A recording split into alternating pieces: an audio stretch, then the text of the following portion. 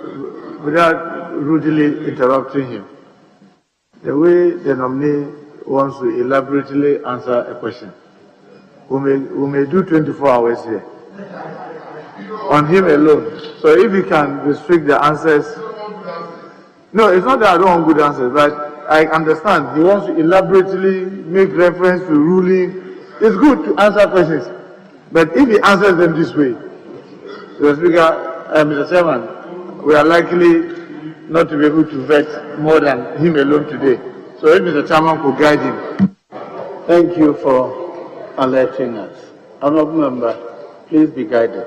Mr. Chairman, thank you. I'm fully guided. I'm fully guided. Follow up. Yes, I'm fully guided, but I'll just respectfully, Leader, to say that I'm sorry, the issue of compulsory acquisition of lands and whether or not they should be returned to the original owner is a major issue. Even before I'm being vetted and before I'm being sworn in, hopefully, it's a lot of requests from all over the country. So I just thought that it's important. But Honourable Chairman, with your indulgence, Honourable nominee, just hold it there. We've heard those cases you cited, but as guided by Chairman and Honourable Whip, brevity should be the way. As for the references you have done, we'll read them thoroughly ourselves.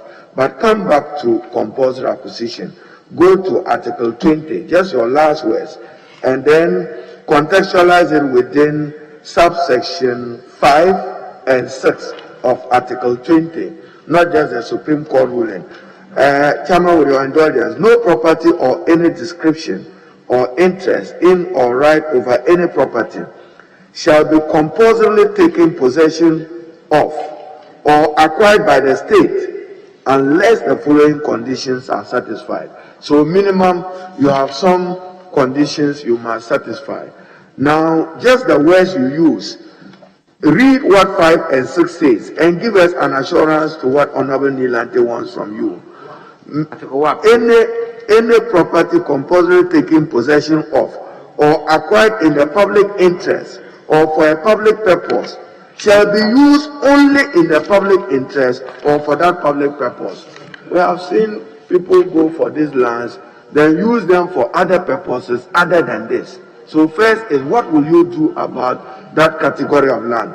Then the 6th, Chairman, where the property is not used in the public interest or for the purpose for which it was acquired, the owner of the property immediately before the compulsory acquisition shall be given the first option for acquiring the property. So take for instance, Ghana lands or lands within the Greater Accra region. The state acquired it in the public interest. The state is not using it for the public interest. The chiefs are saying that respect the provisions of Article 26 and let it revert back to us. Will you do that if you become minister? Thank you, Chair. Mr. Chairman, with the greatest of respect, if you will indulge me to just read the decision of the Supreme Court, it's just a paragraph. No, because otherwise I'll be misconstrued. I'm absolutely not against reverting compulsory acquired lands to chiefs. I'm very much not against it. On the contrary, I want to promote it. But the point I'm making is that the Supreme Court had an occasion to interpret the provisions referred to by the Honourable Minority Leader.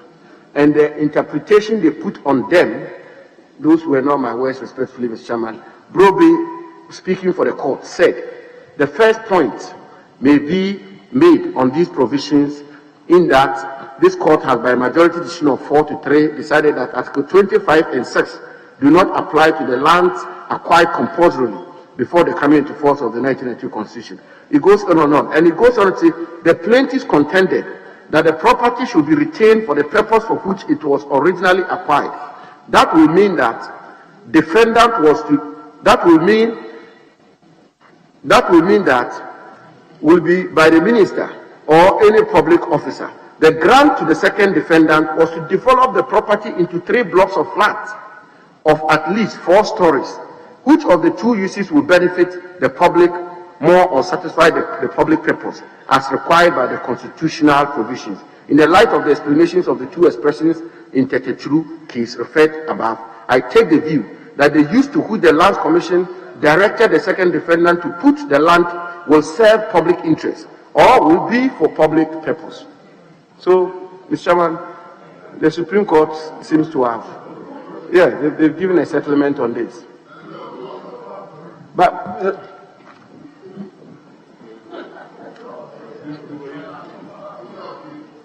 that was your third question. That was your second question. Very well. Honorable nominee, from your explanation, which I will say I won't hold you to it because you are not a member of the bench at that time. But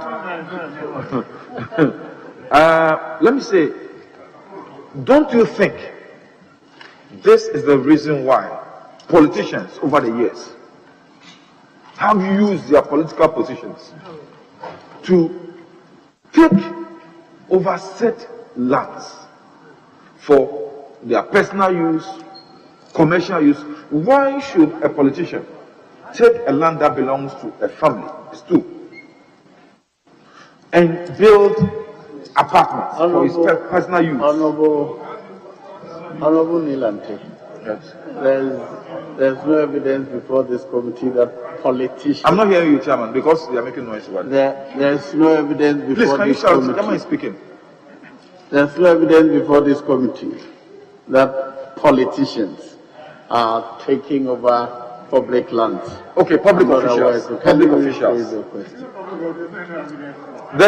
Chairman, there are a lot of evidence. Chairman, I can give you evidence of this. Well, the issue is a it's a legitimate issue. It's very bad. Please, it's a legitimate issue. This is a concern of my constituents. Honorable. Please, this is a concern of my. Please, Mutaka. Nilamte, I'm saying that you're tagging politicians as taking over public lands. I'm not aware of any such thing. If there's anything you find wrong anywhere, you know where to go. But please don't put the words in the mouth of the nominee. Ask questions that relate to the issue. Okay. Let me say, first, let me give you an example, perfect example. The Dowenya irrigation lands, which government, since the days of Achampon, took for agri purposes, today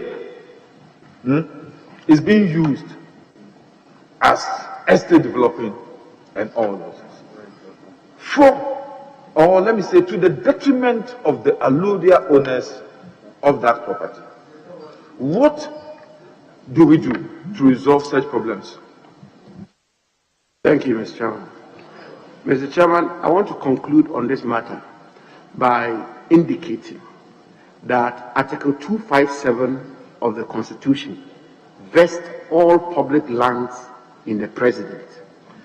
Again, Article 258, subclause 2, gives the President the constitutional mandate to direct the Lands Commission. So, on a case-by-case basis, in spite of the decisions of the Supreme Court, if the President, as a trustee for public lands, takes the position that public lands, certain lands which were compulsorily acquired, be reverted or be given back to the alludia owners, there will be no constitutional or legal bar.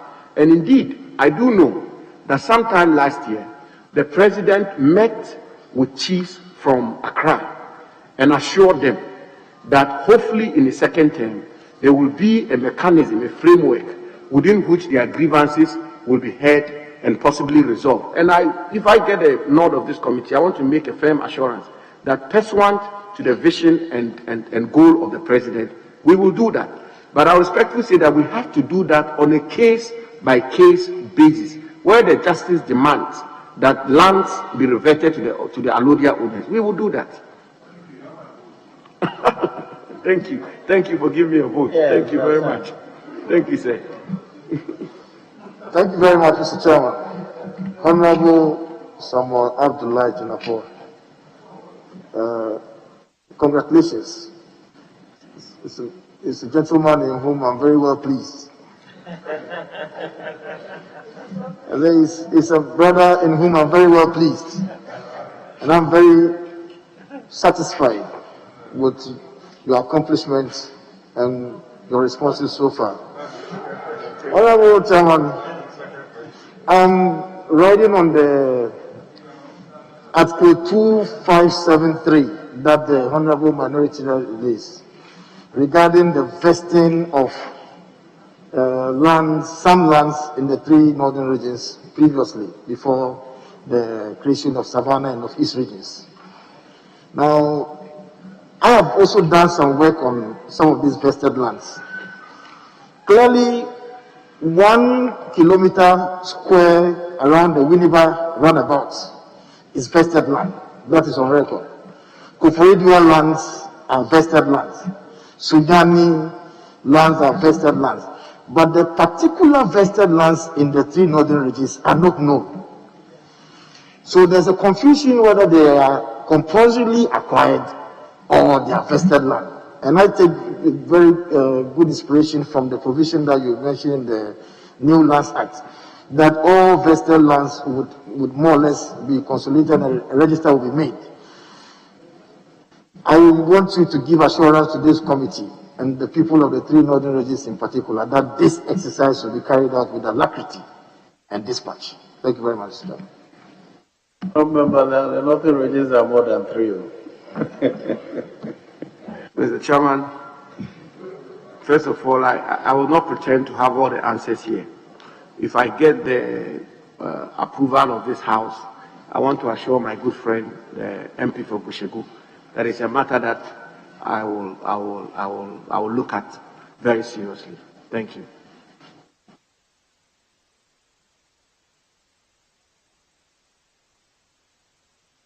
Very well.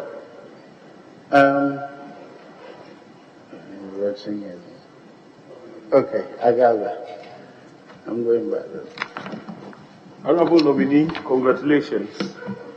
My first major concern has to do with the felling of the share tree in the northern ecological zone. This tree is an economic tree, but in recent times, that tree has been felled time without number for charcoal burning, plus the destruction that is being caused to the rosewood tree species, which is categorized as an endangered tree species. Honorable nominee, if you're given the nod, what would you do to protect the shade tree and our precious rosewood, which is endangered?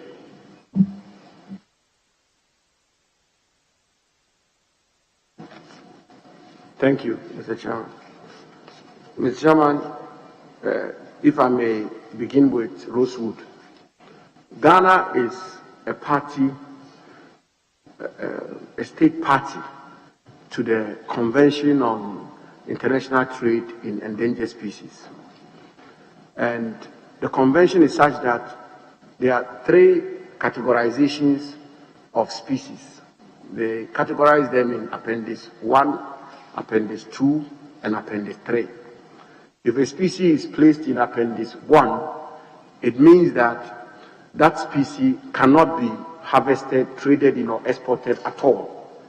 If a species is placed in Appendix 2, it means that the species can be traded in, but in a regulated framework.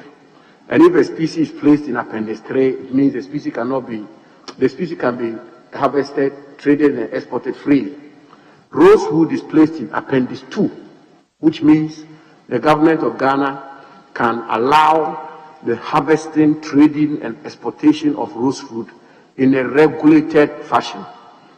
The government of the day felt that the rate at which rosewood was being harvested was not sustainable, and therefore the government put a temporary ban on the harvesting, trading in, and exportation of this species. So this is where we are. There's a ban. There's a ban on the harvesting and trading in and exportation of this species.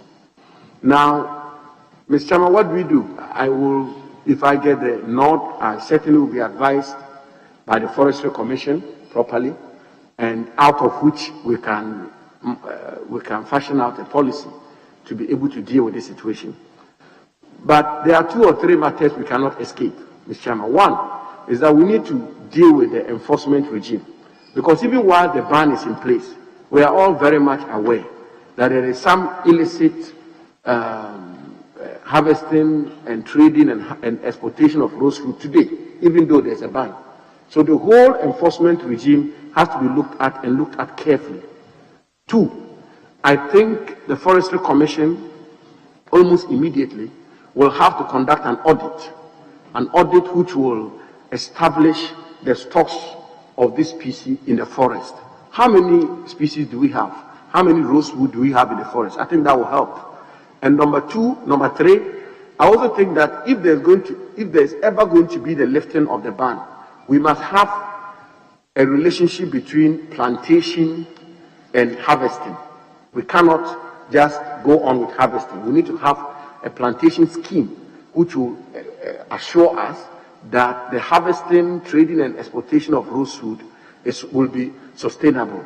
And finally, I will say that we need to also have a regime for value addition, because the experts tell me that the more you add value to the wood, the less the harvesting will be. Because if you don't add value, it means that they just fell the trees and they export them. So, Mr. Chairman, on rosewood, this is what I think we can do.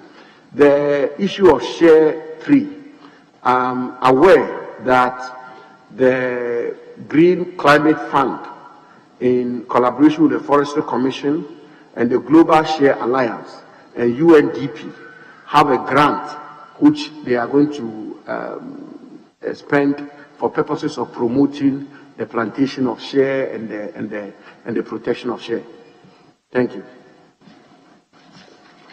Thank you, Honorable Nominee. You have already touched on illegal mining, but I want to be very specific. And this particular question is one that relates to happenings in your own backyard. And I'm talking about dollar power.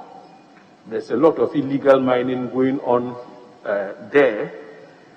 And in fact, the mining activities are concentrated in a forest reserve, which is meant to give some protective cover to the Bui hydro power plant in that area. If you're given the nod, what would you do to ensure that illegal mining in the forest reserve around the dollar power area is stopped? And this is very important because it has even resulted in a boundary dispute between Ghana and la Côte d'Ivoire, which recently resulted in the capture of a Ghanaian citizen who is languishing in an Ivorian prison. So what would you do? Mr. Chairman, very important steps we have to take. This town, the Honourable Member has mentioned, essentially the briefing I have is that it's an enclave between the borders of Ghana and la Côte d'Ivoire. And the town is essentially ungovernable. There's no government control, number one. There are absolutely no access at all to this town. So it's almost like a jungle, if you want. And fortunately or unfortunately, the area seems to have large deposits of gold. And so Ivorians come in, Ghanaians from the Savannah region and the northern region and other parts of the country troop in there on motorbikes to engage in illegal small-scale mining. I think the first thing we have to do, and I know the Ministry of National Security is very much on top of this, the first thing we have to do is to ensure that the government of Ghana has some grip on that area. There are issues of where our boundaries begin and where they end and so on and so forth. The Boundaries Commission is very active in that. And so my view would be that the governmental control, the state control of that area will be most important. Number two, I think we need to find a way of ensuring access roads to this particular enclave. And thirdly, if we can fashion out some form of community mining in that area, which will rope in the people who are engaged in illegal mining, so that we can sanitize that environment and make sure that it doesn't become the situation that it is. As it stands now, it even has national security implications, I would think. Yes, that leads me to my next question, and you have already briefly talked about the Ghana Boundary Commission as one body which needs to be proactive to resolve the problems we have around the dollar power area. But now, what, in your view, what is your view with respect to, first of all, the placement of the Ghana Boundary Commission under the Ministry of Lands and Natural Resources that you would be heading, given the multi-sectorial functions of that commission? Some of the functions includes delimiting our land boundaries and demarcating them, as well as delimiting our maritime boundaries, etc. Should that commission be placed under the Ministry of Lands and Natural Resources?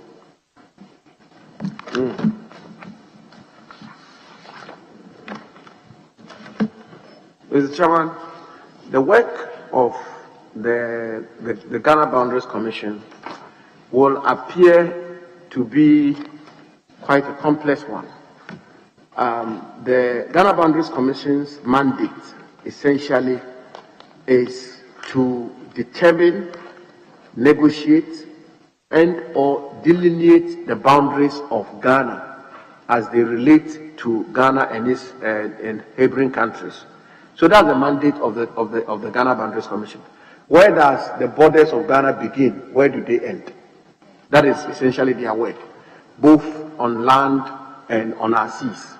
Now, they do so for purposes of, one, determining the landmass of Ghana. So this is why it is under the Ministry of Lands and Natural Resources. Number two, they do so also in the sea to determine the natural resources of our country. And I have the act here, the Ghana Boundaries Commission Act, Act 795, where there is a detailed spell out of the objects of the commission, the functions of the commission.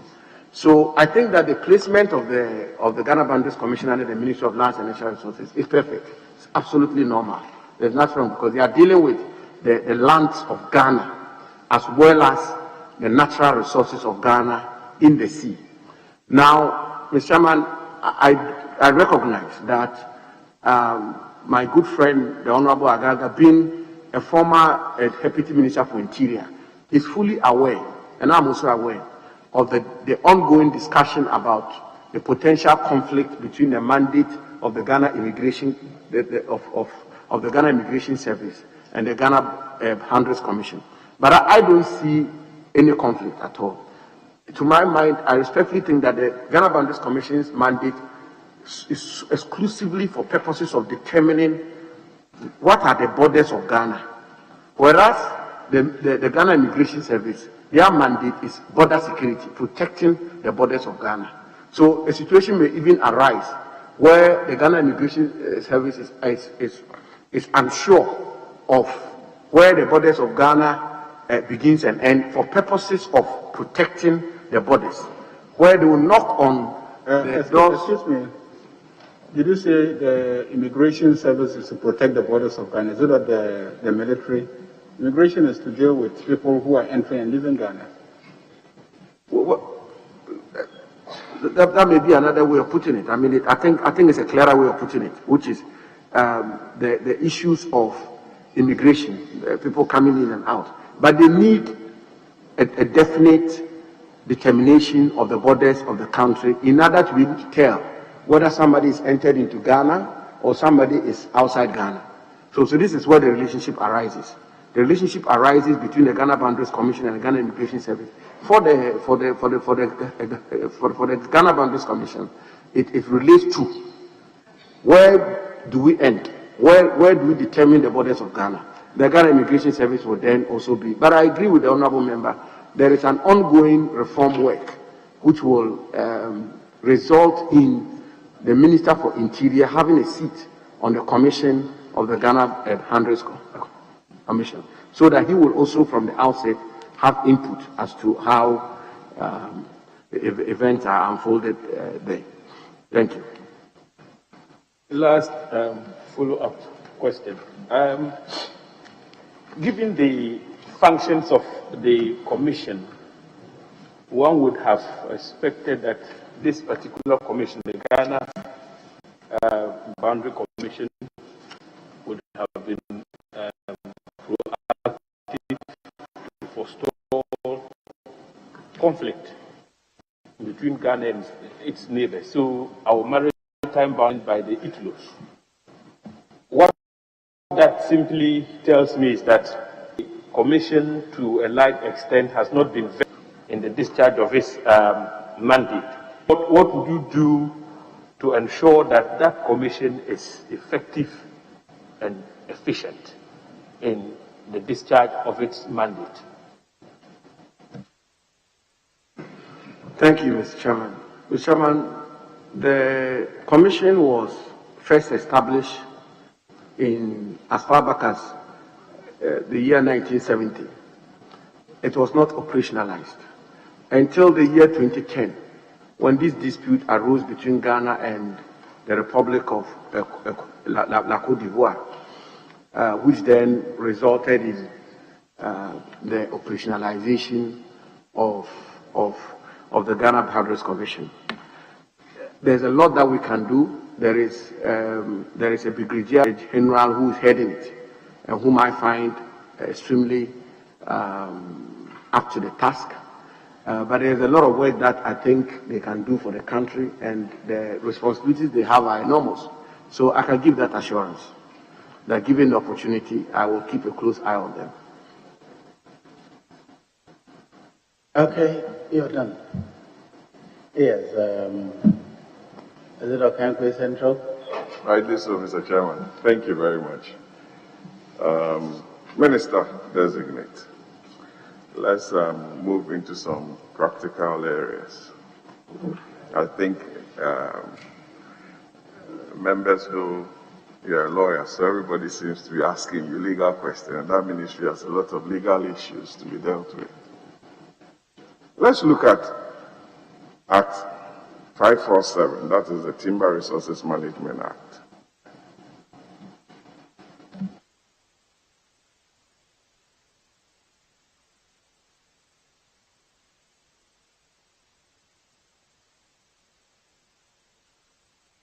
Very well. And it deals with the Timber Resources Management Act. That's the Timber Resources Management Act. And its ensuing legislation, that is regulation, that is LI 2254 on the Timber Resources Management Legality Licensing Regulations. This House has approved or ratified over 386, has granted 386 timber rights as at September 2020. And the law requires that those rights ought to be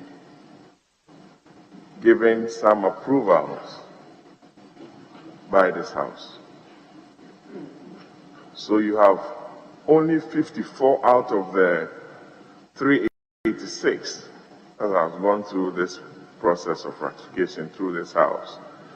And a study by the European Union suggests that they are going to stop timber that goes into the European Union from our part of the world. When approved, God willing, you have over 332 of such rights outstanding. What are you going to do immediately to them to get them ratified by this House? Mr. Chairman, I have already indicated that the provisions of the Constitution relating to ratification is for a very important consideration, which is that the matters is raised, timber, gold, land, all of the minerals and natural resources of our country are for the Ghanaian people, and Parliament must have an important role in the utilization and management of the lands and natural resources of our country. So I think we have to look at the administrative mechanism. I haven't had the opportunity to go to the ministry yet, but I can almost bet, and I'm quite certain that the issues will do with bureaucratic inertia and the processes leading to the presentation of these grants to Parliament for ratification. So the assurance I can give to the committee is that we need to examine or interrogate the processes and protocols leading to the presentation of these grants to Parliament, and I will give that assurance. Thank you. I give that assurance. Very well. Thank you. My second question is on the minerals and mining local content and local participation regulation of 2020, which we passed last year. It's very similar to the local content law in the petroleum sector. It's supposed to help create a lot of job opportunities for our locals. You have a copy? I do. Okay. Very well.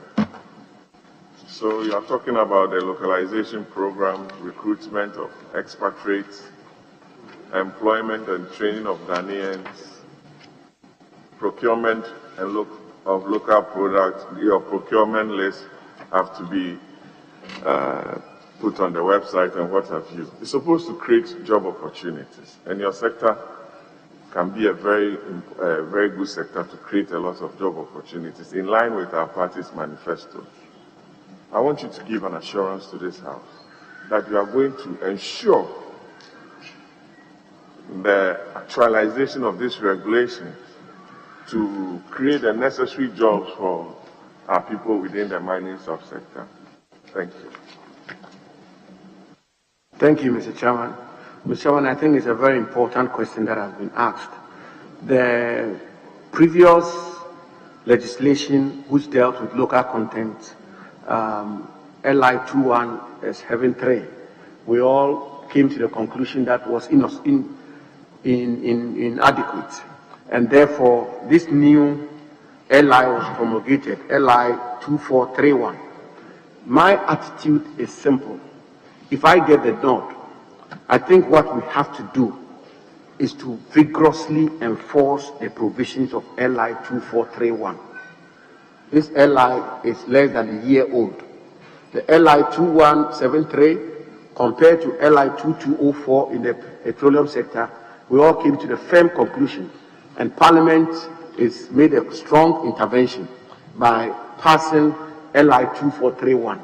So my answer is simple. I mean, if I get the recommendation of this House and I get the approval of this, whatever it takes to enforce this LI, we have to enforce it and enforce it to the letter. Because the problem has always been, Mr. Chairman, and let's face it, the problem has been that you will have the LIs, you will have the regulations, you will have the laws, but for some reason, the regulations don't get enforced.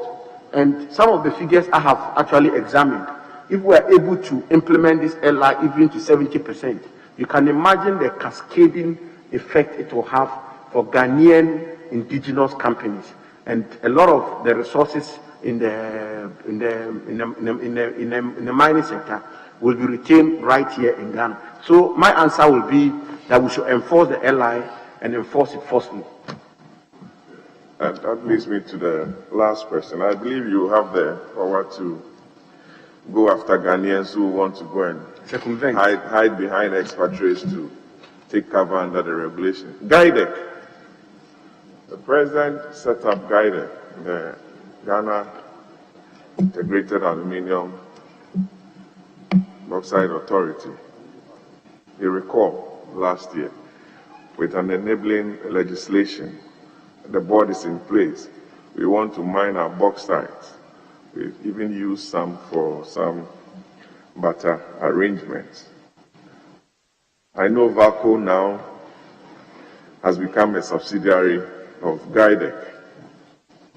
What is your brief on this industrialization drive of the president, from VALCO being a subsidiary of GhanaDEC and the whole chain that we seek to pursue? Thank you. Thank you, Mr. Chairman. Mr. Chairman, the vision of the president to build here in Ghana an integrated aluminium industry is a noble one. I think for many, many years in Ghana, we have all talked about value addition to our minerals. We've all been very unhappy about the exportation of raw materials out of this country. And so the president, in his wisdom, found it necessary that the Ghana Integrated Aluminium Development Corporation be established, which will be responsible, have the mandate of developing the full value chain of an integrated aluminium industry here in Ghana. Mr. Chairman, I'm sure we all are very much aware that you cannot industrialize your country if you don't have an aluminium integrated aluminium development industry in your country. Neither can you do so if you don't have an integrated iron and steel industry in your country. I mean, these are the twin efforts, twin pillars upon which industrialization can happen. That you can build cars, you can build ships, and so on and so forth. So the vision of the president, I think, is one which is highly commendable. The Integrated Aluminium Development Corporation has been established. The office has been established as well. They have done a lot of work already. The issues of holding VALCO as a subsidiary of the Ghana Integrated Aluminium Development Corporation is all part of the program or the strategy to enhance the asset of the Integrated Aluminium Development Corporation in order for them to participate in the international market by attracting investors into our country. Not just that, the Ghana Bauxite Company also, Ghana Integrated Aluminium Development Corporation has been given 20% of their shares. I think all of those are part of the strategies and the mechanisms to shore up their assets so that they can participate well in the international market. Thank you.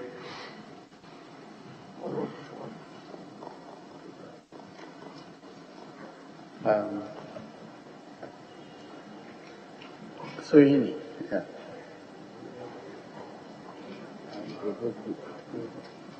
Thank you very much, Mr. Chairman. I was caught off guard, but let me welcome the nominee, first of all, with the issue of galamsey. It's come up already, but this was a fight that His Excellency the President put his presidency on the line for. Said he did not mind losing the presidency as a result of his commitment to this fight. We deployed a lot of army men, police officers, even lost some of them, voted so much money into this fight, destroyed machines, lost some, allegedly stole some. And Asamia, did,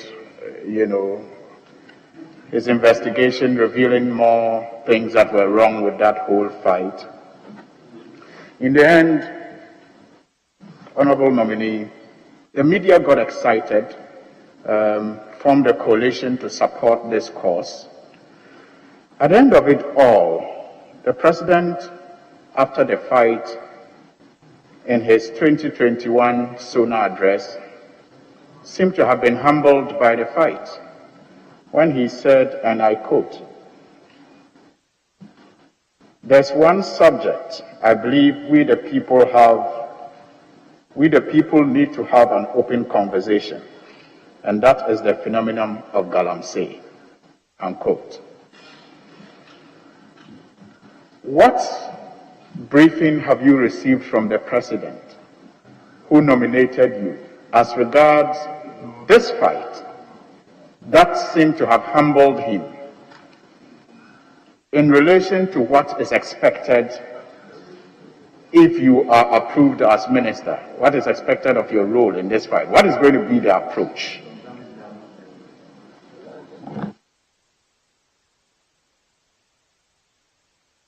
Yeah, so what's your briefing? Thank you, Mr. Chairman. Mr. Chairman, I want to, first of all, respectfully submit that the work and the effort of President Akufo-Addo in his first term in relation to his policy and effort to sanitize the small-scale industry in our country is perhaps one of the most audacious and ambitious. And I will say that he ought to be commended. I think that is the president who came into office in 2017 and found that there was this problem, this existing problem. The issue and the problem of illegal small-scale mining got on the ascendancy from the 1990s, and it's been with us all this while. And the president took it upon himself to try and bring some sanity and some regulation in the small-scale mining industry.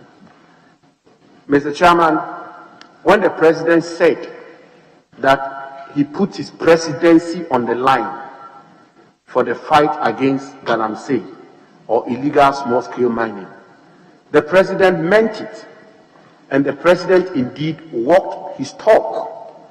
Chairman, he walked his talk, and with the greatest of respect, if one wants evidence of how the president walked his talk, Mr. Chairman, you should just go and take the results of the 2020 general elections. The president could have done otherwise. The president could have chosen to renege on his commitment to put his presidency on the line, and that could have changed the results as we've all seen. Any objective person, cursory examiner of the results would show that it is because the president indeed and in fact put his presidency on the line. That is why, even though he believed in the policies he implemented, it didn't turn out to be popular with some people. But that's what he meant by putting his presidency on the line. So he walked the talk. Mr. Chairman, having said that, I want to also say that moving forward, some efforts were made, a lot of efforts were made, and some achievements were chalked. In the first term of President Akufo-Addo in the fight against illegal small-scale mining, about 4,000 illegal small-scale miners were trained.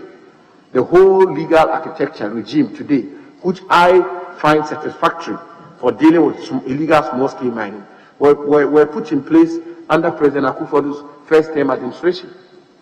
Community mining, the concept of community mining, which is appearing to be the panacea for resolving the issue of illegal small-scale mining, has actually been put together and is very much in place. So, Mr. Chairman, I am not proceeding. If I get the favor of this committee and the approval of the House, I am never proceeding on the basis that whatever happened in the past was bad. No, I think we have to look upon it as what happened in the past. Those that were good, we move on with them. Those we have to review, those we have to perfect, we do so and we move forward. But having said that, Mr. Chairman, I think what the President meant in his message of the State of the Nation last year by a national conversation was that we have gotten to a point where we require a bipartisan, broad-based, multi-sectorial effort in dealing with illegal small-scale mining. We need a broad-based support for the national policy on illegal small-scale mining. So what is the policy? The policy is that we build here in Ghana a sustainable, viable, regulated small-scale mining which has regard for the environment, and do away with illegal small-scale mining which degrade the environment. And coincidentally, I've looked at the manifesto of the NDC. The 2020 manifesto of the NDC is very much in accord with this national policy. It says they frown upon illegal small-scale mining and they support legal small-scale mining. So I think we should come together as a people. We should all come together, both political parties. Which one do you call illegal small-scale mining? The ones with heavy excavators? What is small-scale about them? Not necessarily. Not necessarily, Mr. Chairman.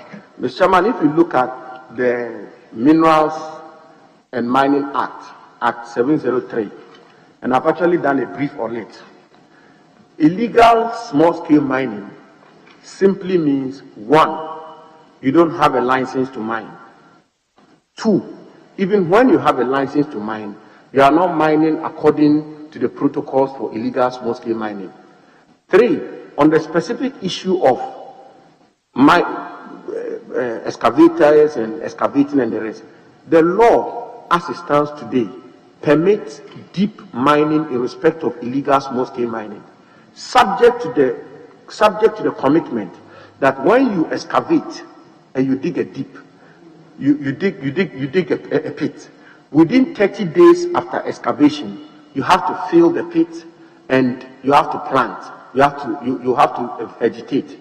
So the contours of legal small-scale mining permit a whole lot, but only that you do it within the confines of the law and regulations. So that is the national policy. And my contention. Can I come in? To solve a problem, sometimes you need to show that you understand the cause of the problem. Can you explain why people engage in illegal small-scale mining? Can I explain? Yeah, why people engage in illegal small-scale mining? First of all, Mr. Chairman, I wouldn't have all the answers here, but I can say that one, the enforcement of the regulatory regime itself is a problem. And I'll give you an example. Let's start with what is illegal small-scale mining, which you yourself said is mining without a license. And many other. Let's start from that one. Mining without a license.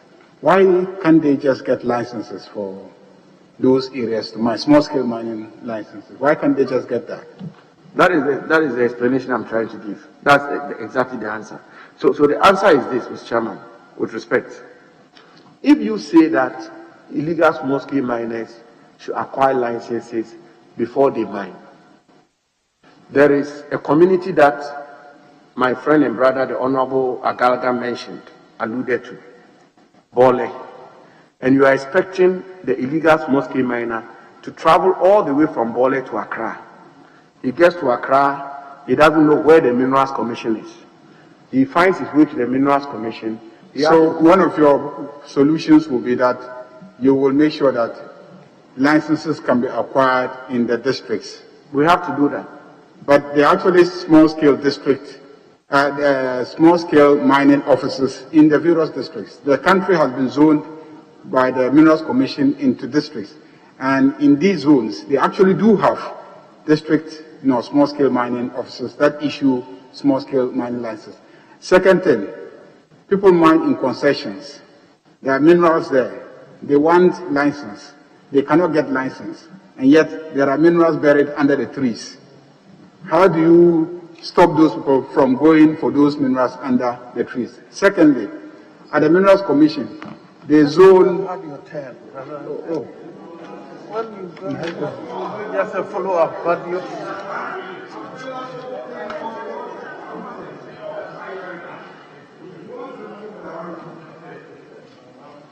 I'm not an available leader. And I must benefit from being an available leader. I get to ask uncountable questions as an available leader. It's not a privilege I ordinarily enjoy. Yes.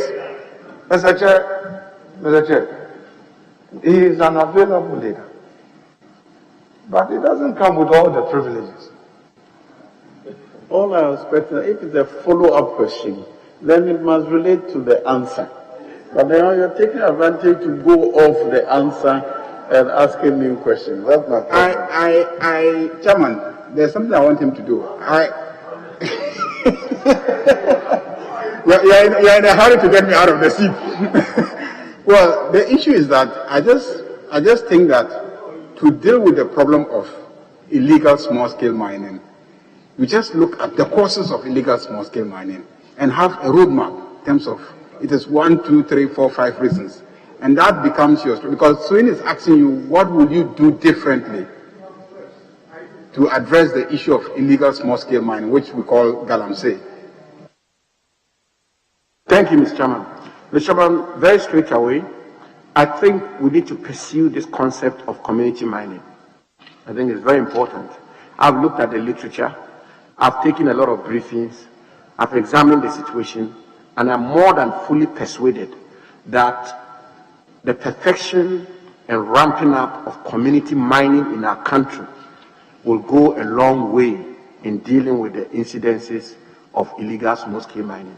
You are very right, Honorable Ayarga. You are extremely right that reforms in the Minerals Commission itself is completely important. I mean, it's a sine qua non. We need to reform the Minerals Commission in terms of its operations. I don't by any means suggest that the Minerals Commission has not done any good job. They've done their best in the circumstances, but I think the next phase of our efforts should be about how we are going to reform the operations and services of the Minerals Commission so that their services will be readily available, and also for us to promote community mining. And finally, Mr. Chairman, it's also that we need that broad-based support. We need the support of the chiefs. We need the support of the local authorities. I would think we need the support of the miners. And if I get the approval of this House, I intend to visit mining communities myself as minister, leading the Ministry of Lands and Resources, to engage all the actors and stakeholders, and so that we can construct broad-based coalition and support around this national policy of a viable, sustainable, lawful, regulated small-scale mining in Ghana. That's another small point. At the Minerals Commission, when you talk about community mining, and that's what you will do.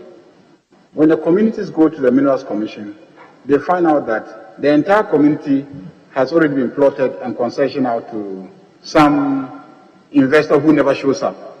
But on paper, that area is encumbered. What do you expect the community to do?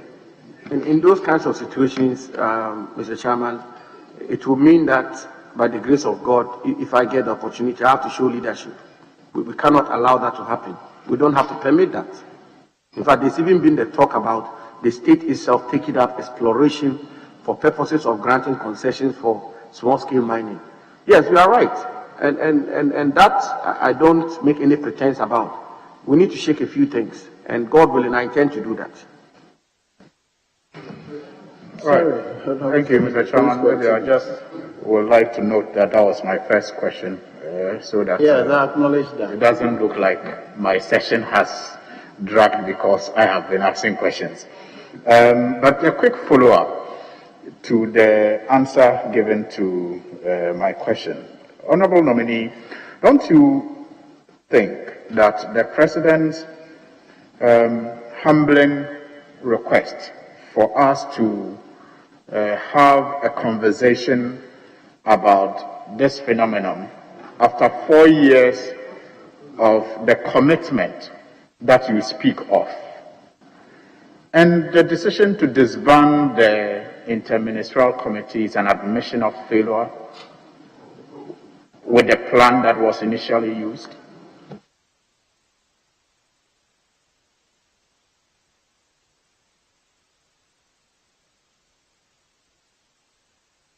Thank you, Mr. Chairman. Mr. Chairman, first of all, I'm unable to understand or appreciate the adjective humbling. I'm not too sure about what that means.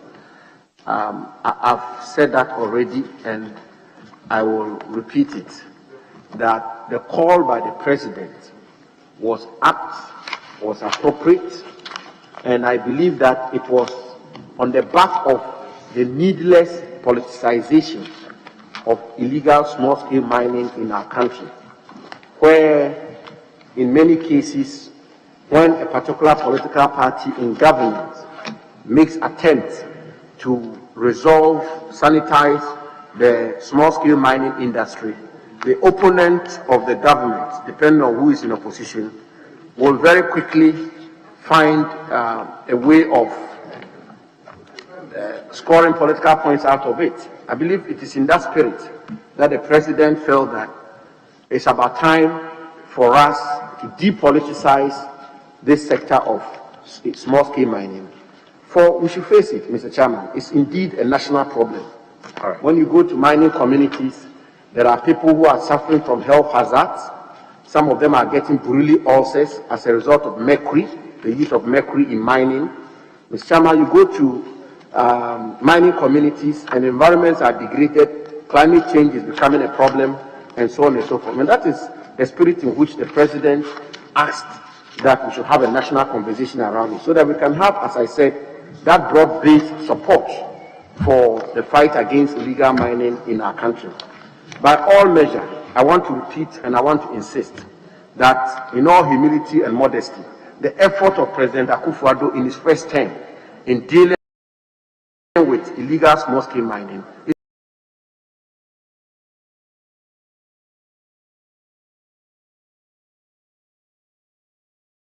is unprecedented. I'm not too sure in the Fourth Republic there's ever been any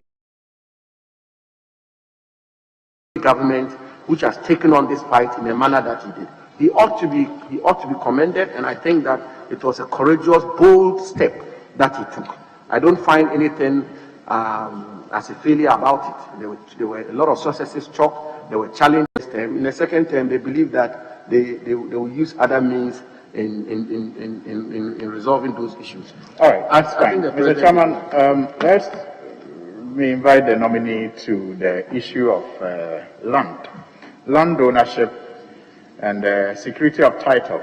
Seem to be one of the concerns that many people have with our land management system. In 2008, through LAP, we were able to at least consolidate 4 institutions into the Land Commission, the National Land Commission. But I think the 7th Parliament also successfully passed the land law that sought to consolidate a number of different acts governing land management in this country. But the issues that still remain are turnaround time for processing land, customer feedback, and corruption and bribery at some of the institutions responsible for, facilitating and assuring security of title and supporting land ownership.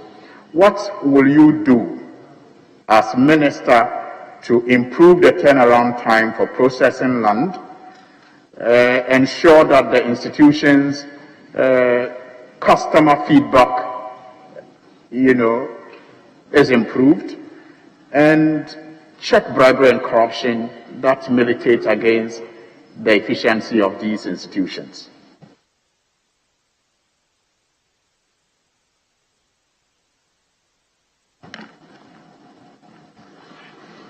Thank you, Mr. Chairman.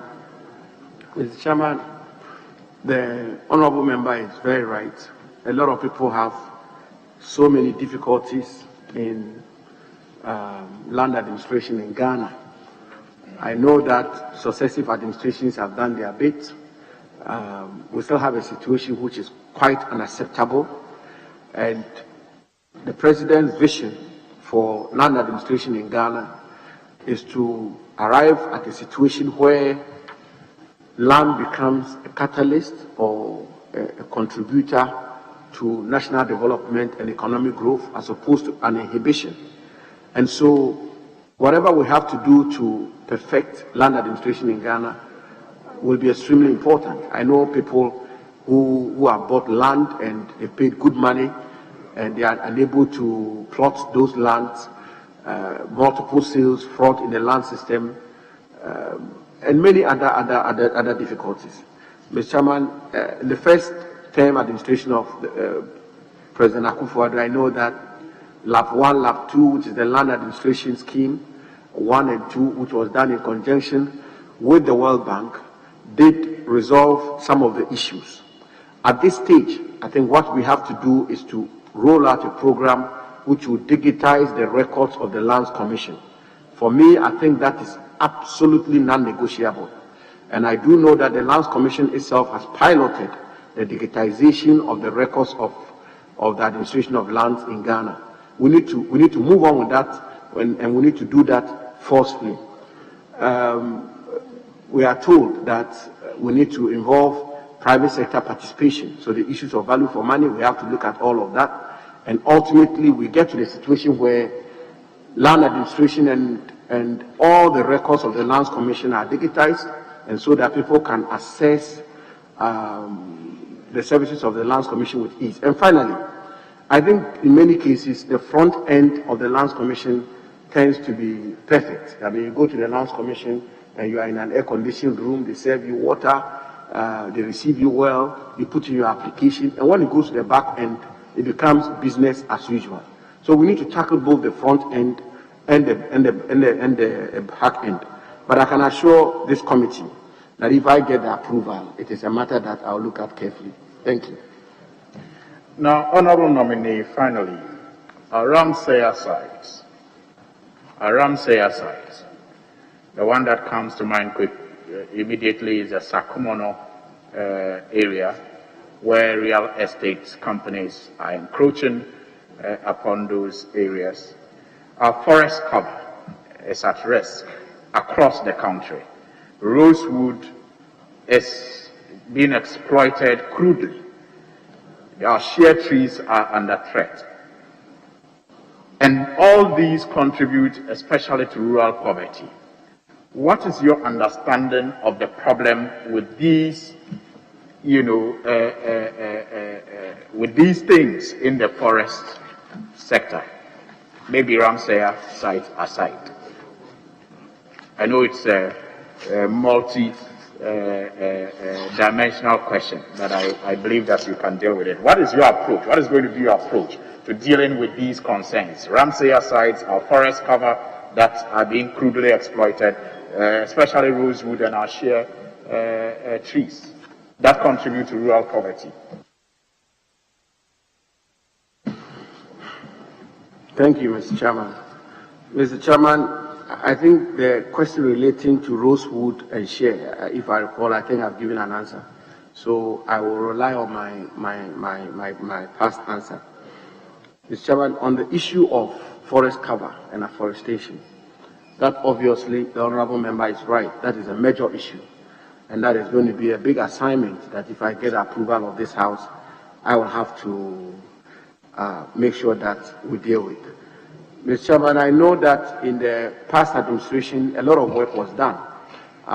For instance, under the Ghana Forest Plantation Scheme, 2016-2040, the government of Ghana planted 101.9 million trees.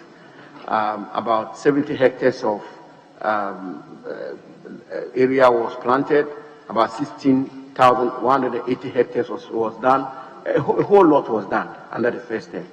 But I believe that we've gotten to the point where if this committee were to recommend me and I'm approved by the House, Mr. Chairman, I think we need to roll out an aggressive afforestation scheme.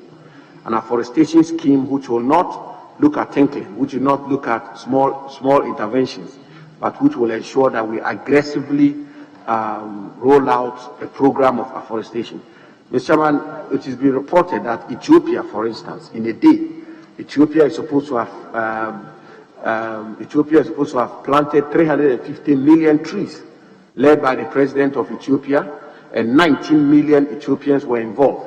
I think in our country, Ghana, I'm looking forward to having the opportunity, and if I got the opportunity, the Ministry of Lands and Natural Resources should be able to come up with a program where once in a year, and preferably on June 5th, which is the World Environment Day, the President of our Republic will lead a planting exercise. The President will plant a tree.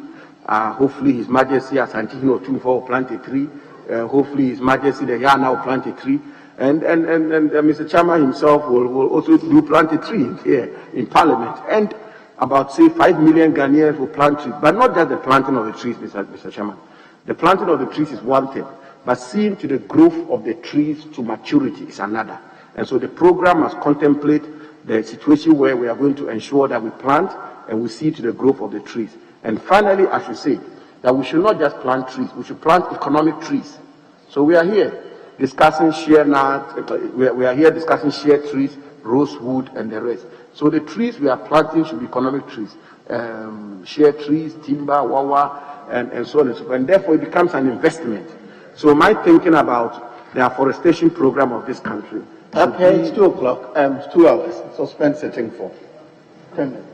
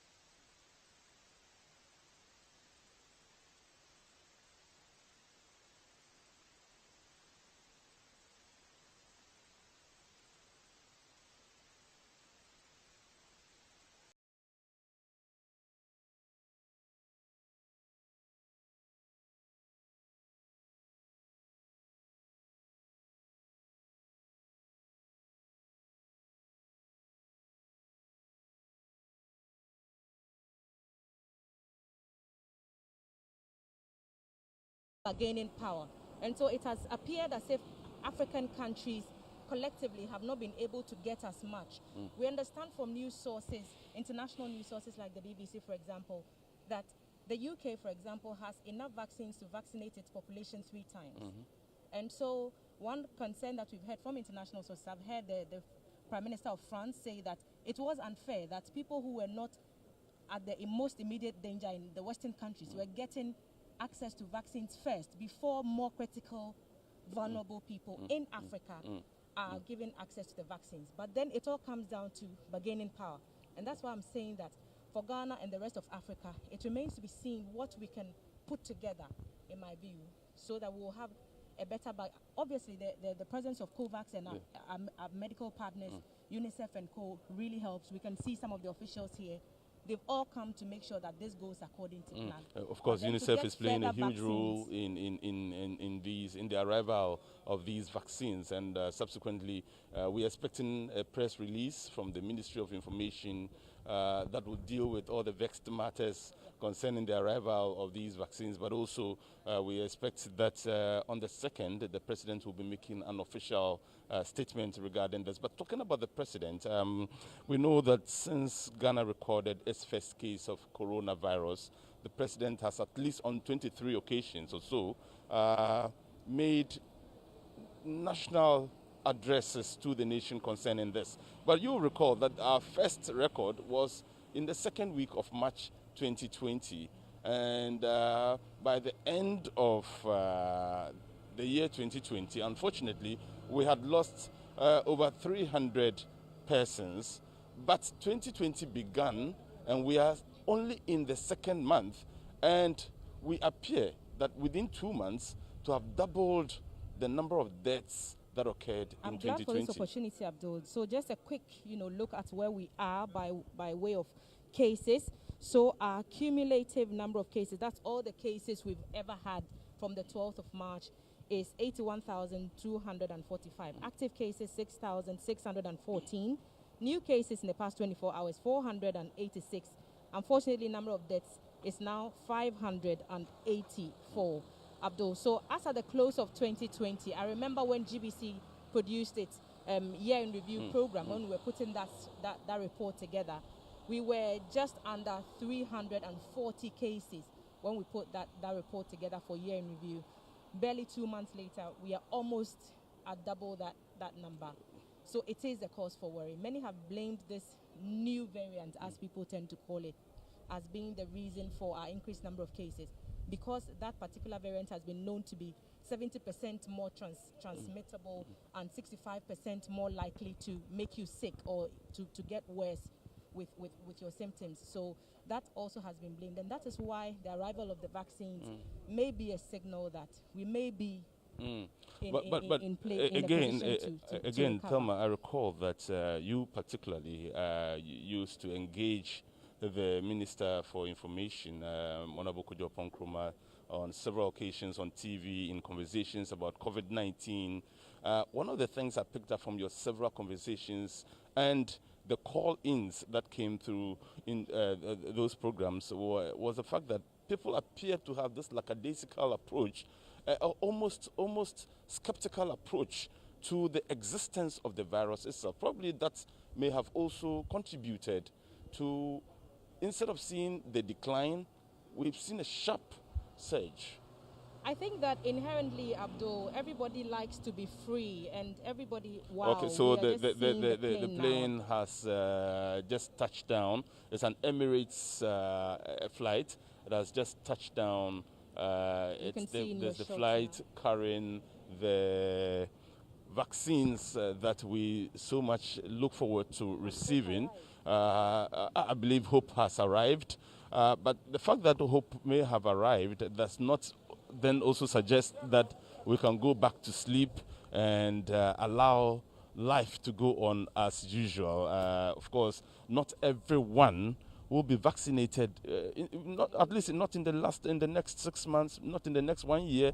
It will take time for everyone to be vaccinated, and therefore what it means is that even if you know that vaccines have arrived you still need to stay safe, you still need to protect yourself, and you still need to protect others as well. Yes, Abdul. The team is standing by. The health minister designate, who is also the former health minister, who has led this fight from the very beginning, is around with the officials of the Ghana Health Service, and we expect that they will receive the vaccines. We understand that samples or a portion of the vaccines will be transported here to be received by the delegation as a symbolic gesture, and then from here they will be safely transported. Arrangements have been made for the vaccines to be transported to a place where the temperature is right to keep the vaccine. Mind you, Abdul, the choice for Ghana to go with the AstraZeneca, the Oxford vaccine, largely had to do with the storage capacity of the country, and this has brought us to where we are. The team is ready to receive the package. That's very Ghana true. will Talking about storage, we do understand that these vaccines have to be stored under certain conditions in respect of temperature and other conditions as well. You have been conducting the research into these as well, and I'm sure you will be able to share with us the basic information regarding the temperature and whether or not we have the capacity to store about 600,000 vaccines as have arrived, and indeed we are expecting more to arrive subsequently. In the coming weeks. Yes, certainly. When you compare, according to the information that has been made available by the experts, so by the WHO, by UNICEF, by other international media sources, the vaccines, some of them need to be stored under very, very cold temperatures, below 0 degrees, some below minus 20 degrees Celsius. And we were told that Ghana did not have the capacity at the time, and so we opted for the AstraZeneca.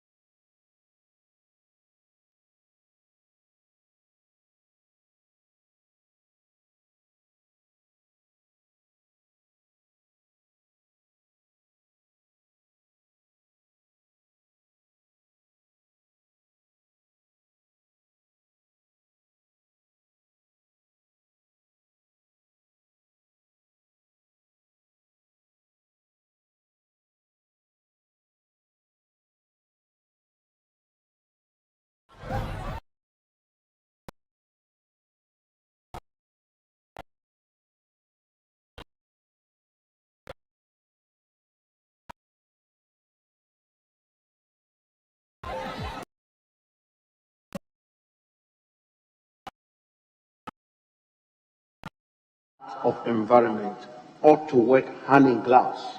I think these are the two ministries who should collaborate more than any other ministries, because the objectives of the Ministry of Lands and Natural Resources through the Forestry Commission and the objectives of the Ministry of Environment through the Environmental Protection Agency are intricately linked.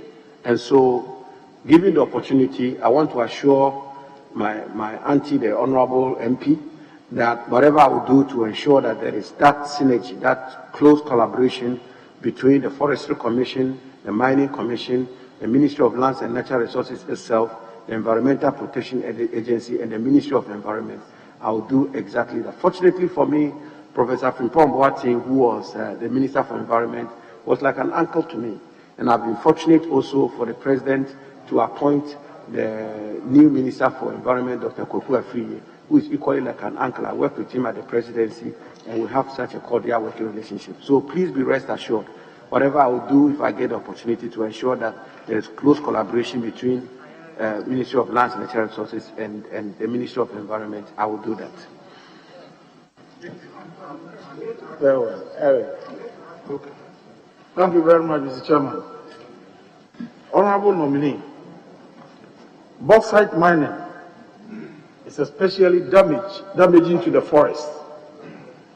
You know the Jamaican experience. The deforestation in Jamaica is attributed to bauxite mining because Jamaica is one of the largest producers of bauxite in the world.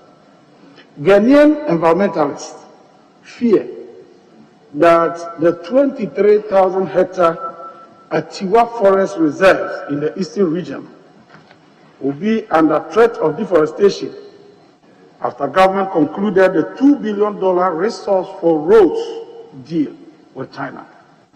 Can you assuage the fears of Ghanaians that this reserve will not be degraded after the execution of the project?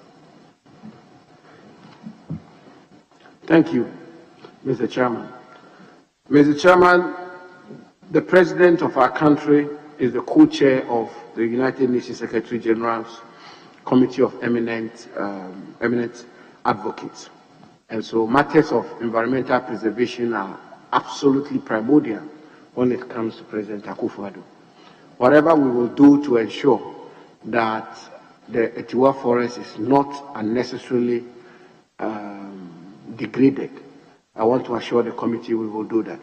Wherever you have an extractive industry, the balance between exploiting your natural resources and preserving the environment has always been a very delicate one. But what I do know is that the Ghana Integrated Aluminium Development Corporation has a green unit under their secretariat, which is specifically paying attention to issues of Atiwa forest. Atiwa forest and other forest reserves which may be impacted by the work of the Ghana Integrated Aluminium Development Corporation. So I can give that assurance that if I get the opportunity, it's a matter that I will have a keen interest in. I'm told, for instance, that they are attempting to do what they call a biodiversity baseline assessment, which will result in them being able to preserve some of the flora and fauna in the Atiwa forest. So I can assure you. The Chairman, my second question.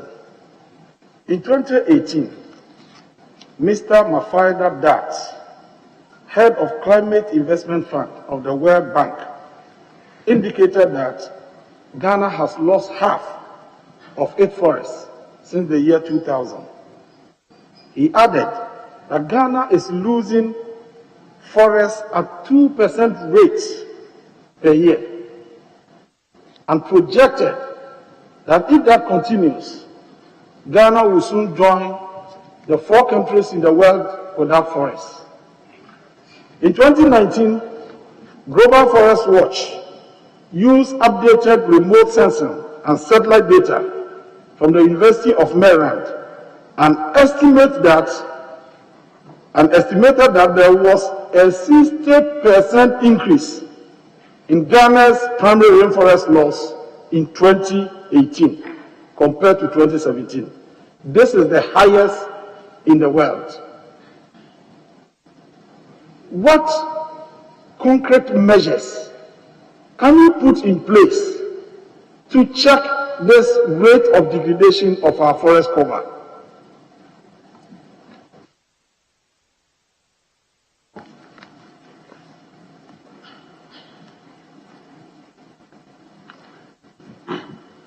Thank you, Mr. Chairman. First of all, I think we can tackle a matter like this through a multifaceted approach.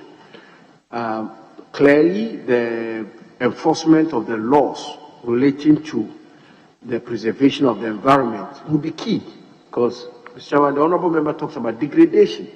So we're talking about the felling of trees, the harvesting of trees, but there are laws, there are copious, comprehensive legal regime, enforcement regime in respect of how we harvest trees in our country and so on and so on. So we need to strengthen that. We need to examine what enforcement regimes we have.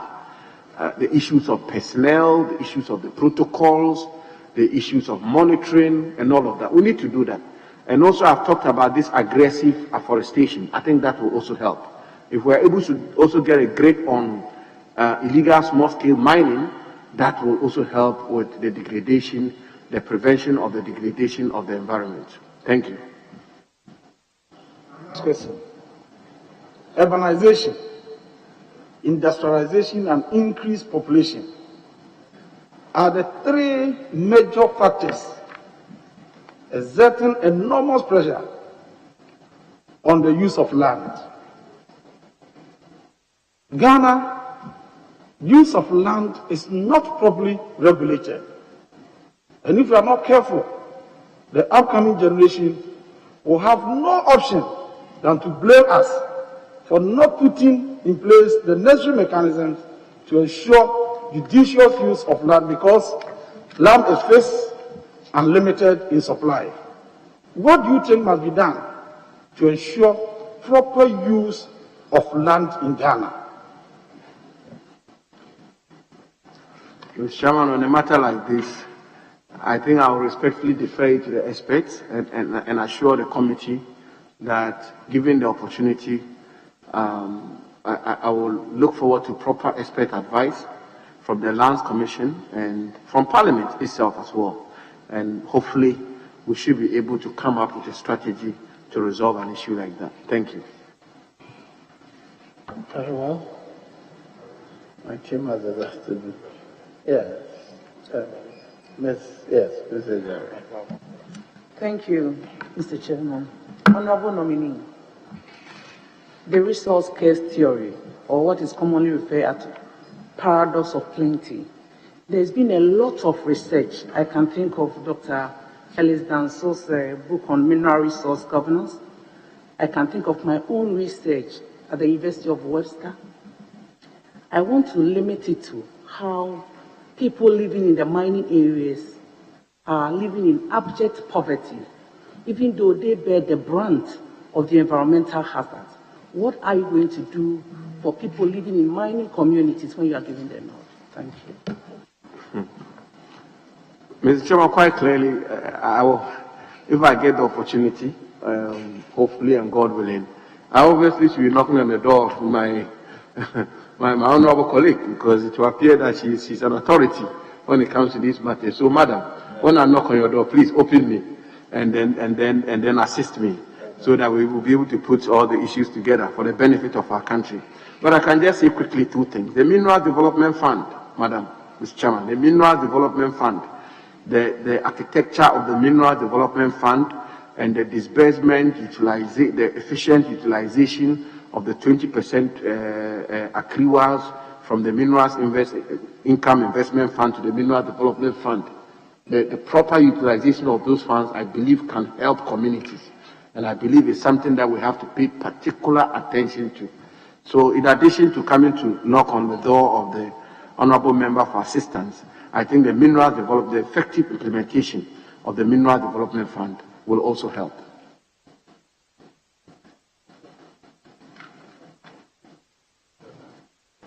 Very well. Honorable President.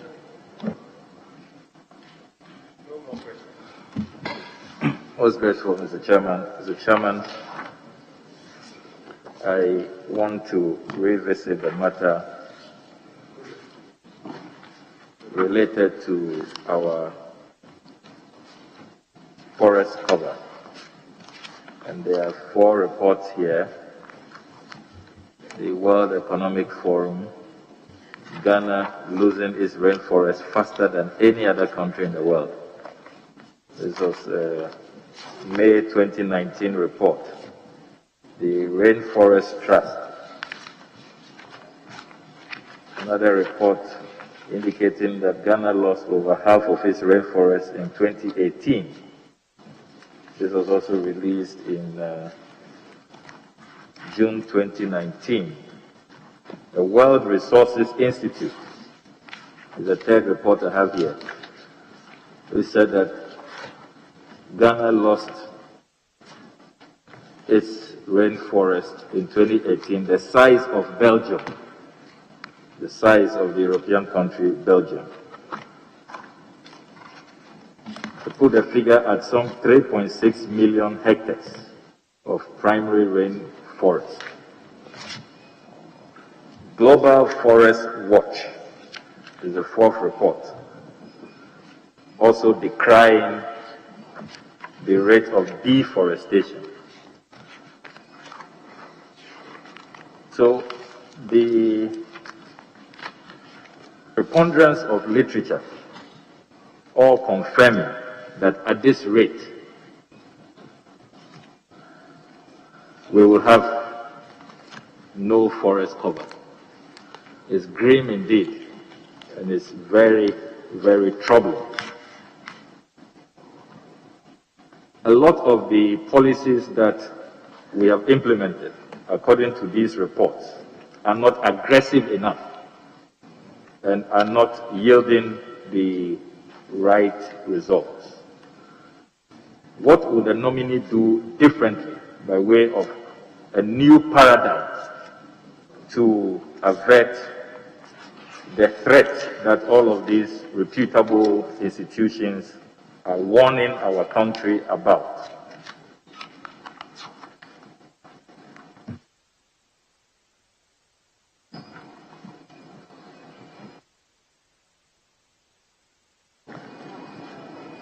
Thank you, Mr. Chairman. Mr. Chairman, I want to first of all say that I will be most grateful if the honorable member for North Tongue will furnish me with these reports, because I believe that will be useful for my own understanding of the situation. But yes, I do know that there is a lot of depletion of our forest cover, but I must also put on record very forcefully that the experts will tell you again that the depletion of forest covers happen over a certain considerable period of time. And so I cited the example of Ethiopia, where we are told that the forest cover of Ethiopia some 5, 10, 20 years ago was about 40 to 60%, only for the forest cover to deplete over a period of time. So it will not take 2 years, 3 years to deplete your forest cover. I want us to respectfully put the situation in that context, that it will take many years of actions and inactions which will result in the depletion of your forest cover. So that is number one. Number two, we all have to recognize that as society grows and there's urbanization and there's a need for livelihoods through all kinds of methods, there's always a tendency for people to engage in illegal felling of trees and illegal mining and several other things which result in the depletion of a forest cover. But what we can do straight away, I think two very important things. A lot has been done already, I've mentioned that, but two critical issues that I believe we can roll out. One is safeguarding the forest we have now. How do we safeguard the forest we have now? Which is ensuring that we look at the enforcement regime and enforce the rules and regulations forcefully. And finally, engaging in aggressive afforestation. You prevent the harvesting of the trees, you prevent the harvesting of the forest, at the same time you are planting. That is the only way we can be a sustainable situation in terms of the forest cover of our country. A follow-up to that, Mr. Chairman, the World Economic Forum has some numbers as to how much we will need to spend to restore the environmental damage, what has been lost. From your briefings thus far, do you have any numbers as to how much is needed, monetary-wise, to restore the environmental damage? Do you have any numbers from your briefings? Well, I don't have exact figures now, but what I've actually done, Mr. Chairman, is that normally when you are announced for a portfolio, your wish and desire and hope is that you be confirmed. And so even whilst your appointment is still in limbo, you try to engage whatever officials you may. And so I have tasked, I've spoken to a few people to begin to put together the numbers. And as you know, the Minister of Finance, God willing, when it's approved, by this House will come to the House with estimates, and therefore whatever will be required, and I must say that a lot will be required in terms of the funding, a lot will be required, and I'm not looking at only governmental sources. I believe that the green world out there, if we're able to package programs which are attractive enough, we can attract funding across the world to be able to support. So I don't have an exact figure now, but we have begun a reflection along the lines of how much we need and how to raise the requisite funding. Just to indicate that the World Economic Forum is projecting some $29 billion, which is quite a staggering amount. And you will have a lot of work and fundraising to do when nominated, God willing. But let me move to my second question, which I take from the 2020 budget and economic policy statement presented to this House on the 13th of November 2019 by the Honorable Minister responsible for Finance, Ken Ofori-Atta. We wish him a speedy recovery. At page 148 of the budget statement, he reported to this House that as part of the Operation Vanguard task force's assignment to fight galamsey, the following seizures and confiscation was effected. To quote specifically, is that the seizure of 2,779 weapons and ammunition, seizure of 4,049 other mining equipment, which includes the over 500 excavators which remain missing. 2,000. It's 148, page 148 of the 2020 budget. I don't have it. I just want the numbers. 2,779 weapons and ammunition, seizure of 4,049 mining equipment, then over 1,727 illegal miners arrested. That's the update the Honorable Minister provided to this House. From your briefings, are you able to tell us the state of these seizures? Particularly, as you know, there's been a raging national debate as to the whereabouts of these mining equipment.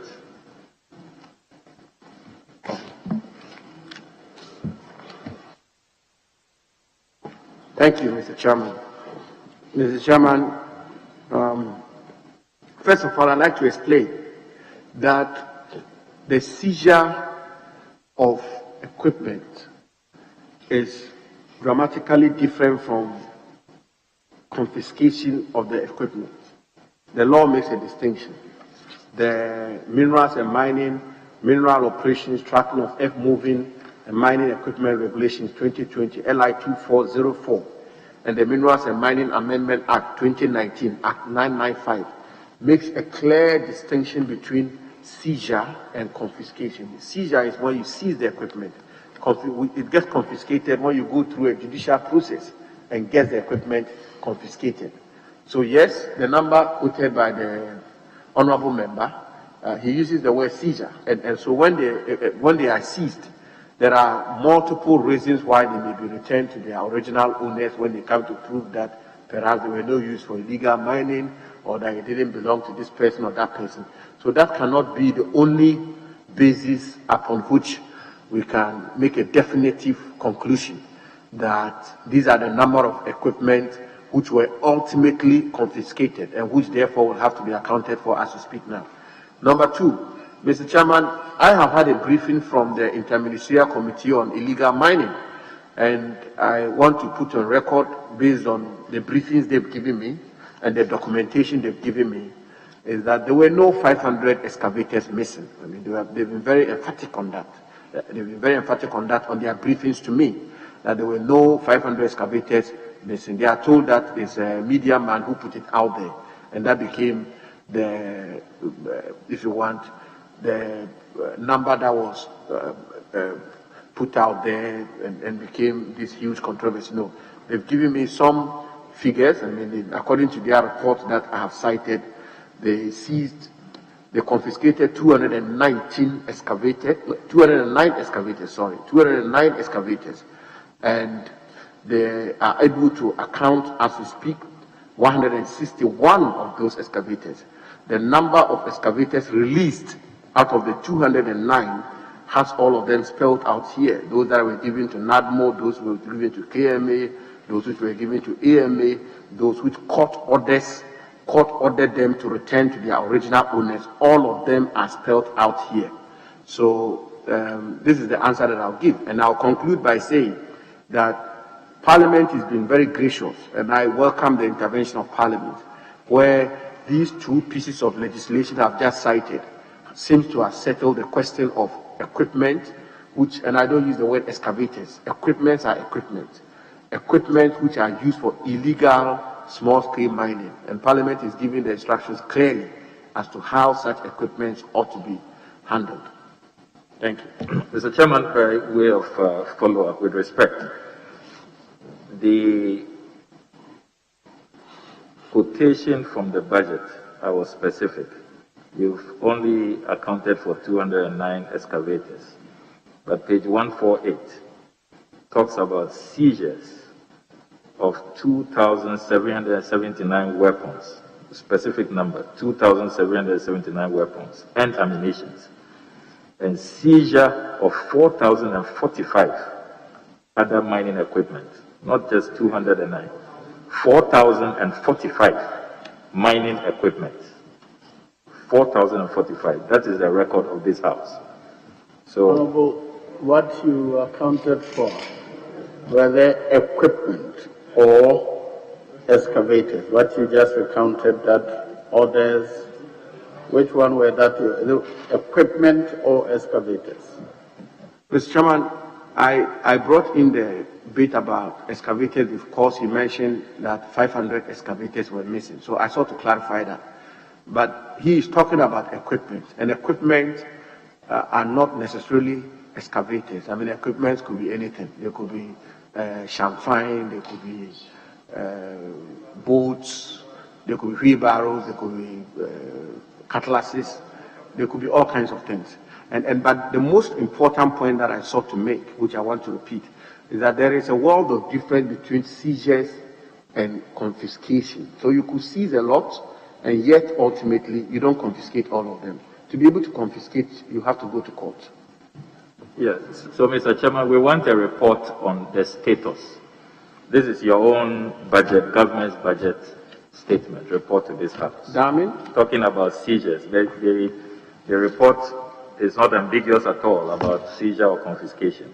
It gives us specific numbers. We have seized 2,779 weapons and ammunitions. We have seized 4,045 other mining equipment. I'm asking a simple question. Where are all these items seized? What is the status from the briefings you have received so far? If you don't have the information, you can let us have it later when you further consult. Mr. Chairman, my good friend, the Honorable Okudito Ablakwa, should vote for me. And if he votes for me and I get the opportunity, I'll be more than gracious. I'll be a servant of this House. So I'll be more than gracious to appear and give him an update. Thank you. Mr. Chairman, I thought that my good friend will have provided the report before we take the vote, so that it could have informed how we vote. But I'm willing to move on. My third and final question will relate to a few reputational matters that I think I should give you the opportunity to respond to. Just two of them. The first one is the GhanaWeb report dated Thursday, 5th December 2019, which reports you says Jinapor openly assaults former Agric minister. That is the GhanaWeb report of 5th December 2019. it appears that the report suggests that you engaged in some fistcuff at the Damba Festival in Butte, the central Gonja district of the Savannah region, following what the report claims to be disrespect to the former president, John Dramani Mahama, when you refused to acknowledge his presence by not standing up. Alaji Limuna Muniru is said to have been verbally assaulted by you. That's what the report claims. I can let you have it so that you respond to that. The second matter is a Ghana Integrity Initiative report dated August 28, 2017. Under the heading, Kennedy Japan's Flagstaff House bribery allegation damning and must be investigated. This was a statement put out by the Ghana Integrity Initiative signed by the Executive Director of GII, Linda Ofori Kwafu, when the Honorable Kennedy Japan, a senior member of this House, sought to suggest that presidential staffers and people around the president were demanding money from business people. He put a figure as much as $20,000 to see when investors and other people wanted to see the president or sought an appointment with the president. A demand was made by GII for investigations. My checks and researching before this hearing did not lead me to any conclusive investigation on this matter and the demand made by the respected Ghana Integrity Initiative. Do you want to respond to these two matters to at least set the record straight? Honorable Kujeto, to be clear, the second one, yes, has his name been specifically mentioned? Want to be specific if it's about him or just a general statement? It's about his position, office holders. It refers to the deputy chiefs of staff, presidential staffers, around workers around the president. Well, that's what the Honorable Kennedy Japan. I'm sure he may have heard the Honorable Kennedy Japan make that allegation. Thank you, Mr. Chairman. Mr. Chairman, let me very respectfully submit that reports from news portals always have to be looked at carefully. Chairman, I recall a report on one news portal which said I was engaging some brow with somebody in my constituency, and a picture came out, only for it to turn out that the picture was actually shot from Adabraka, and whilst I was in Fufusonya Wolpe, in the enclaves of Achibonyo and other places. So reports by news portals, Mr. Chairman, with respect, I want to, with the greatest of respect, be looked at and looked at carefully. That is number one. Number two, Mr. Chairman, the allegation that I engaged in fisticuffs with Alaji Buniru Limuna, the former Minister for Agriculture, and disrespected former President Mahama. My first response is that the Honorable Okujeto Ablakwa, the Honorable member from North Tongue, is a very good friend of mine. We are extremely close. We are literally like family. And I'm sure he will attest to the fact that I will not engage in an argument, let alone fisticuffs. Mr. Chairman, in all humility and modesty, anybody who has dealt with me, even casually, will attend, and I repeat, in all humility and modesty, will attest to the fact that I'm a gentleman. I'm a proper gentleman. I don't even engage in arguments, let alone fisticuffs.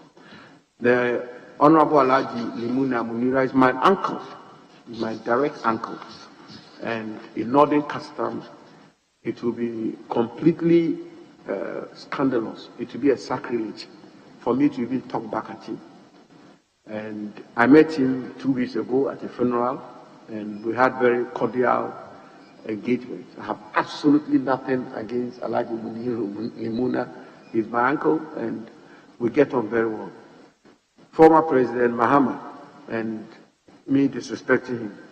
Again, let me say, Mr. Chairman, that this allegation and this claim was an allegation which was waged extensively and vigorously in the run-up to the 2020 campaign in my constituency. It was run by my opponents. We all do know the influence that President Mahama wields in the Savannah region. That is not in doubt. That is his home region. So it's always politically expedient for one to say this person is against President Mahama or this person has insulted President Mahama, and it's always for political gains. This is a hearing of, this is a public hearing. So there are a lot of things I can't say on this platform. Chairman, let me come, keep it there. Chairman, let me come in. On that fateful day that the Honorable Ablakwa is talking about, I just want to measure your conduct. If Abu Jinapor, you are seated at a ceremony of culture of Damba, and President John Dramani Mahama, as he then was, walks in, did you rise as a sign of respect to him as former President of the Republic on that occasion? I have risen on sight of President Mahama anytime I've seen him. I will rise on his side today. I will rise on his side tomorrow, if for nothing at all, for the office he occupied. And you did that particular day? I always do, and I did that. And you are sure that that day didn't take to a moment where somebody threatened slapping the other that day? Never. And President Mahama himself attested that. He knows I respect him a lot. He will never deny that. Okay. So there were no verbal exchanges? Never. Of you saying that you had organized this particular Damba festival and therefore you were running the show? Mr. Chairman Leader, people say all kinds of things, trust me, with the greatest of respect. I crave your indulgence that people say all kinds of things. It's unfortunate I have to be answering some of these things. People say all kinds of things. Yeah, I know Limuna is your uncle. So, yeah, Chairman, I just wanted clarity on this because in several instances, the talk have been that when the side, if I were anywhere and I saw President Kufuor or late President Rawlings as a mark of respect to their person and to the authority of the high office of President, I owe them a rise to honor them. But the statement at the time was that when President Mahama came in and was greeting, you refused. That's why I just want you to clarify it. It's an opportunity. You are speaking to the people of Damongo, the boy, even people in Tamale. So clarify it, that when you saw President Mahama, you didn't demonstrate that respect. Is that true? I did give him that respect. And in fact, it's sad, in our custom, when I'm with him in private, I don't even stand. I squat to greet him, and he knows that. President Mahama knows. You see, you know that may be a misinterpretation of somebody who doesn't know that the custom is to squat. You assume that when you squatted, it means... But on this occasion, I rose. On this occasion, I went to meet him there, and when he got up to speak, I rose. And the honorable minority that knows that I'm a very respectful young man. He can attest to that. Let's move on. Yes, which one was the second one? What? The allegation that some... Yes, that I'll just give a straightforward answer. President Akufo-Addo's presidency and government is not a transactional presidency. Akufo-Addo is a man of enormous integrity, absolutely incorruptible, and he insists on that for all his appointees and aides.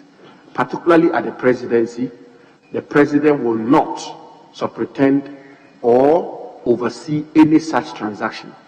And none of that will happen to the best of my ability, to the best of my knowledge, and the president will not permit it, because the president is there doing the work of Ghana. He doesn't transact, and he's a man of integrity. Is the president working with angels?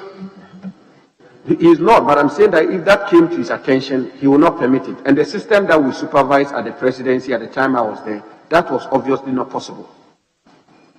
Any reason why you didn't respond to the Honorable Kennedy Japan? Why didn't you respond to the allegations? Much, Mr. Chairman. Congratulations to the Honorable nominee. Salt, as a mineral resource in the country, seems not to be given a lot of attention.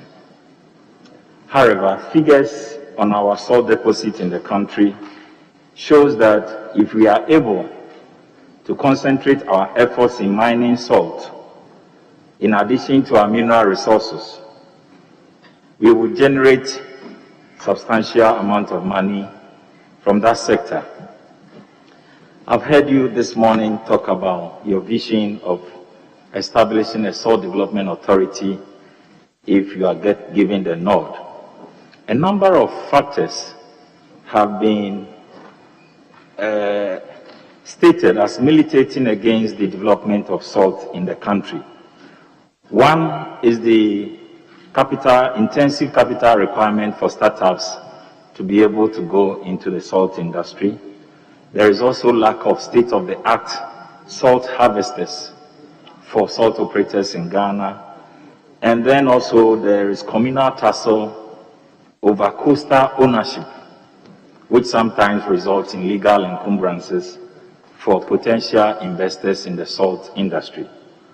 In Ghana, we have about 500-kilometer coastline, and if we are able to develop the salt sector very well, we can create jobs and wealth for this country for those who reside in the 500-kilometer coastline from Keita to Azim. Beyond the Salt Development Authority, are you going to lead a salt policy which will help address some of these issues that have been raised? Thank you, Mr. Chairman.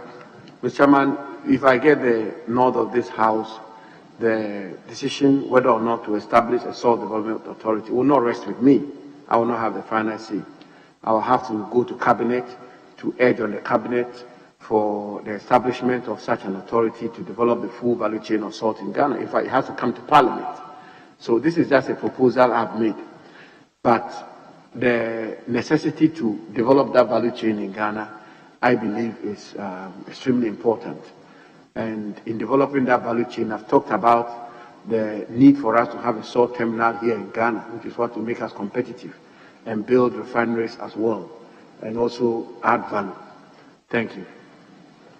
The lack of supervision has been one of the challenges we face in this country when it comes to exploitation of our natural resources.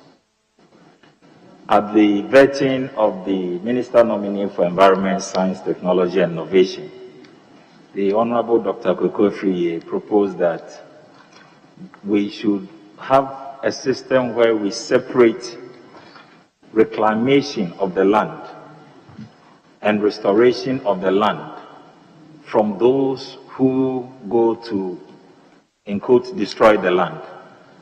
What is your view on such an arrangement where in this country mining companies will not be required to do the reclamation efforts themselves, but we should have either the MMDCs or different entity who go after they have done their mining to restore the land and possibly the waters as well?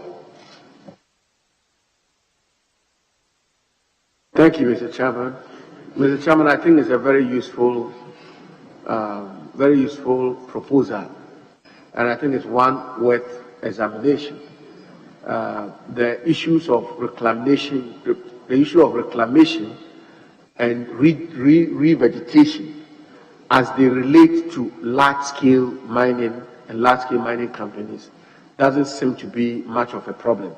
I think the real problem has to do with small-scale mining, because the law relating to small-scale mining simply says when you excavate, within 30 days, you must fill the pit and you must revegetate. So that is not stiff enough. That is not tight enough. So I believe that between myself and the Minister for Environment, we should be able to come together to find the mechanism, strategy, or policy which will ensure that reclaiming degraded lands becomes a permanent feature in our country. Thank you. Yes, Gisela. Thank you, Mr. Chairman. Honorable nominee, I'm particularly impressed with your science background, physics. But it seems that the law seems to have overrun the physics. So I'm going to appeal to you to bring the physics and the science back to your portfolio. Because between mines, lands, and forestry, I think that you know that the science is very important. You are Generation Y, a millennial, young, ambitious, confident. The onus lies on you to show leadership and make a difference in this sector. The SDGs end, the target date is 2030. We are in 2021, 9 years to go. If you're not reshuffled, you have 4 years in this portfolio. So that is a good time to grab it and run with it. That is friendly advice to give you. My question is, what are you going to do? What will be your policy direction on the sustainable extraction of aggregates for the infrastructure sector? Sand winning, quarrying, any other material that are mainly used for in the infrastructure sector, and how it affects the communities, local communities that are neighbors in that vicinity. What will be you're going to give that much attention, or is just going to be the quarries are going to bulldoze their way and have their own, run their own operations? And what about sand winning? Because it's a very important aspect in communities whereby people just come with excavators, no control. Yes, I heard the question. What will be your policy direction on extraction for construction? Thank you, Mr. Chairman. Mr. Chairman, let me first of all thank my sister, the honorable member, for her kind words, and to say that collaboratively and with her support and other people, I believe we will work in the interest of this country and for the good of the Ghanaian people. Mr. Chairman, my assessment of the whole sector of lands and natural resources, I think the biggest issue in that ministry is regulation. I think the biggest issue is regulation in all aspects of it, whether it's land, whether it's forestry, whether it's the mineral sector, whether it's sand winning, as she's rightly indicated, whether it's quarrying, whether it's salt, regulation. Because it's a ministry where a lot of money is involved. And when you are talking about gold and all these other businesses and extractive industry, there's a lot of money that goes on. So my simple answer to the question, and that answer goes to a lot of the issues and aspects of the Ministry of Lands and Natural Resources. I find my job, if I get the approval of this committee, well cut out for me, which is what will be the leadership required and the framework to regulate the whole land and natural resources for the benefit of the Ghanaian people. Thank you, Mr. Chair. So we expect more action and less talk. Well, certainly, madam, certainly. Oh, for sand winning, and what is the regulation? Mr. Chairman, first of all, you cannot win sand without license. You cannot. I mean, you can't win sand. First of all, you need a license. Second of all, you need to win the sand within a regulated framework. Yes, so it's regulation. So all you need to do is to identify an area and put up a notice on the district assembly hall. That's all. Yes. And even that, nobody checks to find out whether indeed the area you have demarcated is the area you're winning the sand. That is correct. So the regulation itself, in my view, isn't sufficient, and I'll ask you to pay attention to that one. Okay. Very well. It's done. Chairman. You have had so many. When you acted as a leader, you took advantage to more to push out. Yes, Thank you very much, Mr. Chair. Honorable nominee, once more, congratulations to you. I have just 2 questions.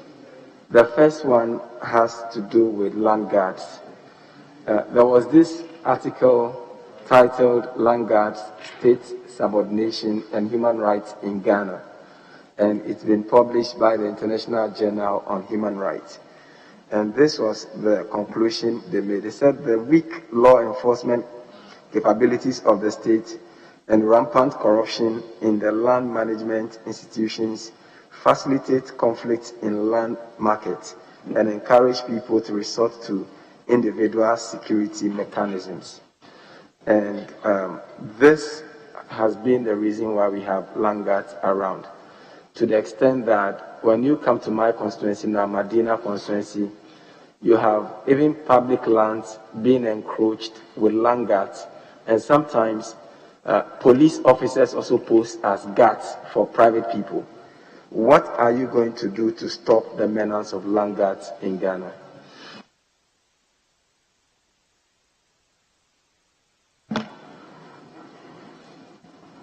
Thank you, Mr. Chairman. Mr. Chairman, the straight answer to the issue of land guards, and again I should repeat that I will need the approval and get into the ministry to have a fuller understanding of the situation and be able to come up with a more comprehensive strategy in dealing with the issue of land guards. But having said that, there is a direct correlation between an efficient or otherwise administration of land and the issue of land guards in Ghana. There is a direct correlation. If land title is indefeasible and there is no fraud in land administration and registration of interest and title in land is smooth and effective, automatically it has a tendency of reducing the incidences of the situation you've just mentioned.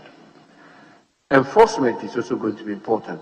Having put together your land administration correctly, or even before that, the enforcement mechanism will also be extremely important, and the security aspect of it in rooting out the people involved in this situation. But finally, Mr. Chairman, I think Parliament, in the enactment of Act 1036 and the express criminalization of land guard situation in our country also will help.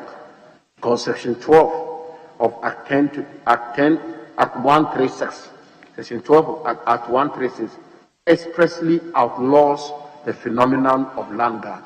So that will also help with prosecutions, convictions, and in the process, I believe that it will help a lot. So this will be my answer to that, Mr. Chairman.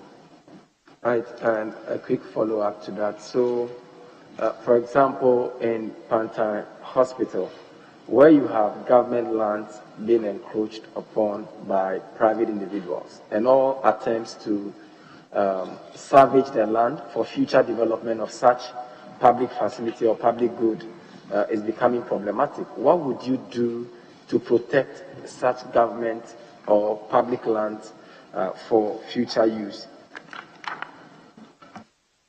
The public lands of Ghana, constituting about 20% of the lands of our country, are the properties of the Ghanaian people.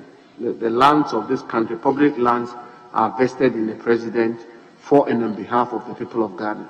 So the requirement to protect public lands, in my view, is sacred. And Mr. Chairman, I know that a lot of efforts has been put in place already.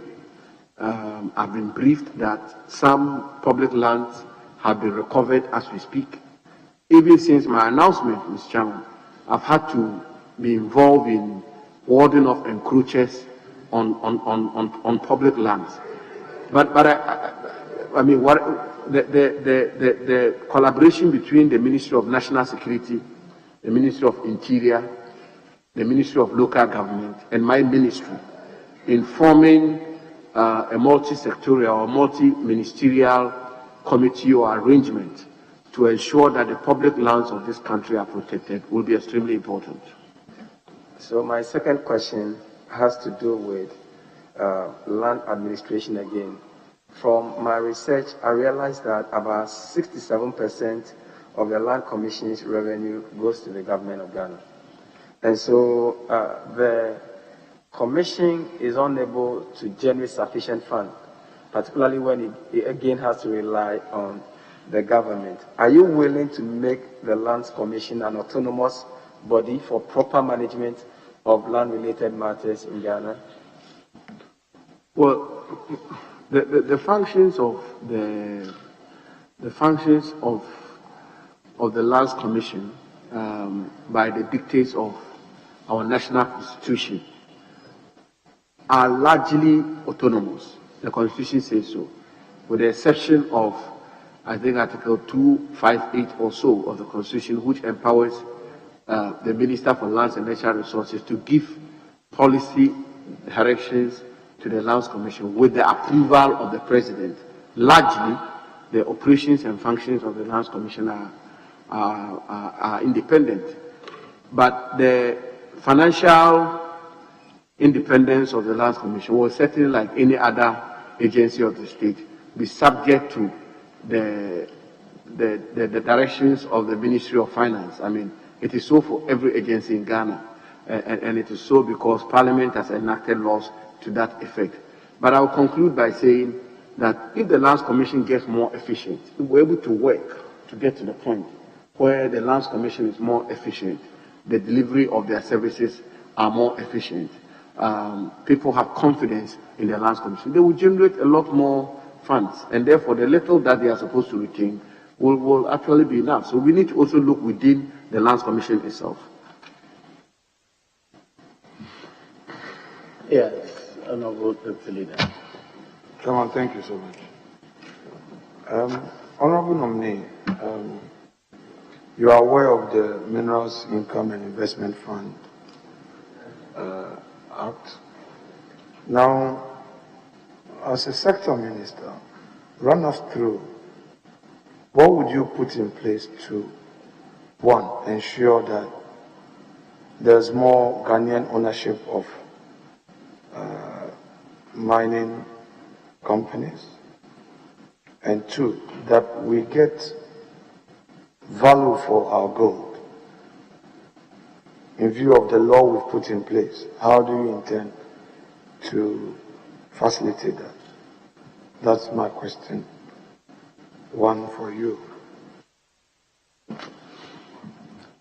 Thank you, Mr. Chairman. Mr. Chairman, the matter relating to Ghanaian participation in the mining industry are in twofold. There is the local content bit, which large-scale mining companies as well as small-scale mining companies are required to respect the provisions of LI 2431, which is the local content regime for the mining industry in Ghana.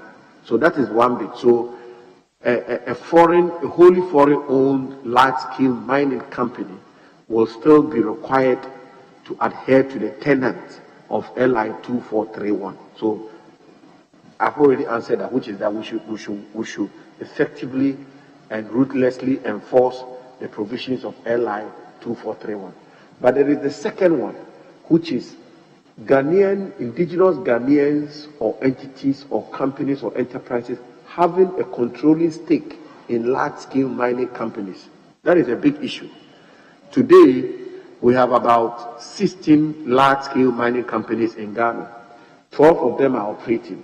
None of those mining companies has a Ghanaian controlling stake. So it means that all the mining in Ghana, I don't want to name mining companies, but I'm saying that all the mining that takes place in Ghana in a large-scale sector, not a single company is owned by Ghanaian entities. None. Now, yes, as a government, I think we should create a conducive environment to attract investment from abroad. We need to attract foreign and direct investment. No two ways about that. I will be more than prepared to do that and work with the Ghana Chamber of Mines closely to ensure that we promote foreign investment. But there is the need for us to put in place policies to ensure that there is indigenous Ghanaian participation in the mining sector. I've been told that in Indonesia. But you know that the objective, if you look at the enactment carefully, the objective of that law is to ensure that we get more value for our goal. I need you to emphasize on the steps to ensure the realization of this objective, because it's very important. Many are concerned. How do we actualize our mineral resources? How do we give it value for the purpose of development? Yeah. So the Minerals Income Investment Fund, I believe, becomes one of the major platforms upon which we can have Ghanaian participation in large-scale mining in Ghana, because one of the functions or mandates of the Minerals Income Investment Fund is to invest in mining operations in Ghana. So yes, and for instance, the special purpose vehicle that they've actually attempted to create a Japan, and all of those are some of the reasons or the objectives for which that framework or that arrangement was put in place. So are you saying that the Japan, for instance, that you've just mentioned, the agreement is in line with that agreement that came to this August House in 2020? Are you saying that it's in line with the objects of the fund? Chairman, what I'm very much agreeing with the honorable leader that the conceptual underpinnings of a Japan, the creation of that special purpose vehicle, is very much in line with Section 4.1 of the Minerals Income Investment Fund Act 2018, Act 978, which talks about the functions of the fund, which is to leverage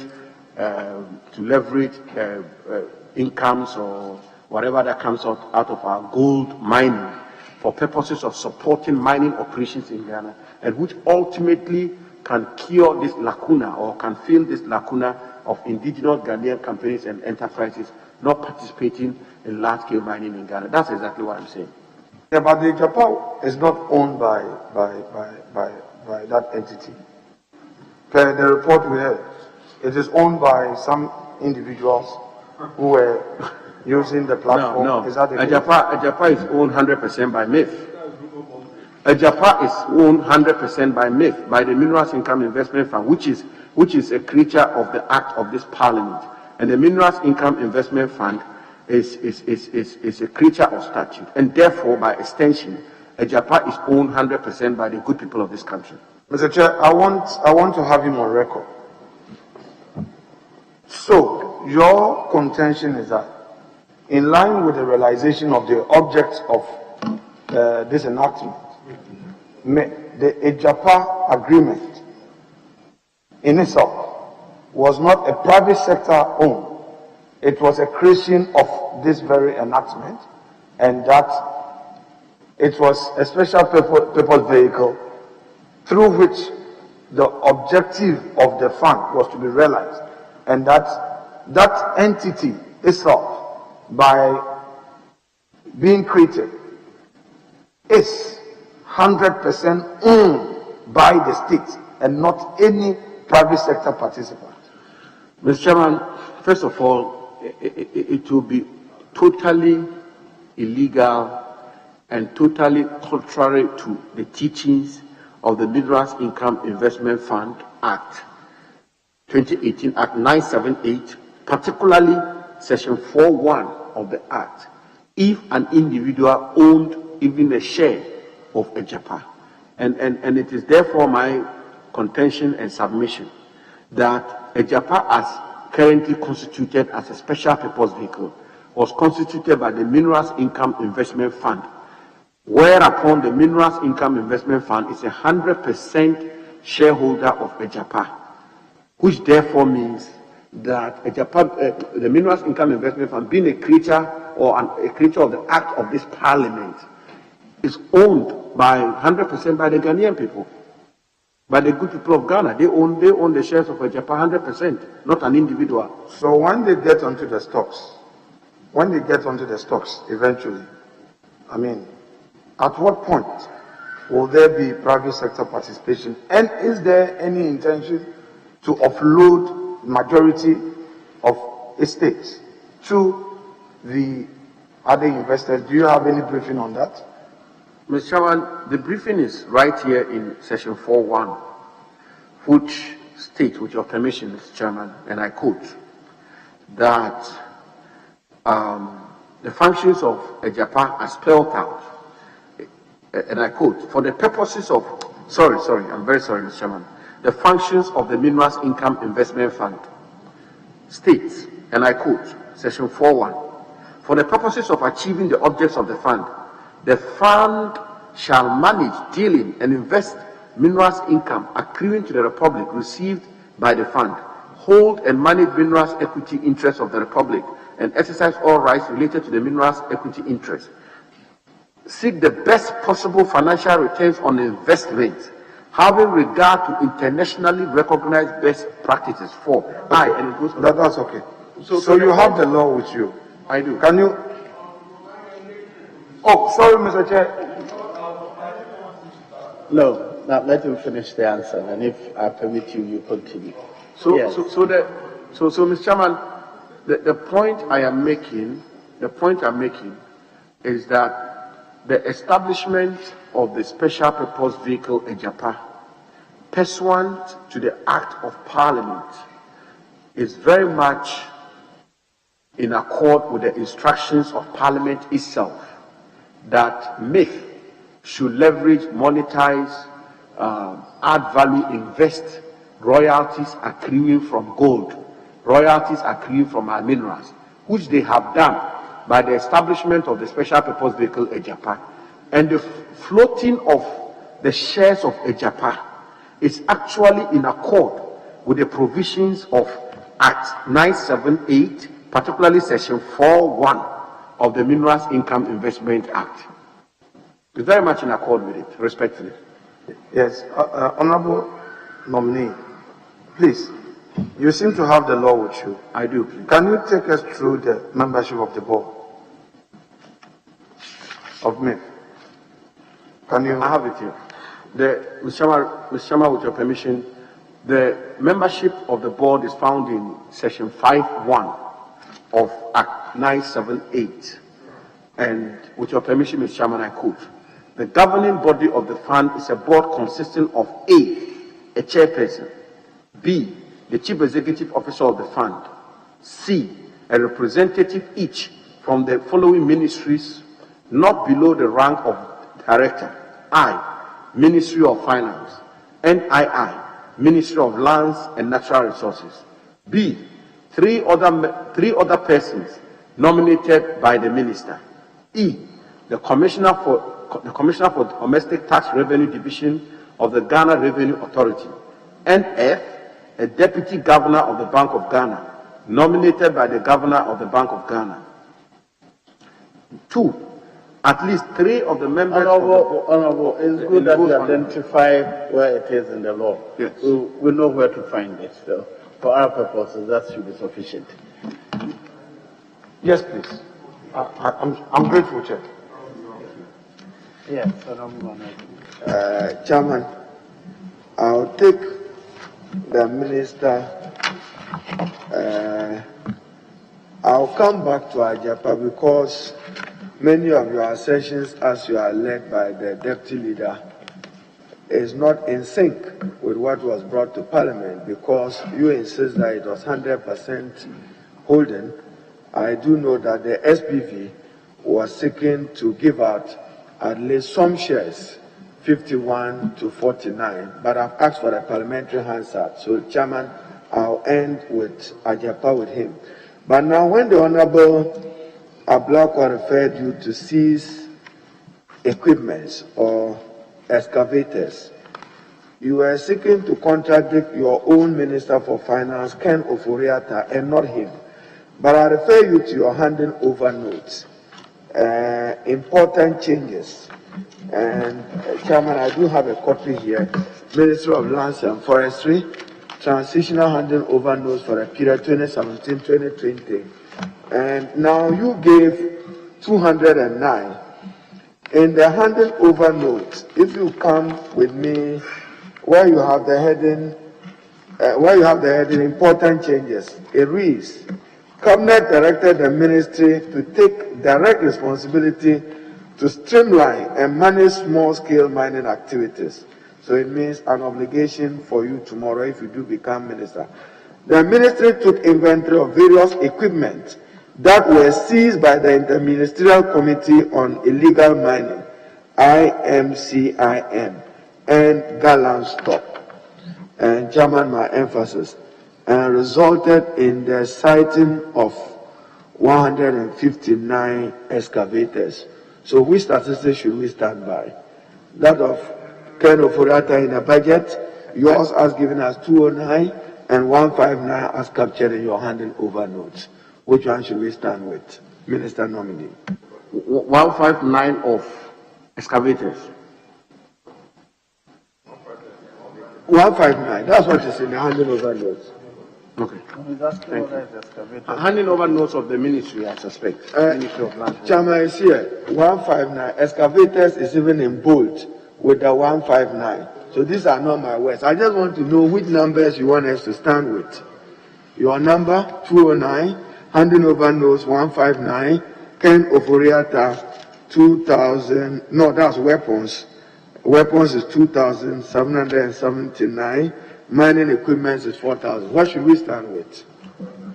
Mr. Chairman, I will very respectfully crave the indulgence of the committee, and particularly the Honorable Minority Leader, to hopefully, if I get a nod, to possibly come and give a full account or statement on matters relating to... That's appreciated. So you come and brief us on state of equipment and to respond to whether some have been missing or not, and to report further to this house.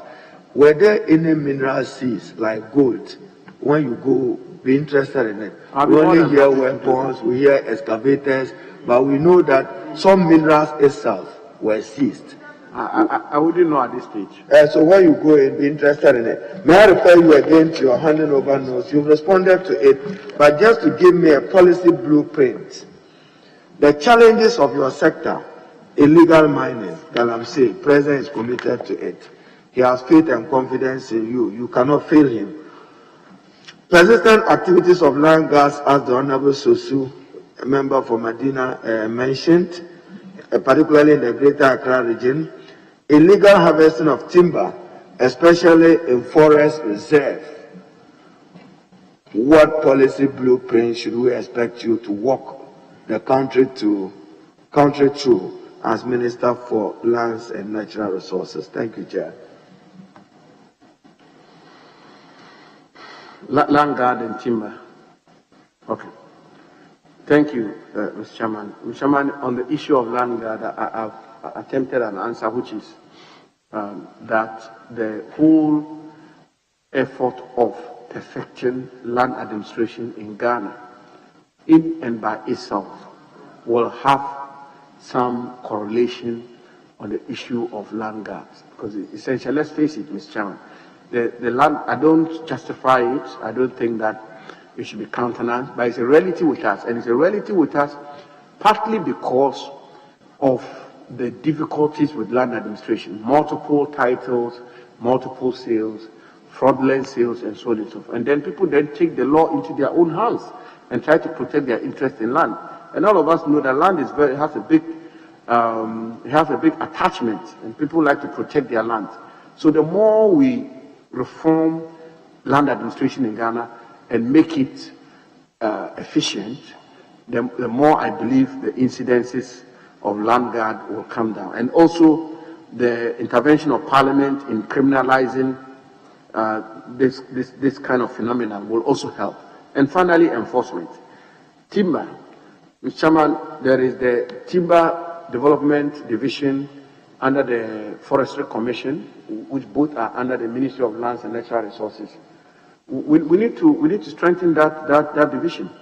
Chairman, may I not take the nominee? Just specific. Mention 2 steps you intend to take as minister to increase the forest cover of the country. What will you do? Just 2. Even if you identify with 1, what will you do to increase the forest cover of the country? Thank you, Chair. Mr. Chairman, first, I personally am very passionate about this Ethiopian example. I'm extremely passionate about it. The report is that the president of Ethiopia led a program, a crusade of planting some 350 trees in a day. And I have actually added a few reflections on how we can do it here in Ghana. The thing about getting... How many trees will you help us to plant? I think we should be able to plant 100 million a year. When do you intend to launch this? When do you intend to launch this? June 5th is the World Environment Day. But let me put a caveat. Let me put a caveat, which is that these are my ideas, these are my reflections. They are subject to cabinet approval. In some cases, they'll be subject to parliamentary approval. So I may think this is a brilliant idea. I may go to cabinet and it will be shut down. So the back will not stop with me. But I think it's a noble idea. I think it will help. If we're able to... Okay, Chairman, let him go and canvass. If you are successful, do it. But I don't see any controversy over wanting to learn from Ethiopia in planting trees and increasing our forest cover. Now, specific. What will you do to reduce the turnaround time in land title registration? What will you do specific? Land title registration. You've responded to it. I want specific. Yeah, but we have to digitize the records of Lands Commission. Mr. Chairman, the Honorable Minority Leader knows that you cannot make any headway if people can, for instance, go into the Lands Commission and then you have a land transaction, you go there, you can't find a file, and it becomes an issue. Or there's an issue of interest in land, and what type of interest is it? We are asking questions as to where to find the interest in the land, where to find the registration. You cannot find it. So for me, the program to digitize the records of the Lands Commission is totally, it's just non-negotiable. We cannot make any headway if we don't digitize the records of the Land Commission. All right, Chairman. That would be the number one. I want to find out from the nominee. Are you aware of the Youth in Afforestation program, which employs about 300,000 persons? I'm very aware of it. Are you aware that they've not been paid? Some of it, and for some months, has that been brought to your attention in your briefing?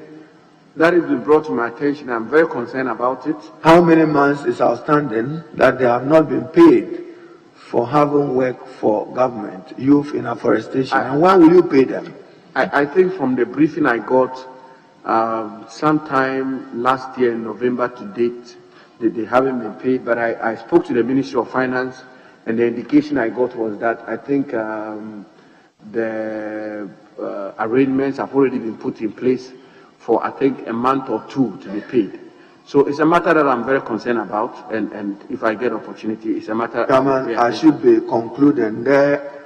At your forest, you've endeavored to respond to aid, but it's a globally significant biodiversity area, and you have to match a delicate balance between the forest reserve, conserving it, particularly with headwaters for Densu, Birim, Ayensu, and against exploitation of mineral resources. Where will you stand between the two, conservation, biodiversity, and then exploiting minerals for the good of the country? Where will you be as minister? Thank you, Mr. Chairman. Mr. Chairman, the Honorable Minority Leader is more than aware than I am, actually. He probably has more experience in this area than I have. Mr. Chairman, anywhere in the world where you have extractive industry, that conflict and that complex situation arises wherever you have extractive industry. For the environmentalist, nothing should be dug out. The forest or the ecosystem should be left as it is. For the people who are looking at the economy, we should exploit our mineral resources for the growth of the country. Where I will stand is an intelligent, sustainable, skillful balance, which will ensure that, yes, we are able to exploit our natural resources for the good of the country, but at the same time, we do not unnecessarily jeopardize the environment. And as I said, as I indicated earlier, the chief executive of the Ghana Integrated Aluminium Development Corporation, Mr. Paul Ansa, is very, very passionate about the environmental issues relating to Etiwa. And he's actually indicated to me that he set up a whole green unit under the Ghana Integrated Aluminium Development Corporation, where they are going to ensure that fauna and flora are as much as reasonably possible and practically possible are preserved. Chairman, as I said, the nominee's father, the Bupeura, is my uncle, and he knows that I do relate very well with him. He certainly should be proud as your growth and development. But I entirely, in concluding, disagree with you when you are responding to the deputy leader, and you must check your brief properly on Ajapa. If you recall, I'm holding the Hansard of 14th August 2020, when the matter came before Parliament, and there was a relationship agreement, and what you refer to as 100% is not the case.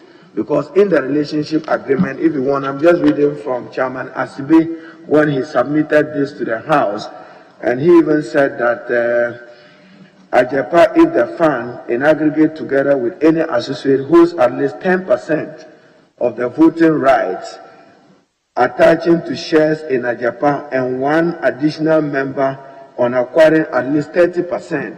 So I'm just saying that you may have your brief, but your brief may not be as accurate as what was presented to us. Also note further that in monetizing those gold resources, monetization against the 1 billion, the Mineral Development Fund will necessarily have suffered, because the commitment was to use those mineral royalties to service this particular debt.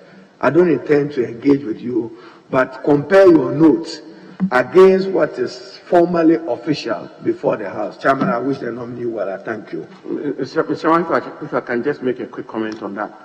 The point I made, and I want to emphasize, is that ab initio, when Ajapa is established, the shares of Ajapa will be held 100% by the Minerals Income Investment Fund. Of course, it's a fact that Ajapa as a special purpose vehicle, or if you want, for want of better expression, as a subsidiary of the Minerals Income Investment Fund, will float part of its shares on the stock exchange for purposes of raising capital for infrastructure development. That absolutely is not in doubt. So when that is done, the Minerals Income Investment Fund will no longer hold 100% of the shares, but at the level of the conceptual formation of that special purpose vehicle, the Minerals Income Investment Fund will still have 100% of Ajapa. It's only when it's been floated on the stock exchange that Ajapa will lose some shares, and which will therefore mean that MEF will no longer have 100% and the Ghanaian people will no longer have 100%. But it's for valuable consideration, and that is the whole purpose of Section 4 of Act 978. And finally, Mr. Chairman, the 20% royalties that are to be paid to the Mineral Development Fund, that is non-negotiable. That will not be compromised in any way, both at the conceptual level of Ajapa or through the floating of the shares. The Minerals Development Fund's 20%, that one is sacrosanct. That will not be tampered with. Chairman, as I said, I don't want to engage in debate with him to speak to official record. That's why I requested for the Hansard.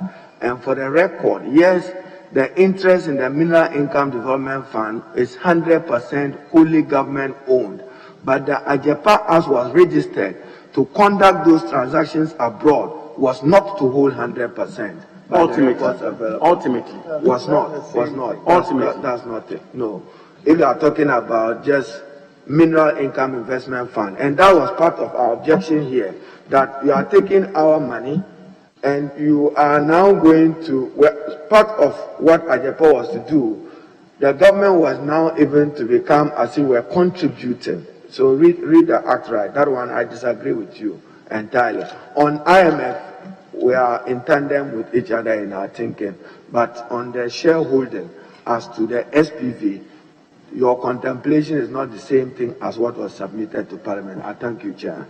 We'll find a way of what I continuing the heard debate. from the two of you comes to the same We'll thing. find a way of But continuing the debate. thank you. Can you switch off your mic? Yes. Thank you for attending upon the house.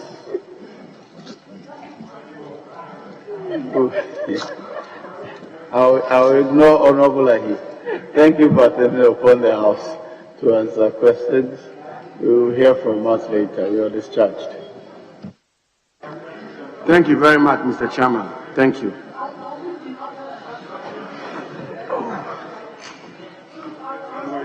You have to help me.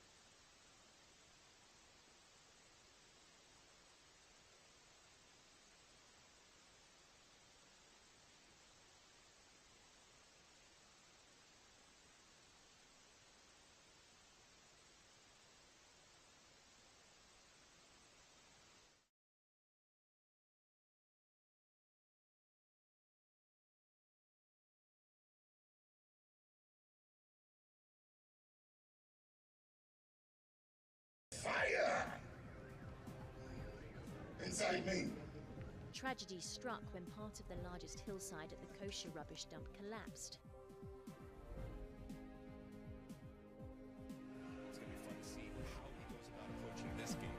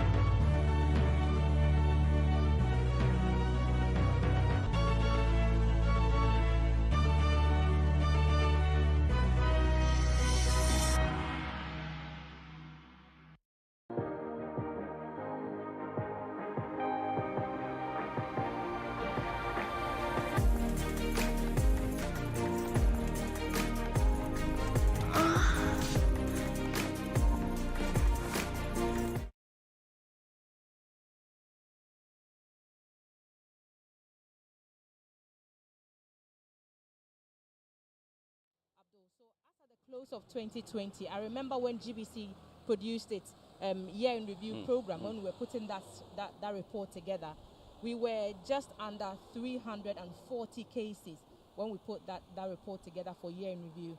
Barely 2 months later, we are almost at double that number. So it is a cause for worry. Many have blamed this new variant, as people tend to call it, as being the reason for our increased number of cases.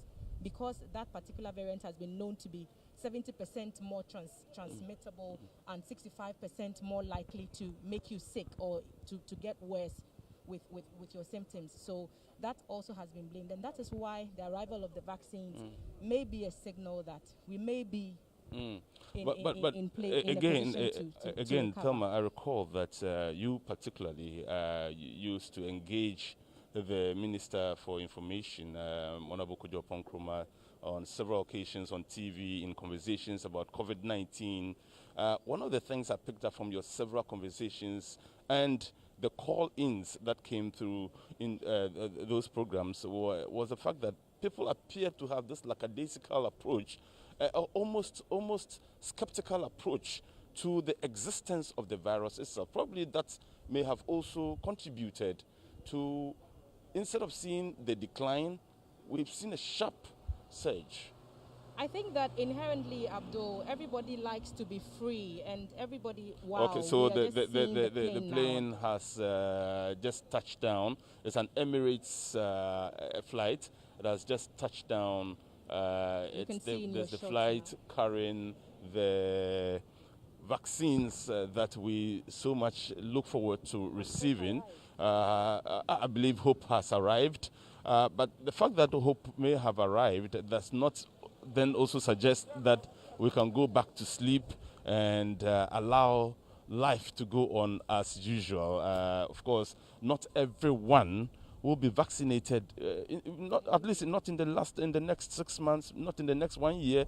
It will take time for everyone to be vaccinated, and therefore what it means is that even if you know that vaccines have arrived, you still need to stay safe, you still need to protect yourself, and you still need to protect others as well. Yes, Abdul. The team is standing by. The health minister designate, who is also the former health minister, who has led this fight from the very beginning, is around with the officials of the Ghana Health Service, and we expect that they will receive the vaccines. We understand that samples or a portion of the vaccines will be transported here to be received by the delegation as a symbolic gesture, and then from here they will be safely transported. Arrangements have been made for the vaccines to be transported to a place where the temperature is right to keep the vaccine. Mind you, Abdul, the choice for Ghana to go with the AstraZeneca, the Oxford vaccine, largely had to do with the storage capacity of the country, and this has brought us to where we are. The team is ready to receive the package. That's very true. You're talking about storage. We do understand that these vaccines have to be stored under certain conditions in respect of temperature and other conditions as well.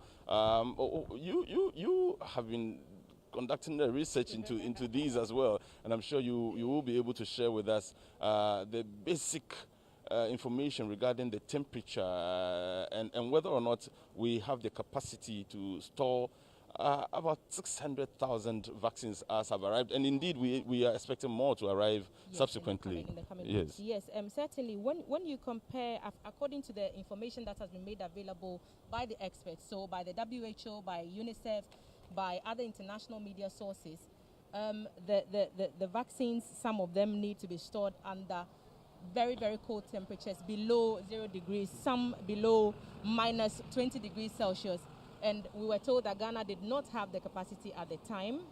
And so we opted for the AstraZeneca, which can be stored at refrigerator temperature. And we already have those facilities because of vaccinations for measles and other stuff, which were kept under similar conditions. So we are seeing trucks pulling up. These are Ghana Health Service trucks. Yep. And these are not ordinary trucks. You're seeing they're temperature controlled. You can call them moving refrigerators. That's because, and we were just talking about the storage facilities and whether or not we have the capacity and the ability to store these vaccines. The Ghana Health Service already showing that it has the capacity, at least, to transport these vaccines from the airport to the final destination where these will be stored and administered to persons who immediately need the vaccination. For those of you who just joined the coverage, we're bringing you live videos, footage from the Kotoka International Airport, where Just a couple of minutes ago, the Emirates aircraft carrying the 600,000 vaccines expected in Ghana landed and is currently taxiing. We can see it making its way to the Terminal 3. We are here at the Terminal 2. The vaccines will be delivered at Terminal 3, I understand. Yes, I understand they will be sent there and then brought samples or a piece of it will be brought here to make the symbolic presentation, I would suppose. And then the rest of it will be safely transported under the right temperature to the storage facilities that have been designated.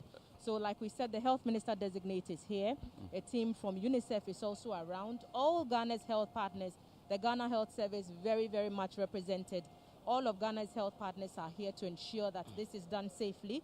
The aim is to assure you and I that these vaccines are for our own good, and it may be in our best interest to opt to get vaccinated. Because, Abdul, the law does not mandate or compel anybody to be vaccinated against their will. So people have to be willing to take the vaccine. And that is what the officials are counting on in the next few days to build up that professional, competence, so that people will have trust in the vaccine and then and there's international interest in the arrival of these vaccines as well. UNICEF already, we have indicated to you, is playing a key role in the arrival of these vaccines and the acquisition of these vaccines as well. Indeed, Thelma did make a point earlier regarding the fact that when the vaccines were first produced in the Western world, in Europe, in America in particular, it appeared that Africa had been forgotten, and the distribution was focused on persons within these continents and countries that particularly were not as vulnerable to the virus as other people in Africa were. But agencies such as UNICEF came in and have ensured that there is equitable distribution of the vaccines so far. 600,000 have come into Ghana. We're expecting a lot more to arrive in the coming weeks Abdul, and months. because mind you, the president has pledged his commitment to ensuring that all Ghanaians are vaccinated. We are talking about 31 million people, some of whom may be initially excluded from being vaccinated. For example, children who have not been trialed with any of these vaccines, and so the effect on their livelihood has not been ascertained.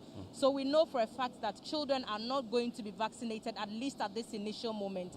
There may be other groups of people who, though may be willing to be vaccinated, cannot accept the vaccine because of one or two reasons. And this is outside of those who refuse to take the vaccine for no reason. So we do have a Herculean task ahead of us to achieve herd immunity. And that's why I earlier made the point that even as the vaccines arrive, we should not become complacent, because even if the distribution started today, it would not get to every Ghanaian immediately. And what the studies have shown us also is that even if you do get the vaccine today, you do not get automatic immunity.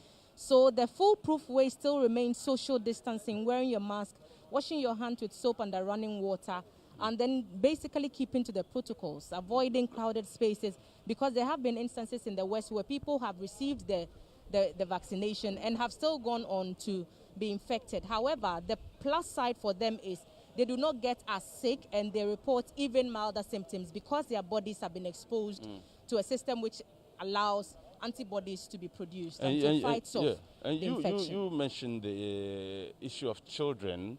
It's instructive to note that just about 2 or 3 weeks ago, the Konfanoche Teaching Hospital in particular did make all of us aware that its children's ward had been inundated with cases of COVID-19. Indeed, at the time, we're told that some children had lost their lives. At least 2 had lost their lives as at that time. But previously, we never heard cases of children contracting the disease, the virus in the first place, and to go on to die was very unfortunate.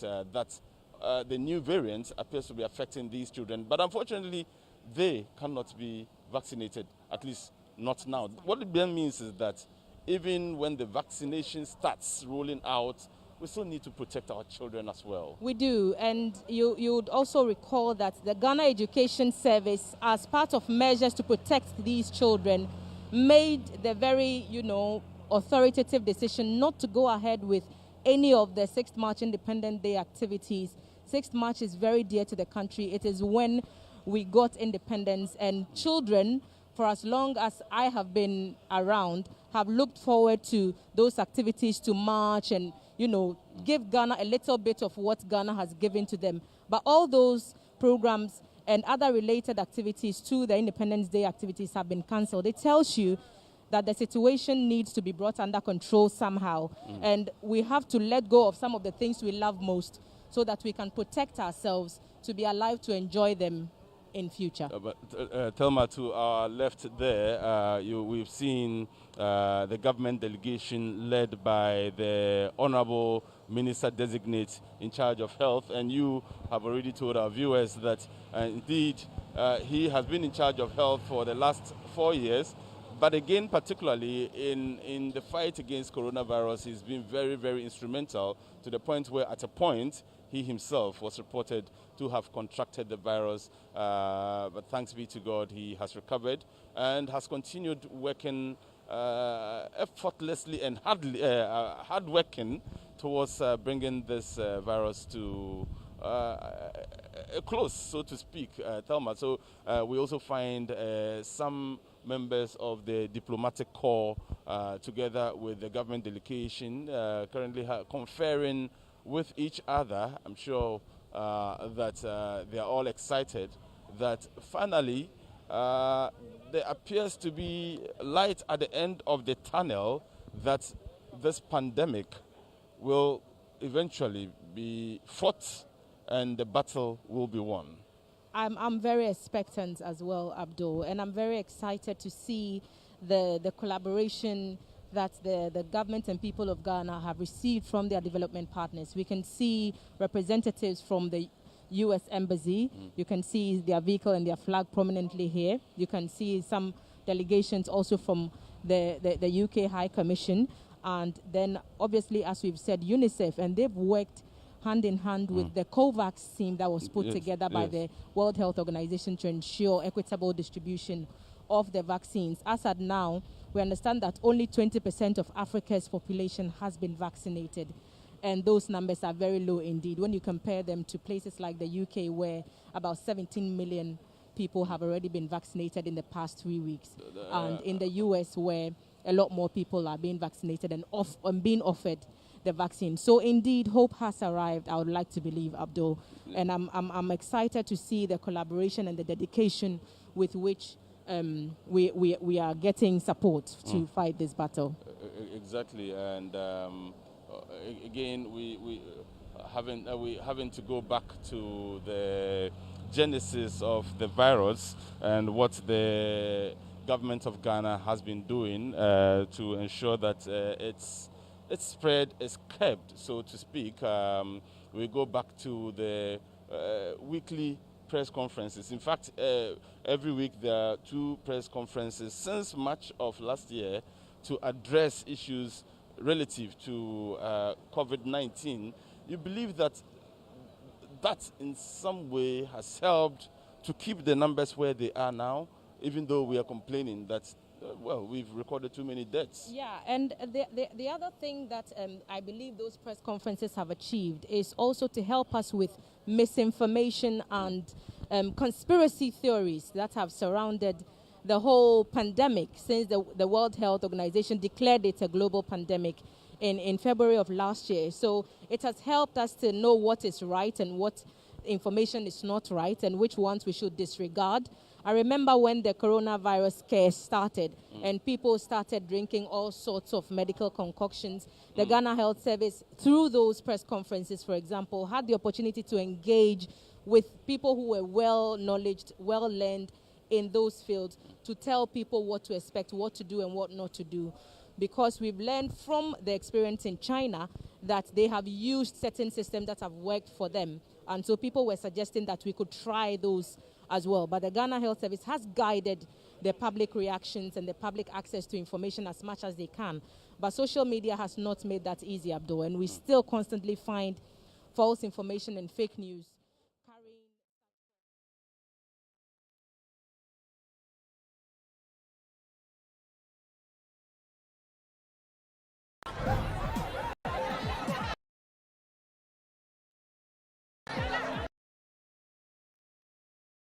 Intensive projects are currently very limited due to the COVID pandemic. And yet, we know that railway development requires huge investment with good returns on the investments. But in the face of the COVID pandemic, how do you intend to attract investment for the development of the railway sector? Thank you, Mr. Chairman. Mr. Chairman, the railway sector generally should be looked as a social project. I deviate slightly from the school of thought that believe that the railway should be an investment project. If the railway sector is taken as a social project for which government funding of the project will reflect on the balance sheet of the government, then the after effect of the railway, which will drive the growth of the GDP, will be worth paying for the cost of construction. Mr. Chairman, it is very difficult for a global fund these days, say $2.4 billion, to be run on a railway track of about 2,000 kilometers and expect a payback period between 30 and 50 years. I don't see any investor doing that. No prudent investment analysis will trigger such decision to commit such a fund. But if rather government puts that on its balance sheet as a debt, and the impact of the construction generates economic growth in terms of GDP growth, then that will be worth paying. So I'll be considering the railway project as a social investment project, rather as a social project, rather than an investment project or product. But notwithstanding that, Mr. Chairman, some of the routes are still profitable. And so if it is analyzed and determined that investment decision will be taken based on profitability index, and the investors are convinced beyond all reasonable doubt, of course, we will identify those routes based on their analysis and give it out to them as an investment product. For instance, there is a school of thought that the continuation of the railway line from Tema, through Akosombo to Mpakadam, that particular line, which will end up in Burkina Faso as a continental development project. That line, for instance, has been classified by most analysts as a profitable venture. Those one can go into investment product where we can package it, maybe on build, operate, and transfer for a larger period or as a concession for the investors. Mr. Honorable Amewu, some transport analysts have argued that in our country, Ghana, which has a huge infrastructure deficit with respect to our road network, which is estimated to be in the tune of $5 billion US, that it is not even necessary to have a ministry, such as the Ministry for Railway Development, and seek to invest in that sector, but rather that we should concentrate on bridging the gaps or the deficit with respect to the road sector. With those views, do you think the ministry that would superintend over if given the nod is relevant? Thank you, Mr. Chairman. Mr. Chairman, I would beg to differ from the school of thought about the deficit. Yes, of course, the deficit exists in the range of about 5 billion, as you rightly put it. And the attention, therefore, for any emerging country might be, let's not concentrate on other sectors, but let's put attention on the roads and begin to fix our roads. Mr. Chairman, the railway sector has its own advantage. The lifespan of most of our roads that we witness in the country, maximum it's 11 years. A railway sector that is well constructed can take up to a maximum a minimum of about 50 years. The advantage is that when you put your railway lines in order, then you are going to migrate traffic from the current existing dense traffic on our roads to the railway. Already, most of our trucks, that flies on the roads are above the axle load. But because they don't have any alternative routes to use, they were forced to go on those routes. And that is why we have most of our roads within a few, years currently are in a very deplorable state. With the construction of the railway sector, you are going to migrate those traffic onto the rail line. One great advantage that the railway line also does is that a number of passengers and goods can be moved within the shortest possible time. For instance, the standard gauge that the country is trying to introduce now is going to run at a speed of almost about 160 kilometers per hour. What that does is that people will get to their destination on time. Productivity will increase, because if you quite recollect, you sit in a railway, you can confidently conduct your business in a railway. So people who will be in a railway can equally be working in the railway line because of the stability and the level of angles at which it travels at. So with the introduction of railway, we expect growth in GDP of this country, and that is why I think that we need to combine both the railway and then the road. His Excellency President Nana Addo Dankwa Akufo-Addo, in his inaugural address, stated categorically about his intention, to make sure that the railway industry becomes a very viable sector in this country. And I think that we have to work in accordance with that direction.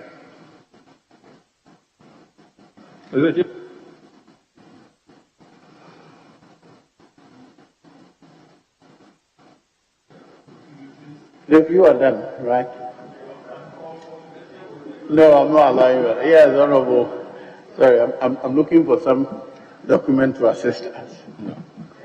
I'm grateful, Honorable Chair. Congratulations, Honorable John Peter Amewu, on your nomination. Let me take you back to your previous portfolio at the Energy Ministry. On 24th May 2019, in your press briefing, you indicated, among other things, that the energy sector arrears as of January 2019 stood at $2.748 million. You went further to forecast that an additional $1.268 million will be added to the debt within the same year. In your conclusion, you intimated that the debt will grow to more than $12.564 million by end of 2023.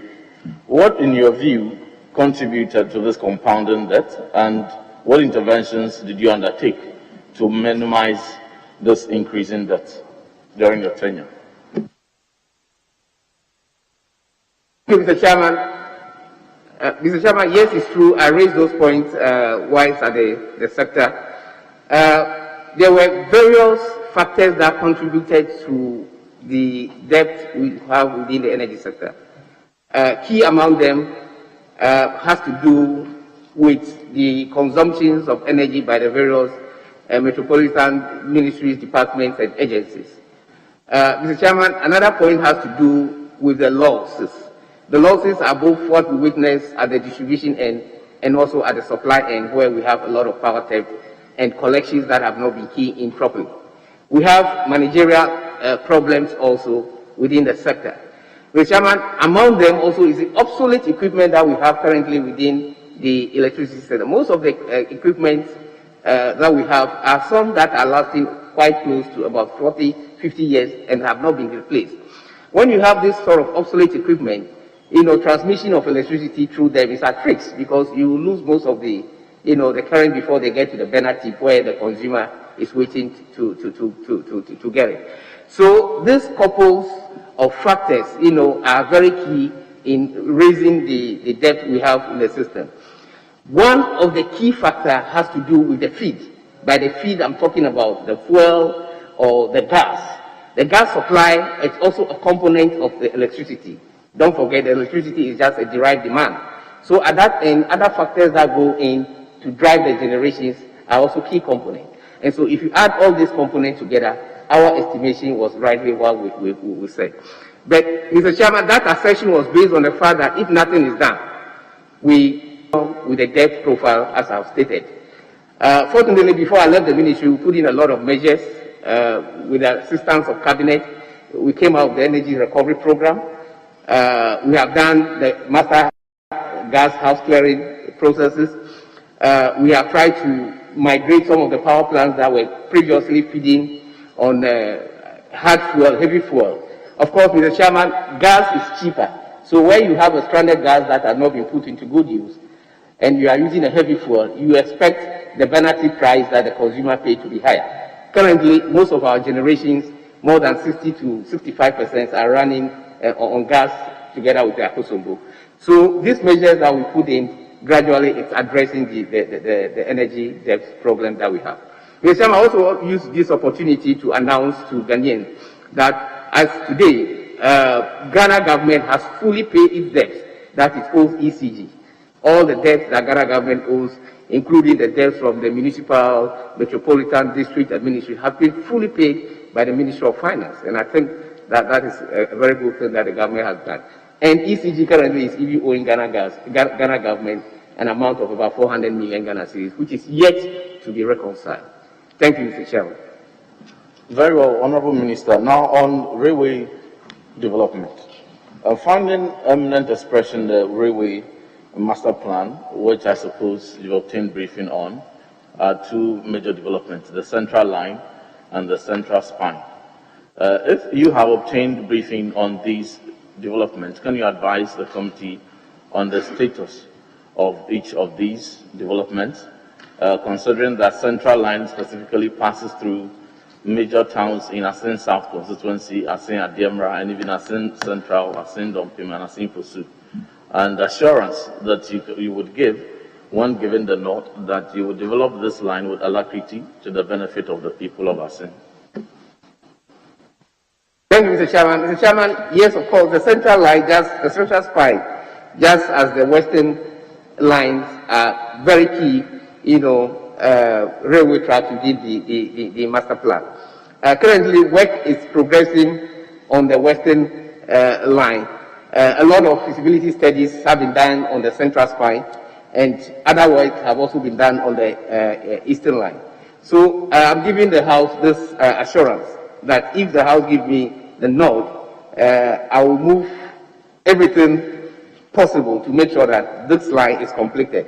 The advantage of this line is the fact that it goes to some of our mineral deposit areas. Currently, for instance, most of our bauxite and manganese that have been transported have been done through the normal transportation system using road. And that is putting a lot of traffic on our roads, and our roads are not lasting as we expect. It is expectation that if these lines are completed, and the fact that they will be going through some of these mineral deposit areas, haulage will of course becomes very easy for the mine owners. And it will also reduce cost of transportation, which will therefore add value to government share in some of these mining communities. Thank you, Mr. Chairman. Yes. Zuela.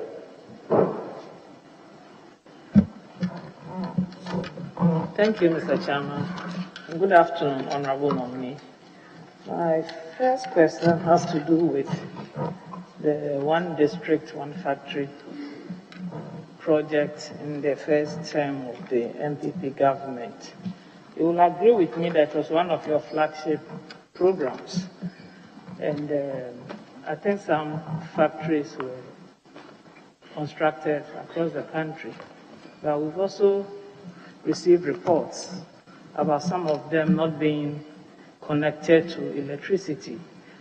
And the failure of the Energy Ministry then to facilitate the connection of these factories to electricity. What would you say were the reasons why these factories couldn't be connected, and at the time that you were Sector Minister for Energy?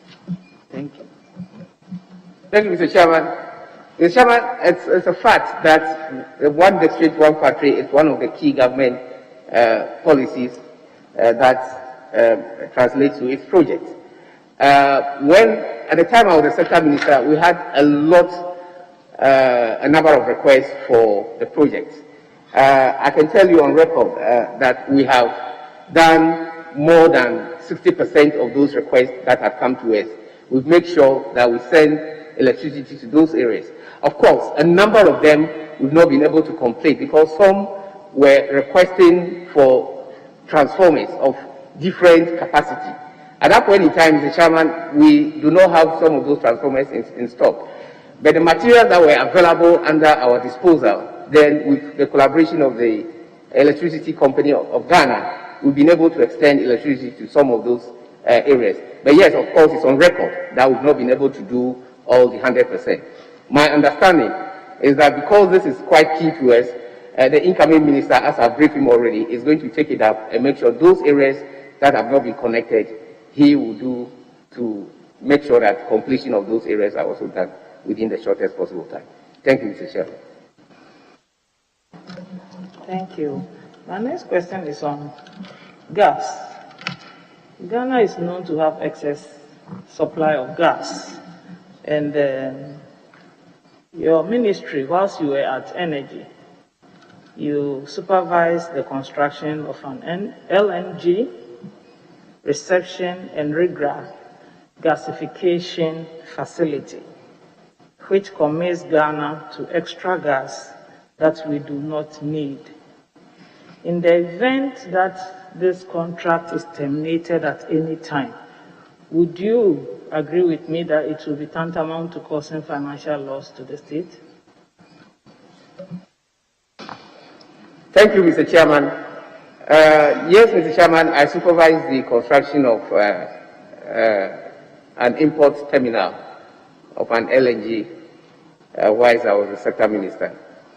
Currently, as we speak as of today, the demand-supply balances of our gas projected into future gives us an indication that there may be some deficit going into the future.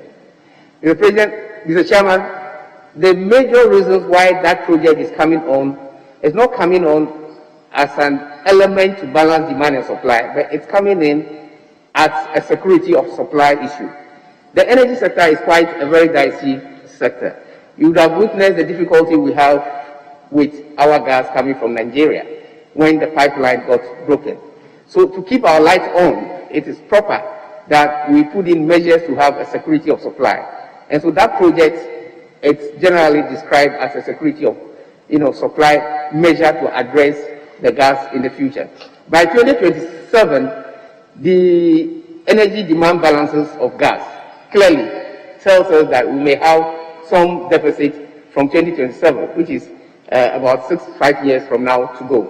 So it is also built in anticipations of the demand that may arise in future. Thank you, Mr. Chairman. Chairman, there is a follow-up, if you don't mind, with your leave. Honorable Nominee, my colleague was asking you about a matter related to termination of contract and its possible judgment debt effects. Have you had the cost to terminate any contract upon assumption of office, the Ministry of Energy, either you or your predecessor? With regard to this specific project, there had not been any discussions to terminate the project, not at all. That discussions have not come up, Mr. Chairman. And we do not intend to terminate that project, Mr. Chairman. Have you terminated any other contract? Mr. Chairman, there is another LNG project called Wagel, which was supposed to be sited in Takoradi. Yes, Mr. Chairman, that project was terminated. It was not terminated by the ministry, it was terminated at convenience by the supplier. So yes, of course, Wagel terminated that contract on its own. Is it the one that has resulted in 134 million judgment debt? If not, apprise us with that one. Yeah, it's the one that resulted into about 50 million judgment debt. There were two contracts that were terminated. One was the power project, which is the GPGC, and then the other is the LNG project. The LNG resulted in a judgment debt of about $50 million US. Yes, you can have your laugh. Thank you, Mr. Chairman. Just a follow-up to the second question. Mr. Nominee, please, considering the effect of the surplus gas on Ghana, what plans would you say you left behind to address that serious problem?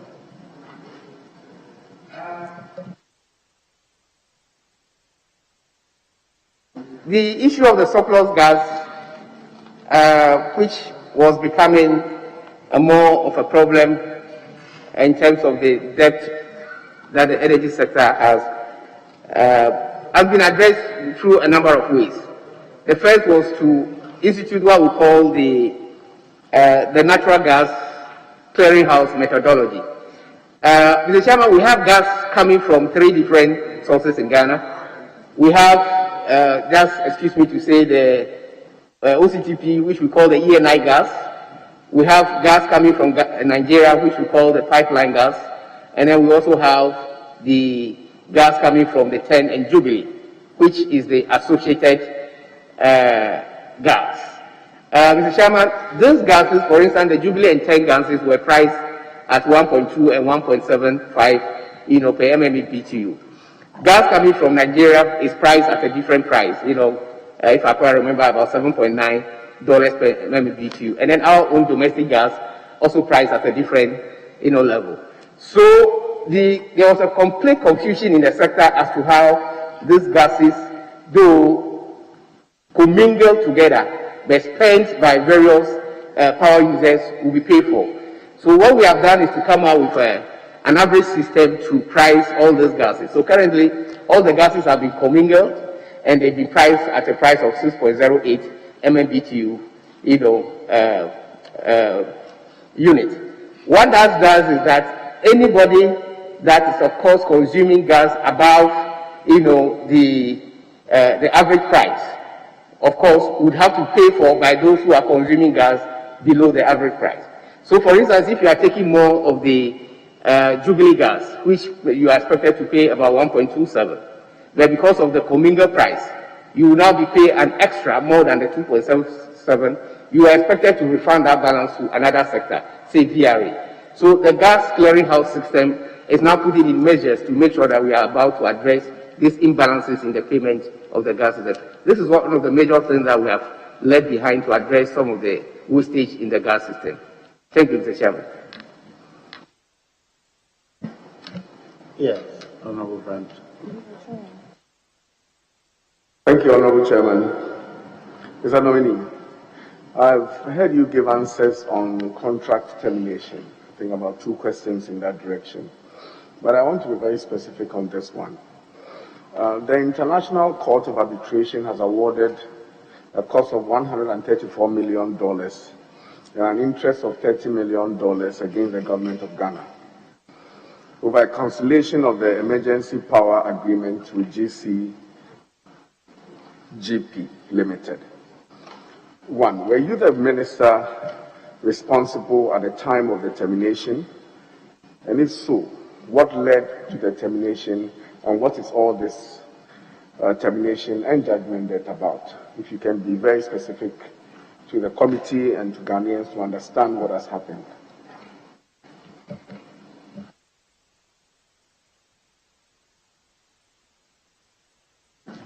The government of Ghana, represented by the erstwhile Ministry of Power, signed a gas and sales purchase agreement with the West Africa Gas Limited, which we call WAGL,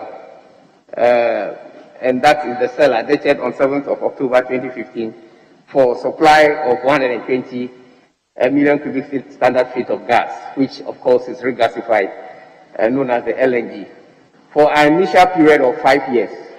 Following counter proposal dated on the 15th of March 2016, the seller has reviewed this term where the initial period had now been moved from 5 years to 10 years, and the gas price brought down to $3.3 per MMBTU from 2.2 to 2.33 to 2.4. So the period has changed from 5 to 10 years, and the price has also reduced to 2.22. Mr. Chairman, on assumption of office by this government, there were an attempt to re-engage the Waggle, which is the company, about the model of construction and siting. Mr. Chairman, I quite remember that the site has been relocated to Second D from Tema. Discussion progressed on how soon the construction should commence. My understanding was that the Waggle, wrote further to the ministry at that time. Mr. Chairman, I must also put it on record that I was not the sector minister at the time of this termination. No, I was not the sector minister. What I came to do was to address the difficulties experienced by Waggle and to invite Waggle back to the discussion table. We did invite them to come back for us to discuss. Unfortunately, at the time of discussion when we approached the Attorney General did state that a contract that is terminated cannot be renegotiated. So on that basis, we have to enter into new terms of agreement. It was at the point that we were discussing of getting into new term of agreement that we had a letter, which of course was during my era, by the Waggle company that they have terminated the contract on their own. They were then demanding for a debt of about 1 billion.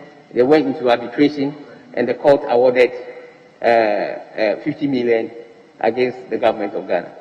That is a brief about the termination of the Waggle contract. As a follow-up, did you say that you tried to re-engage them after the termination? Yes, Mr. Chairman. After the termination, which was somewhere in June, Mr. Chairman, I have here a letter in my hand, which I can tell them in 13th of February about the termination. After this termination, I got to the office in September 2012. Chairman, we request further details. Letter 13 what? Signed by who? What title? You are speaking for our record. So give us the details. That we know who is responsible for this judgment debt, who terminated it. Read it fully for us for our record, Chair. Mr. Chairman, attended in this letter dated 13th of February 2018, emergency power purchase agreement between the government of Ghana and GPGC Limited, termination notice. I was terminated on 13th of February 2018 by my predecessor, signed by Honorable Boachi Ajakos. Mr. Chairman, but I would think and suspected strongly that this termination was also based on advice from other sectors, because unilaterally you cannot just terminate a contract of this nature on your own. So he may also have gotten advice based on which he acted. I should read the letter. No, I'm not, Mr. Chairman. Mr. Chairman, nominee, we have a problem with roads. Most of our country trunk roads have not seen bitumen. And in the 2020 campaign, everywhere you go across the country, the key issue was roads, roads, roads, and more roads. Why do you think that we should prioritize railway when the basic has not been dealt with? Mr. Chairman, I stated earlier on, if you listen to the President's inaugural address, one of the sectors that he mentioned categorically is the railway sector. The railway sector in Ghana has been in a very deplorable state, over several years, more than 50 years. You will recollect the railway sector in Ghana used to be one of the strongest industry when we talk of Ghana Railway Workers Union at that time. The railway sector is key because, number one, it generates a lot of employment. Number two, it opens up new areas for development. And number three, it's a partial index of a faster trigger of economic growth in terms of GDP. In any emerging country that introduces rail lines into their sector, the rate in terms of sequential jump in GDP is astronomical, and that's evident for everybody to see. So I think that a divergence from the road sector to a railway sector, in the view of the President, is to trigger our economic growth, expand the economy, and make sure that Ghana is prepared. Again, if you look at the World Bank's recommendations for countries that want to trade together, one of their major recommendations is to allow intercontinental trade among those countries. If the intercontinental trade is going to work effectively, then of course we need the rail, as a means of transport. Cheaper cost of transportation and faster arrival at destination. This again will lower the cost of our products at the consumer end. Thank you, Mr. Chairman. Thank you. The chairman allows for 3 questions and 2 follow-ups. So the second question, what was the reason for the termination of the GCGCP contract? What was the reason in the letter that you showed us here in this committee? What was the reason for the termination? The Power Ministry at that time, before 2016, commenced a process of rationalization of the energy sector, which of course was a very wonderful idea to see how the energy sector will be well planned so that we do not have more power in terms of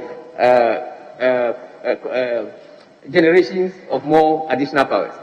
So that process continued into 2017, to look at those power that are coming up, the new IPPs that are coming up.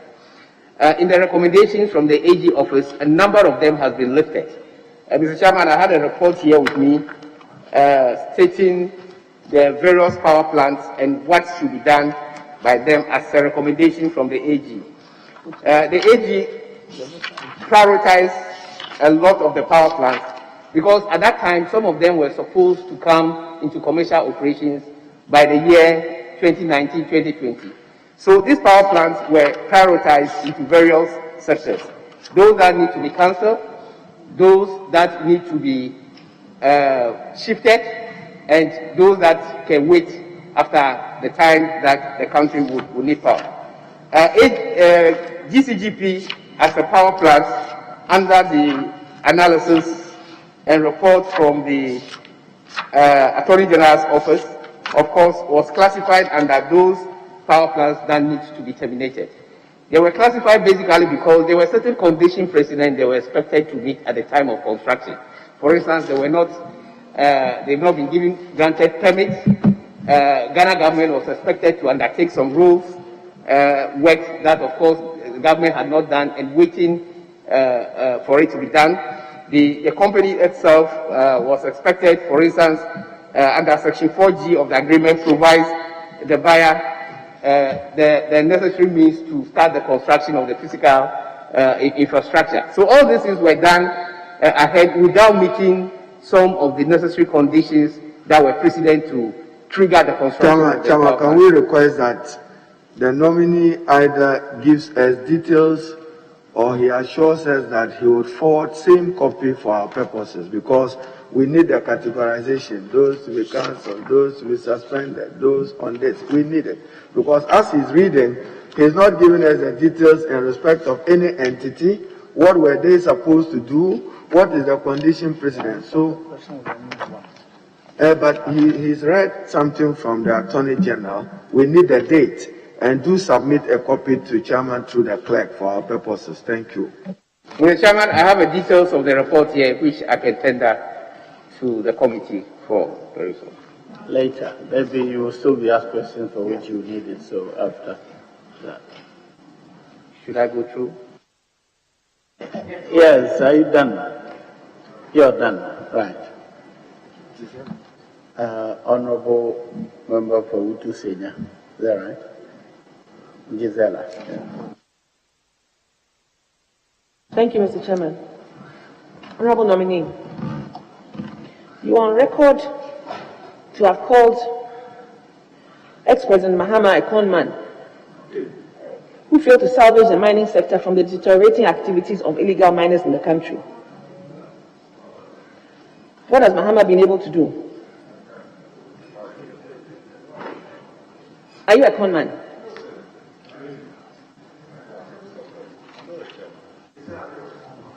Mr. Chairman, no, I am not.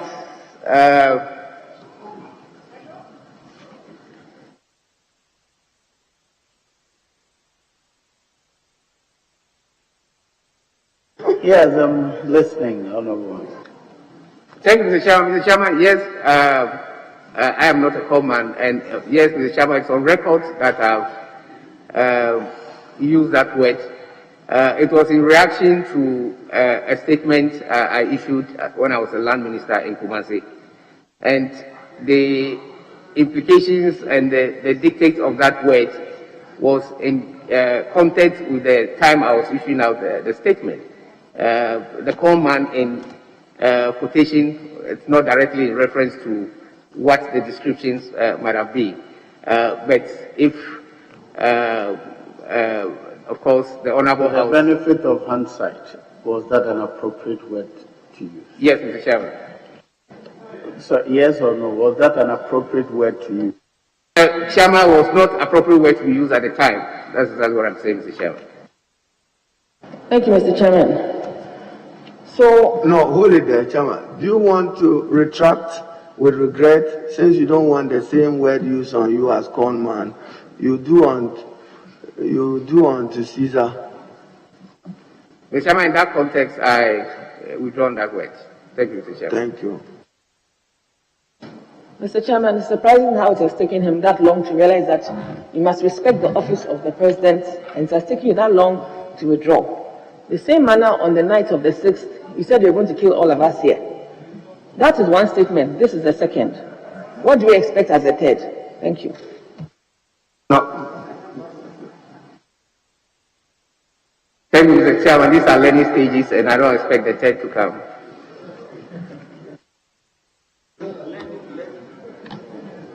Mr. Chairman, thank you. But he's 53 years old. I don't know when he now learned. Honorable nominee, what are you going to do about encroachment of railway lands? Encroachment of railway lands.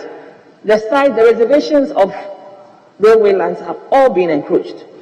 I'm not sure, especially in the urban areas, where slum settlements have developed, makeshift kiosks and so on and so forth, and there's a lot of safety issues with children crisscrossing the railway lines and so on and so forth. What active and proactive measures are you going to be able to take, such that if in your 4 years of being a railway minister, you're able to achieve substantial development in the sector, at least the communities that live around these areas will be safeguarded and their lives will not be in danger? Thank you. Thank you, Mr. Chairman. Mr. Chairman, I think this is a problem within us as a country. As Ghanaians, I think it's time we change our attitude. The encroachment, it's a very serious problem within the railway industry. Most of the lines currently, as rightly pointed out, have been encroached. Some of the lines that the right-of-way had been paid for, in the colonial days, people had even taken over. Some of the areas have been given to other people to build their houses. What we need to do now, Mr. Chairman, if we go ahead to demolish some of those houses, the cost implications are quite very dense. And so what the ministry is doing currently is to begin to engage chiefs and other areas along our railway lines to acquire new routes, because we believe the acquisition of the new routes will, of course, be cheaper, than coming in to destroy some of these already built houses. And that is why in my earlier submission, I did state that the acquisition of the new route, which of course is a cost, and most often very difficult for government to buy in, we will now begin to make the acquisition as an index or as an element within the project cost. So whilst we are building our unit rate, we will also build in the right-of-way of acquisition as a cost, so that it becomes very easier for us to acquire those routes. When we acquire the route, what we need to do is to protect them. Because going forward, you will acquire new right-of-way, and the future difficulty is that they may be encroached upon. But as a country, I think we need to protect them through a lot of engagement, stakeholder engagement, talking to the communities along the railway lines, and by doing so, we hope that the encroachment will cease in the near future. Thank you, Mr. Chairman.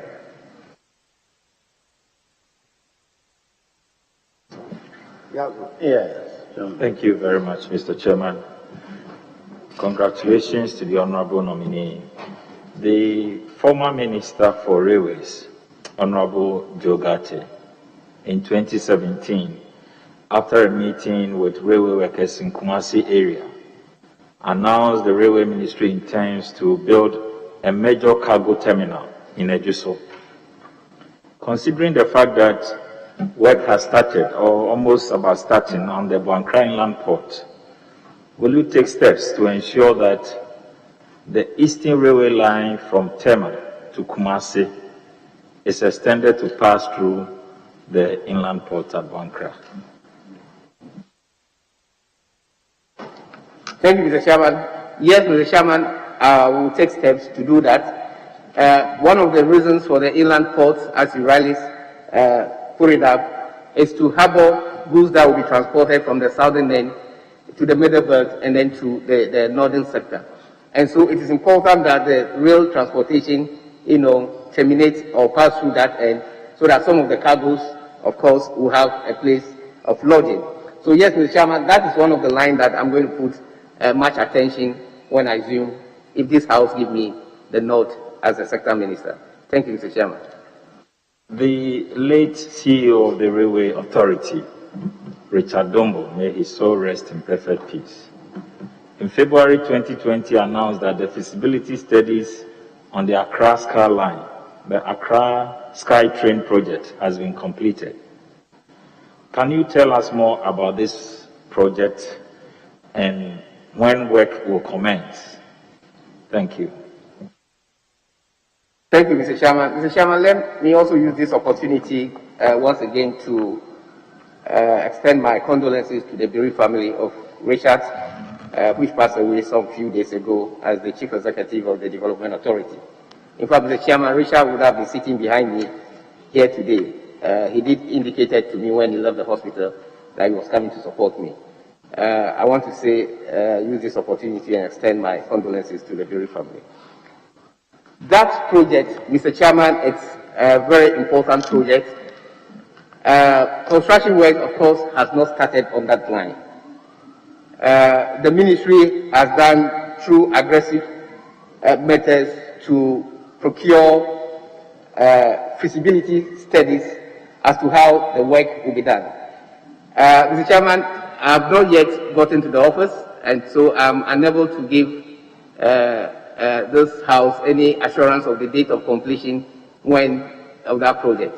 But what I can assure the House, if given the nod, is that I'll put in every measure to make sure that we continue to build on the work of my predecessor.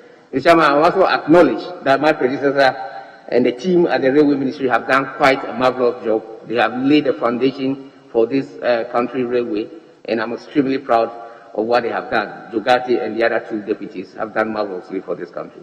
Thank you, Mr. Chairman. Honorable Saying. All right. Thank you very much, Mr. Chairman. Honorable nominee, when you were Minister of Lands, the President declared, if I'm permitted to use the word, war against galamsey. You were tasked to lead the charge. A number of interventions took place, including the seizure of excavators. It was also promised that some drones would be purchased. You put the figure at $30 million worth. Later, the Interministerial Committee chair indicated $500,000 was what was paid. I just want to find out from you, also because Mr. Eko Ewusi, later in a caution statement to the CID, indicated that a number of the excavators were taken by you, or you sent people to take those excavators. How many excavators did you seize as minister, and what happened to them, if you know? Thank you, Mr. Chairman. Mr. Chairman, first of all, let me put it on record that while I was a Minister for Lands and Natural Resources, I have not seized any excavator. What I did when I was a minister was to ask for withdrawals of excavators from mining sites. And at that period, about 500 excavators were withdrawn from the mining sites, but they were not seized. Because the methodology to seize excavators, it's a process through the AG's office. The minister unilaterally cannot seize excavators. So my order was for withdrawal of excavators from the mining site. And I did remember that that withdrawal date has been extended for another 3 months because at that point in time, we realized that the excavators, though withdrawn from the mining site, some were still close to the burial site. So we asked that they should be moved further. Because what was happening at that time, which we note very well, was that most of these excavators were not owned by the miners. The excavators were owned by the separate entity. And so we were going to detach the mining of excavators from the owners of the licenses, so that the licenses would have a license to mine, the licensee will have a license to mine, but the excavator who needs to come and work on the excavation site will also be licensed, so that we have two processes. So these were some of the processes that we put in place to undertake. Yes, of course, the interministerial committee which came to handle the situation was a good innovation by His Excellency the President. I did say that we are going to procure a number of drones at the cost of 30 billion cedis. These drones are high-tech drones. They are not the normal drones that we see flying, in Accra. And we did remember that when we engaged one of the dealers in the drone from the United States of America, the price they gave us at that time was 30 million for the number of drones. I think we were going to acquire about 5 drones at that time. Unfortunately, we were not able to acquire the drones, but the processes to address the galamsey menace have been transferred to the Interministerial Committee, which therefore took over from me whilst I was in office. Thank you, Mr. President. Mr. Chairman. What, you want to follow up? Mr. Chairman, I'm grateful. Honorable nominee, follow up to what the question by the honorable member. When people say that 500 excavators were seized and vanished into thin air, you have spoken to these excavators purported to have been seized and and lost. What would be your reaction to those who say that they were seized and then they vanished? Thank you, Mr. Chairman. I personally have also been tagged as taking, I think, 20 excavators or so, but of course, which is not true. I did state that I ordered for the withdrawal of excavators from the site. But after the Interministerial Committee, of course, which I am a member, I was a member, some excavators were seized. As to whether they vanish or not, I don't think that is the issue. The excavators that were seized went through the process of seizing the excavators, and they've all been under the auspices of the chairman of the Interministerial Committee, and this has been transported. Some of them have been transported to Accra. I don't know, and I have no idea, as a fact, to tell this committee that a number of them has gone missing. I haven't got that record, and it's not known to me that any of those excavators have gone missing. Mr. Chairman, just a follow-up. The 20 you have been accused of also interfering with, you say it is not true. How do you then address this allegation that is in a cautioned police statement by a COC? Well, Mr. Chairman, because the gentleman who was supposed to have made a statement, came out to deny it. It was just something somebody put on the social media, and other people speak it across this country. So ECO is on record to have stated categorically that nowhere he did mention that I, John Peter Amewu, took 20 excavators from the 500 or so or 200, whatever number excavators that were seized. Nowhere. So he came out to deny that assertion. Thank you, Mr. Chairman. Mr. Chairman, as a reporter, I recalled in 2008 when Ghana experienced Dumsor, a number of interventions, including the importation of some gen sets, were deployed to solve the problem of Dumsor. It was not to be permanently resolved, and so we had Dumsor again under President Mohammed. A number of interventions were taken. Those interventions led to heavy criticisms, such as interventions such as the purchase of the car power, Amewu, and other such interventions. The former president and the NDC were lambasted. Given your experience at the Energy Ministry, and the fact, which I know, that car power has become one of the most reliable source of power. And the Amewu deal that had to be renegotiated because of its relevance to the power sector. Will you say that some of these criticisms were misplaced?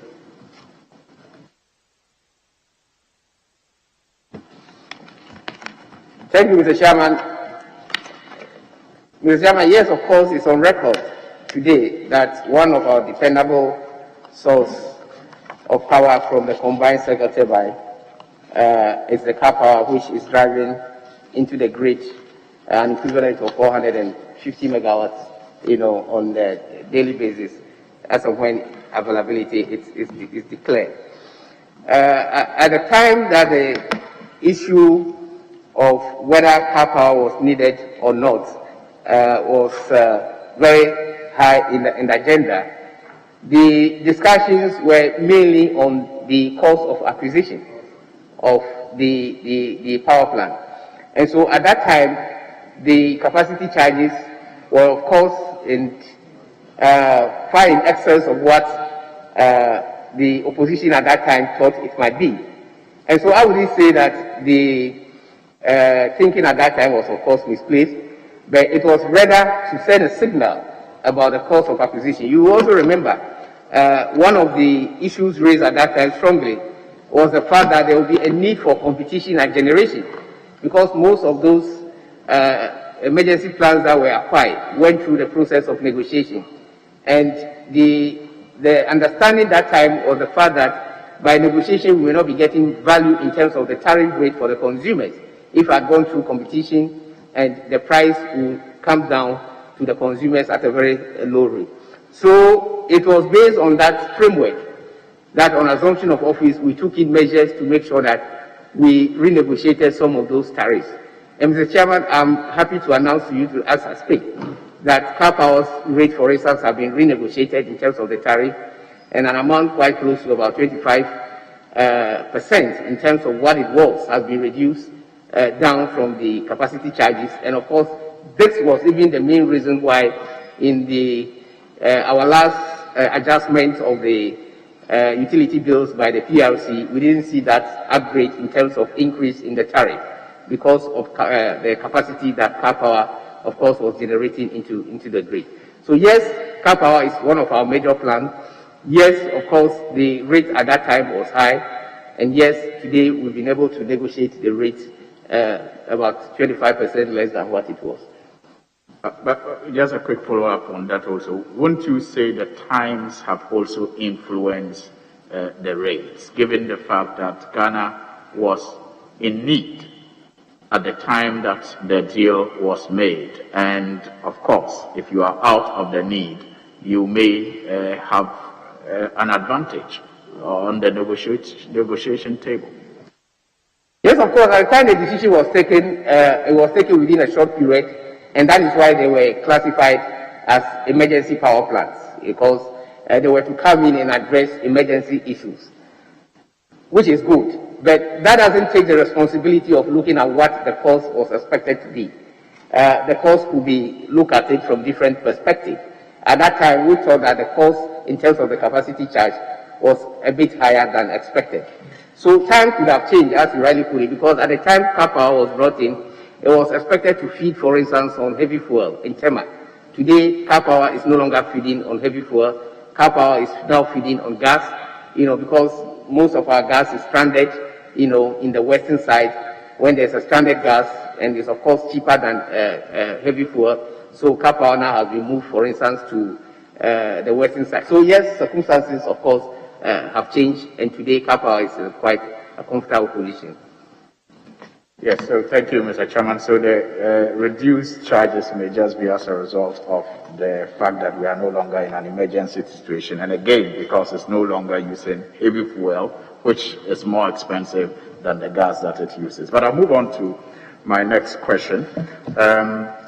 Article 47 of the Constitution 1992 Constitution says 47.1, Ghana shall be divided into as many constituencies for the purpose of election of members of parliament as the Electoral Commission may prescribe, and each constituency shall be represented by one member of parliament.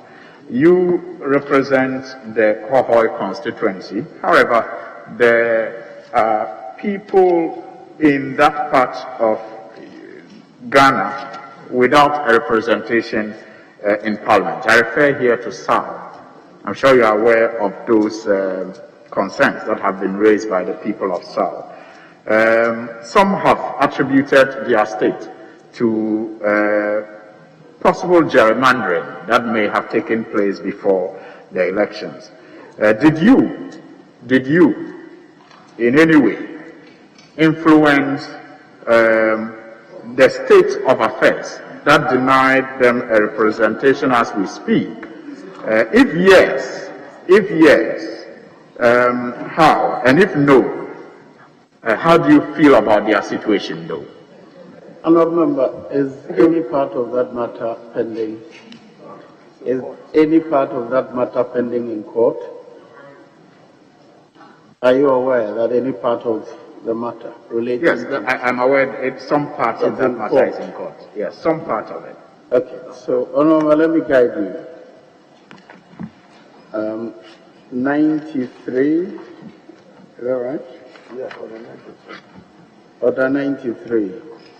Reference shall not be made on to any matter on which judicial decision is pending in such a way as may, in the opinion of the Speaker, prejudice the interest to the parties. So I'll be watching what answer you give. If in any way I think you prejudice the parties, I will curtail it. Thank you, Mr. Chairman. Mr. Chairman, I sympathize with my brothers and sisters from the South for not taking the parliamentary voting process. Of course, I have brothers and sisters from there. Mr. Chairman, I went into this race as a player but not as a referee. I do not constitute the rules that were in place for me to come and contest. I just went in as a contestant. And unfortunately, for one reason, they were not allowed to vote in Hawaii.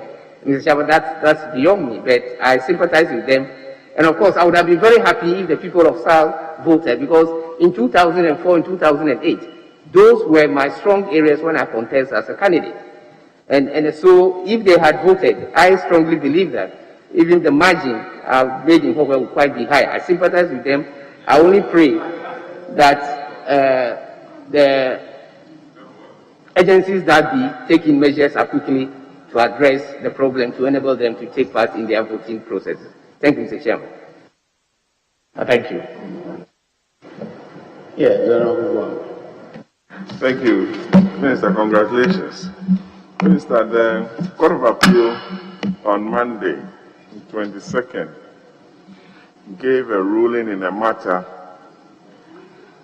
of consolidated civil motion between Springfield and then, let me shorten it for you, Springfield Exploration and Production Limited versus ENI and Vitol Upstream.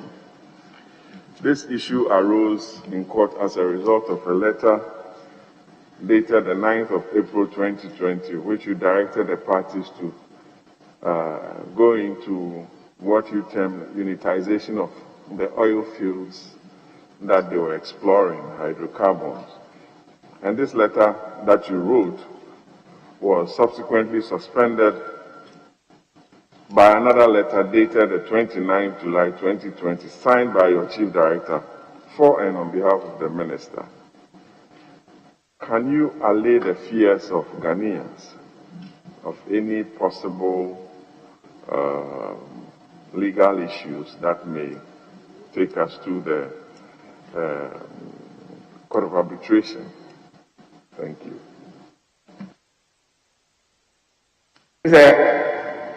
Mr. Chairman,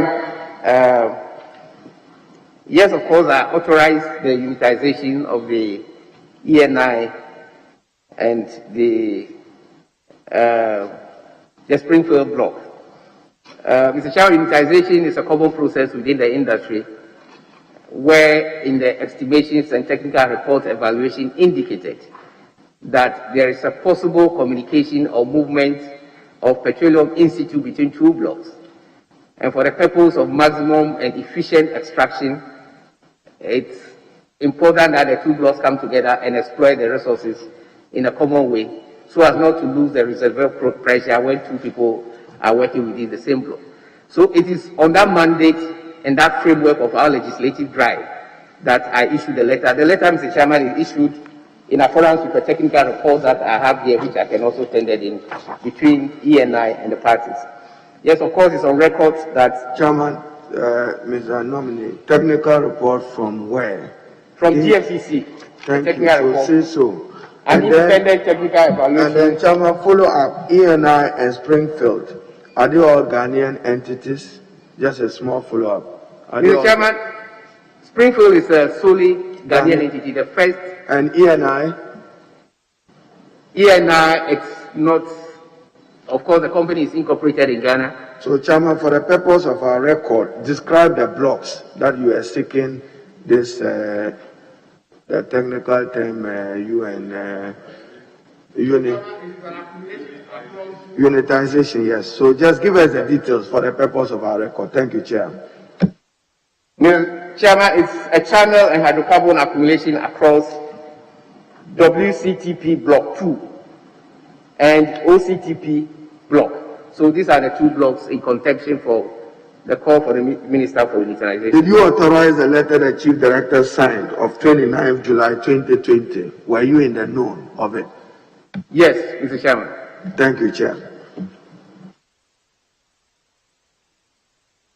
You were in the process of giving an explanation to the... Thank you, Mr. Chairman. So, Mr. Chairman, this process is a common process, and it was based on this technical report from GMPC that we issued that directive for ENI to comply. Mr. Chairman, ENI was not satisfied with the directive, and we held a number of meetings. Mr. Chairman, we put in place a three-member technical committee to evaluate the data further. Upon further examination of the data, we issue another instruction to the ENI. The other party, which is Springfield, felt that ENI was not promptly complying with the Minister's directive and therefore went to court. Mr. Chairman, as I speak now, I think the case is currently before the Court of Appeal, and I don't think it will be good for me to comment further on that. Thank you, Mr. Chairman. Chairman, it's appreciated, but is that to suggest that Springfield were unhappy with your decisions? Not at all. Springfield was unhappy because ENI refused to comply with the ministerial directive. Were you not interfering with their contractual mandate that you had so granted them in an earlier agreement? No, Mr. Chairman, ENI brought out the fact of stabilization clauses, and those were some of the discussions that we held behind closed doors. But stabilization clauses cannot, of course, avoid a call for unitization. A call for unitization is a maximum efficiency of extraction of water. Just clarify, is Springfield asking for respect, ENI to respect your directive, or they are in court for other purposes which may include judgment debt? Mr. Chairman, ENI went to court to ask, Springfield went to court to ask ENI to comply with the ministerial directive. That was the case, Mr. Chairman. Thank you. Honorable Nominee, I have with me the report of the Committee on Roads and Transport on the commercial contract agreement between the government of the Republic of Ghana, represented by the Ministry of Railway Development, Ghana Rail Authority, and Amandi Investment Limited for an amount of 500 million euros for the construction of sections of the Western Railway line on standard gauge from Takoradi Port to Huni Valley. I'm sure you're aware of this arrangement. Yes, Mr. Chairman, I'm aware of that contract. This House gave the approval to that request, and it details the scope of work that Amandi is supposed to perform. Can you apprise us on this contract or arrangement between Government of Ghana? Per your brief. Thank you.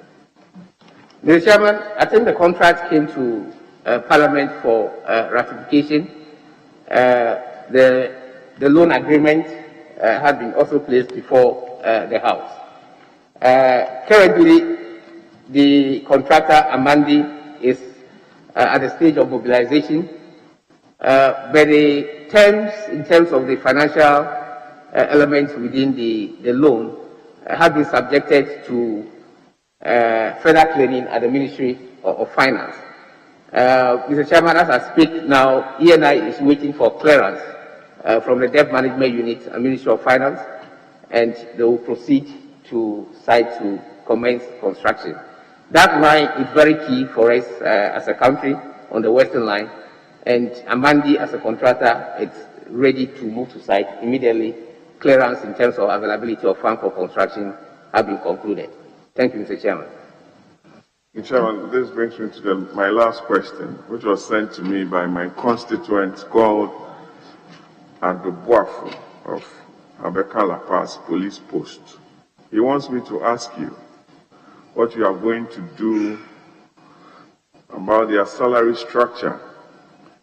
He works with the Railway Authority, says there are casual workers who are paid 700 Ghana cedis a month, and he feels those within that bracket are not being treated. So I should bring it to your knowledge and ask you what you'll be doing to resolve those challenges. Thank you. Thank you, Mr. Chairman. I sympathize with your constituents in terms of the size of their salary. Mr. Chairman, productivity must reflect whatever you take home. Unfortunately, the railway industry, as I stated earlier on, is at the verge of collapse, especially the railway company. Normally, most of their internal generated revenues are derived from some of this tariff they got from transportation and haulage of some of our minerals products. Unfortunately, all those facilities currently are not available, even because of the COVID. There's a ban on transportation of passengers. When I Zoom office, we have to speed up the process of completion of most of these rules, where activities will be brought online. When those activities come online, and then we begin to generate revenue, then we can begin to look at their salaries. As it is now, if nothing is being done, of course, there is no way we can just manufacture money from the air and begin to pay them. We must look at what they do. And so we will try to revamp the industry. That's why government is putting attention in revamp of the railway sector. If that is done and done properly, I think that their salaries will commensurate the activities that will emerge from the revamping exercise. Thank you, Mr. Chairman. Yes. Yes, Honorable Judge. Thank you, Mr. Chair. Honorable nominee, in Ghana currently, there is an ineffective railway legal and regulatory regime, because as we speak right now, there is no regulation for Railway Act 2008, Act 779. What do you intend doing if you are given the nod? Thank you, Mr. Chairman. Of course, regulations are important to drive the law, and they give bare understanding of the framework of the law. And so in every area or sector that we lack regulations, you will see a lot of gaps in terms of implementation. If this House gives me the nod, Mr. Chairman, I would speed up on coming out with the regulation, because the law mandates the minister to do so. I'll come out with the necessary regulation to make sure that the sector becomes very viable. Thank you, Mr. Chairman. What are two key things that you want to do when you are given the nod? Two key policy decisions that you take to improve the railway sector if you are given them? Mr. Chairman, one key thing I need to look at quickly when this House gives me the nod is to begin to look at the role of the GRDA, which is the Ghana Railway Development Authority. Currently, the Act spells out their role as an asset owner and as a regulator. It is important, as we all know, that you cannot be a player and at the same time a referee in the same game. If we really expect a future expansion of the industry where the anticipations is for private sector to lead the growth in the future, in the long run, then it's important that we must detach the asset ownership from the regulator. So coming out with an independent regulator to regulate the framework of the railway construction and operation, it's something that I will look at quickly.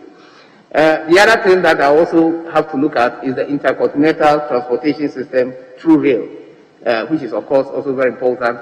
For instance, the rail line going from Tema through Mpakadan, to Burkina Faso. Of course, that passes through my constituency, Howe, and part of it goes through Honorable Okujoto's constituency also. So those lines, of course, we will concentrate on it and make sure that we drive it down to the northern territory of this country, and make sure that we link the two countries, Chairman, together. northern territory is too broad. Where do you want to extend the railway to? When you say northern territory, I can go from Waya through Bolga, through Hamley, through Nabrungo, coming towards Savrugo or Diale. Where are you exactly referring to? Or even Gushegu, if it has to pass through Yendi or Bimbla or Nakwayile, be specific. Mr. Chairman, that line terminates at Tamale and then continue from Tamale through Bolkatanga down to Ouagadougou in the northern part. Chairman, it's appreciated. In your answer to the Honorable Ejari, are we expecting you leading reforms that separate asset ownership from regulation when you become minister? When do you intend to take this initiative if you do become minister? Thank you, Chair. Mr. Chairman, this will be taken within my first 6 months in office if the House gives me the nod. Thank you, Mr. Chairman. Last, which is a statement. I read this on page 7 of the handing over notes from your ministry. I hope that you will not read the same thing as what you want to do, that GRDA does not want to be a judge in its own course, and that you really meet your 6-month deadline to make sure that it's really separated. Thank you. Yes, Mr. Chairman, I'll do so. Thank you.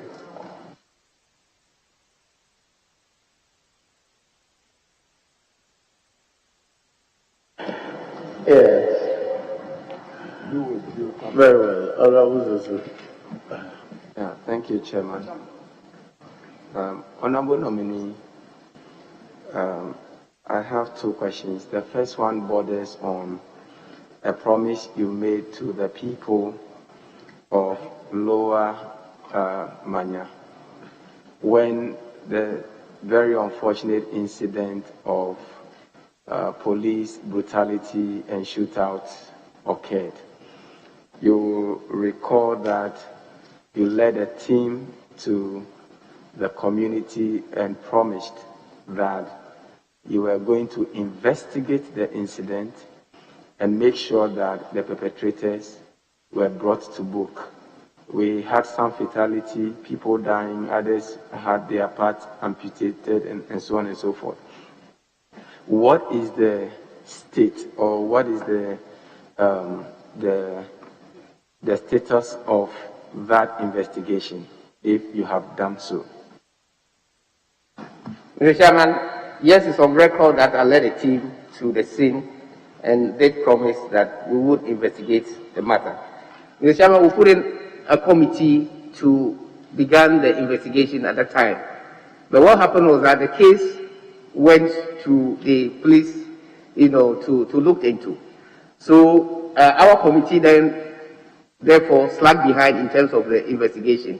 And we actually have not completed the investigation. It's on record, we have not completed the investigation because we have relegated that duty to the police when we were told later that the police are on top of the issue. But being a minister in charge of that sector at the time, are you willing to follow up so you know the status of that investigation, particularly because lives were lost and there are many who were injured, and we need to bring that matter to a closure. Mr. Chairman, yes, I'll provide this advice to the new sector minister coming in if he's giving the note. Thank you, Mr. Chairman. The second question borders on the light rail transit system. What is the current status of the integrated light rail transit system? As I stated earlier on, some feasibility works have been done, but no much details, in fact, have been done beyond that light rail system. But that area includes both some of the network within Accra and then Kumasi. So feasibility studies are currently ongoing. What measures would you put in place to ensure that we achieve this? Because this was part of the 2016 manifesto promise of the MPP, and we would expect that after 4 years it would have been achieved. But since you are now going to that ministry, what kind of assurances can you give the people of Ghana that we are going to see, is going to see the light of day very soon? Mr. Chairman, if this House gives me the nod, taking into consideration the difficulty we have in terms of our internal transportation system, that will be a key area to look at to speed up, the commencement of that project, because that will also, free our roads, and the traffic density that we witness along our roads, of course, will be reduced. So it's something that I will do very quickly. I'll commence the process. Again, the difficulty, as we all know, has to do with availability of funds. But notwithstanding that, I'll promise the House that it's something I will look on quickly when this House gives me the nod and when I get to the office. Thank you, Mr. Chairman.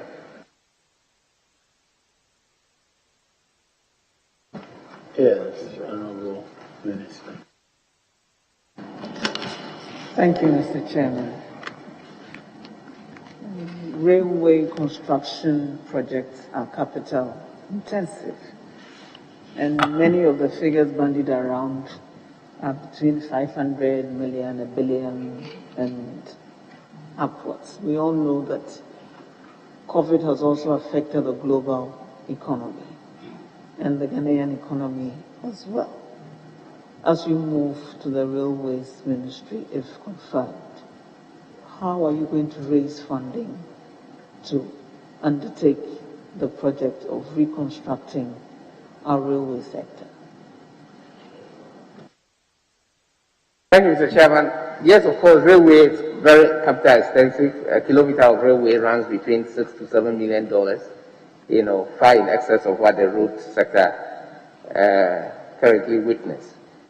In the midst of this COVID, global funds, it's very limited. But Mr. Chairman, I'm praying that now that we've got a vaccine, we will begin to see the reductions of the COVID, and the world will gradually begin to move in its normal way. We will proceed with looking for funding, no matter the difficulty, because our capital within the country itself, in terms of the resources, are very limited, and therefore it's going to be difficult to rely on government funding of railway projects. So we'll explore other avenues. I appreciate your concern, about the difficulty of global funds.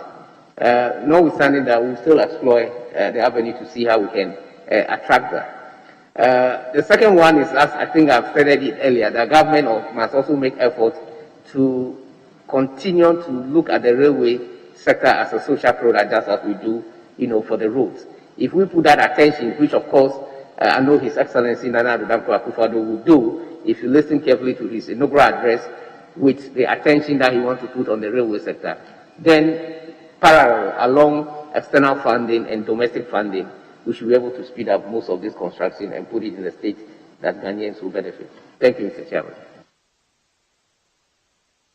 Now, as you continue to expand railway infrastructure in this country, can you give this committee an assurance that all new rail construction will be provided with ducts? As you do the excavation, you put pipes alongside it where fiber and even electricity cables can also be laid alongside the tracks to extend that infrastructure to the other parts of the country and prolong the lifespan of the infrastructure we're putting in place. When people are constructing roads, they construct the roads without reference to development. So a few years down the line, other contractors come along the line, dig across the roads to lay pipes.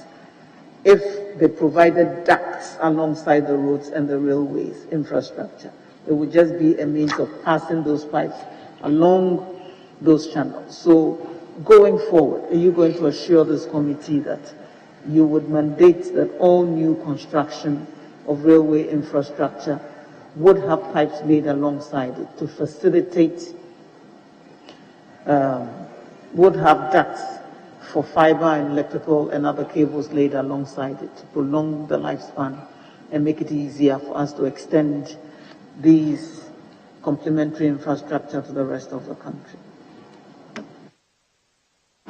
Yes, thank you, Mr. Chairman. Mr. Chairman, infrastructure development under normal circumstances should not be looked at as a unilateral development. We should consider it complementary, jointly, with other sectors that it's, of course, very important. And if you look at how these things are done all over the world, ministries are always in collaboration to know where they fit in terms of the infrastructure development. So I think your suggestion is well noted. Of course, going forward, we should begin to do this jointly, where rail lines will be constructed without putting in the necessary ducts that will mandate, for instance, the communication ministry to do other activities, water to do its activities, electricity service to undertake its activities. So I think this combination in terms of looking at which other sectors fit into the construction to advance, on that proponent, of course, is something that we will look at. Of course, we are colleagues that are going to sit in cabinet together, and I'm going to consult you from time to time when this project. Sorry if I'm giving the nod. We'll be sitting together to discuss some of these issues. Thank you, Mr. Chairman, please. Now, Aker Energy appears to have stoked quite a bit of controversy. And there have been a lot of calls, even this past week, that the contract be renegotiated because some people think that it is not in the interest of the country. Was the Aker Energy contract good for Ghana or not? And or are there aspects of it that can be improved that you recommend to your successor in office?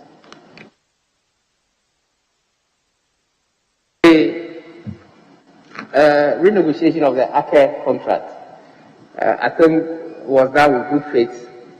It came to this house, the house gave us the nod, and it was done with an intention that in the long run, Ghana will really benefit. In terms of the legislative aspect of the contract, we have not done anything that is quite different from what the contract states specifically.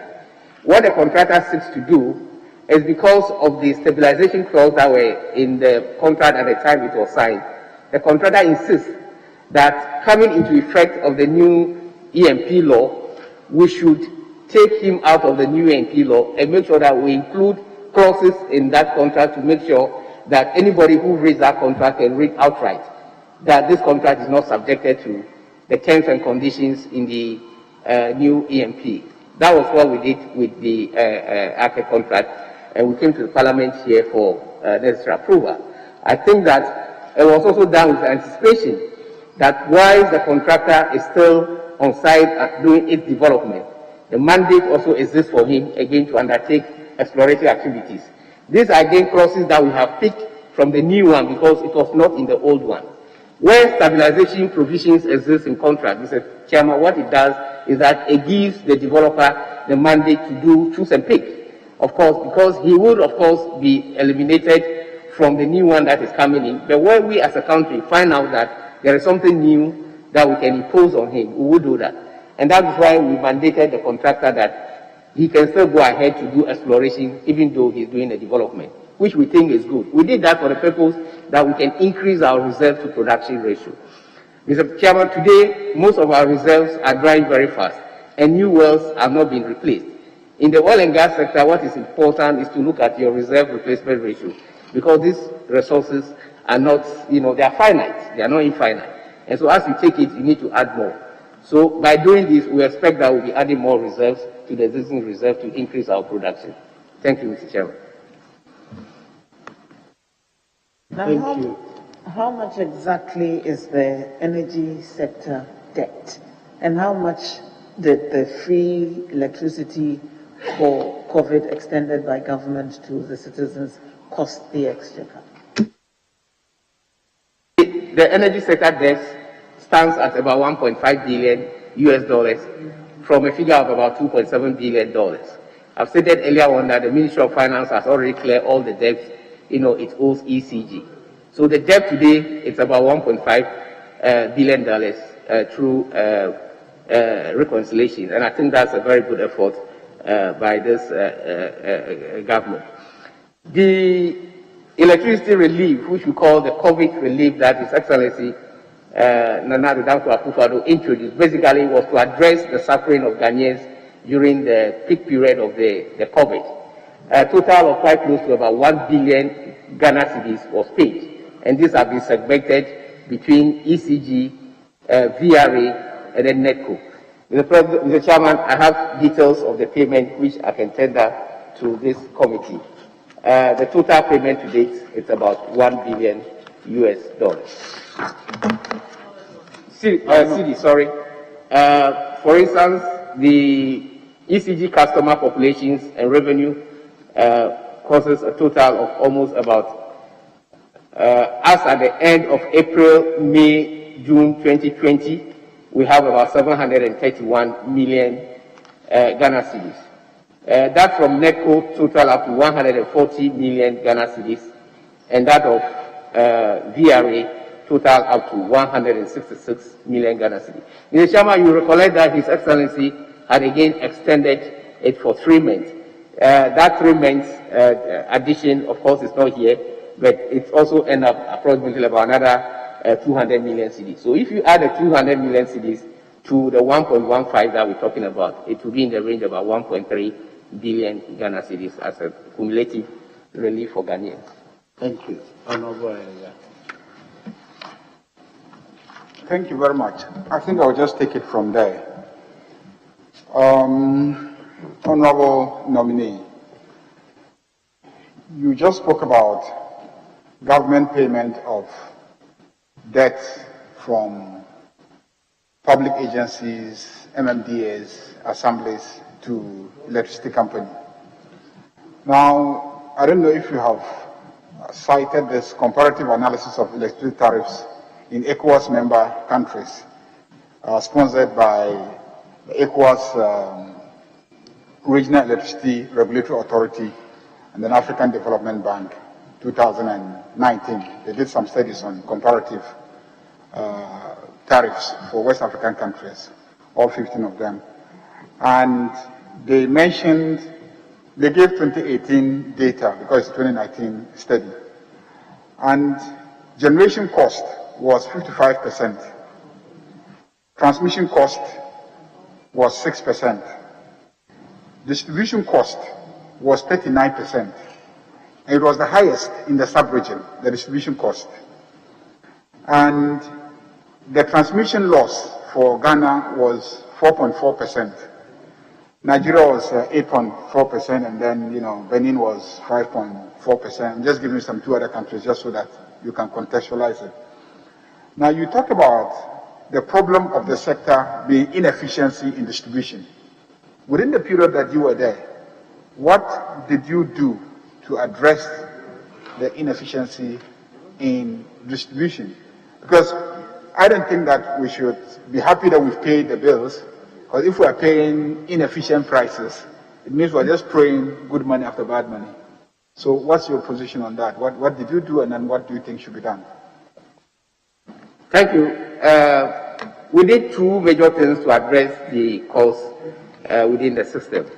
As you rightly put it, the 39% for the distribution was extremely very high. And this 39% again, was as a result of the losses that we have. The distribution losses in Ghana is in the range of about 25 to 30% sometimes, which is very high. What that means is that about 25% of our power that we produce had not been consumed, but they have been paid for. They vanish somewhere along the line, either through the distribution system, because, as I stated earlier, most of the equipment that we have are obsolete, or they vanish as a result of the power theft at the supply end, where people get the power and they've not been able to capture it for payment processes. What we did was an injection of about $100 million by His Excellency Nana Addo Dankwa Akufo-Addo into ECG to make sure that all obsolete equipment. By the government of Ghana or by Nana? By government of Ghana. By government of Ghana. I thought maybe he made some donation to ECG. There was no. Well, the ECG value the obsolete equipment that we have, because most of this equipment were the cause of the losses, and it was in the range of $100 million, which His Excellency directs that we should take steps to replace those equipment. And as I speak now, it came to Cabinet, Cabinet gave the approval, and the work had begun in those areas. Intensively, they are in Ashanti region and in the Greater Accra region. You may begin to experience some flexibility, in your lighting system. This is as a result of some of these replacement of the obsolete equipment that is undertaken. So that is one thing that we've done.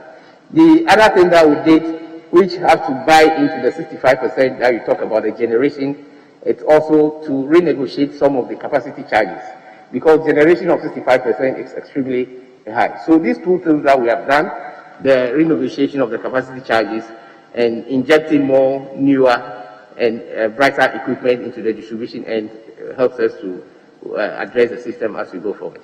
Thank you, Mr. Chairman. What percentage decrease in tariff should consumers expect by the time you complete these two exercises? It will reflect definitely on the consumer tariff. Mr. Chairman, it's also on record to note that the tariff that consumers enjoy today here, it's still less than the tariff they consumed in about 5-6 years back.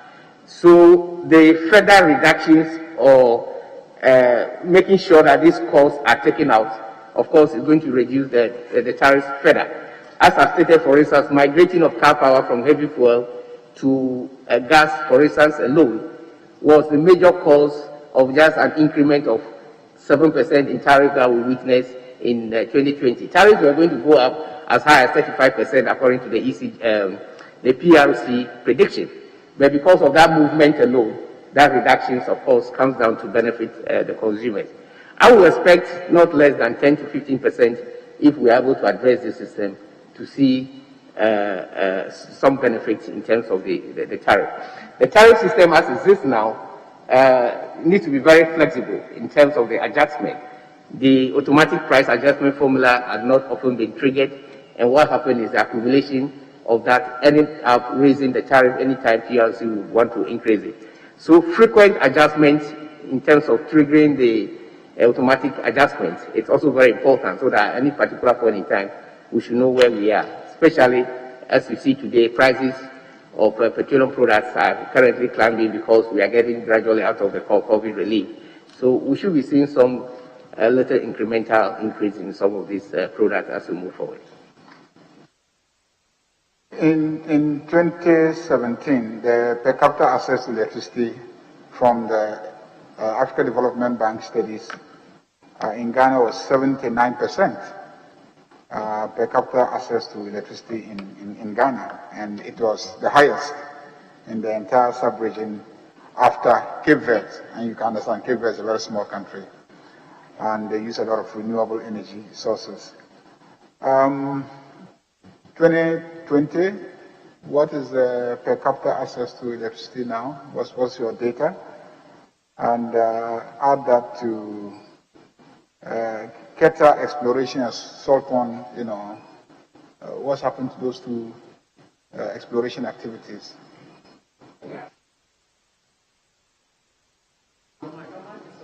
Your first question was I didn't get one clear. The first point was the per capita access to electricity in Ghana today. 2017 it was 79% per capita access to electricity. Yeah. the next highest country in West Africa was Cape Verde, which had 92% per capita access to electricity. So I'm asking you, at the time you were leaving office, what was the per capita access to electricity in Ghana? And then take on board a question on Keta exploration, which I know started. What's the status of the Keta exploration? Thank you, Mr. Chairman. The access rate at time I was leaving office at about 85%, which is of course one of the highest within the region. I mean, coming very close after South Africa. Ghana has done very well in terms of its penetration of access to electricity. With the Keta exploration,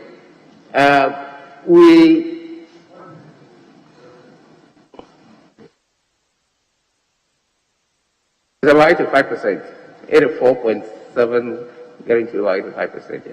But the policy of government was to move it up to 90%. And this House will recollect the number of 10 key projects that we brought into the House. It is expected that when the construction began in most of those communities, the access rate will be moved to quite close to 90%. The delay in commencement of those projects, I think it's something that everybody knows. Because of the COVID, we have delayed the implementation of those projects. But I'm sure that as we get out of the COVID, most of those contractors will return back to site to speed up the construction, and this will increase the access rate. The Keta exploration project, temporarily it's at halt. Again, basically because of the injection of capital from the IOCs. But what government has done is to intensify the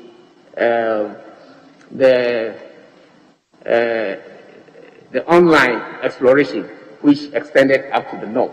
GMPC has done quite a very intensive work.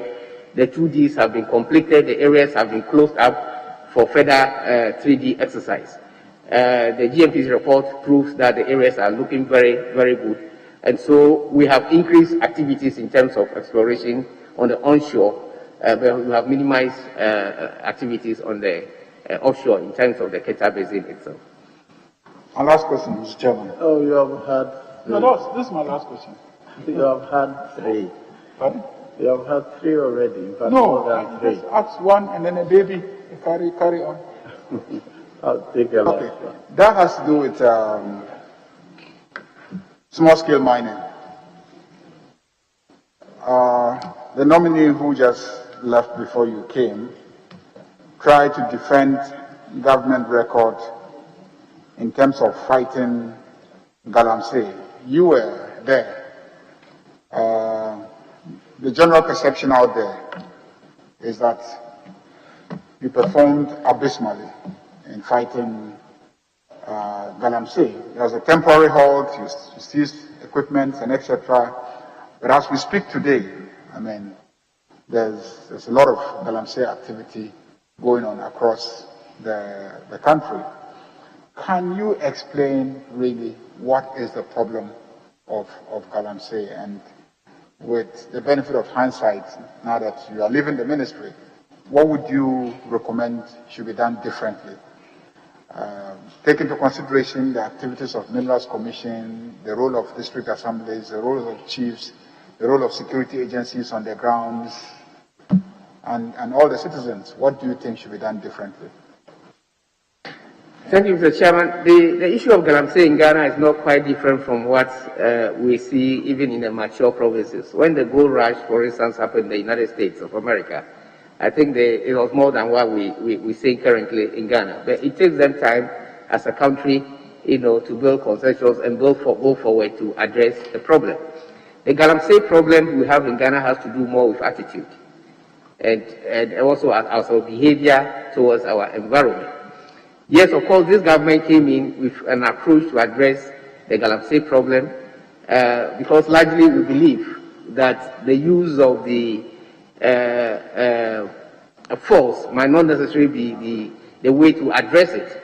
But as human as we are, some force would have to be introduced. So I wouldn't say that the government has failed in its attempt to address the galamsey problem. The problem of galamsey is an ongoing, and solution to address it must also be an ongoing. It cannot be an event.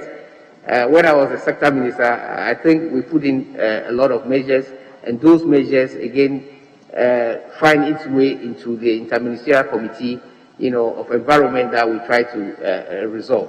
There were some excesses, of course, in a human environment. You must expect that. But I think that my advice for the new minister is to relook at some of the regulations. I quite remember we came out with a multilateral mining integrated approach document, which had fortunately not been implemented. I would advise the new sector minister to look into that, because the World Bank was prepared to buy into that. The Australian government was prepared to buy into that. Unfortunately, we couldn't launch that document as at the time I left that ministry. So my advice to the incoming minister maybe to advise him to go back and look into the multilateral mining integrated project document, which I think will be a way forward to address the galamsey menace we have in the country. Thank you, Mr. Chairman.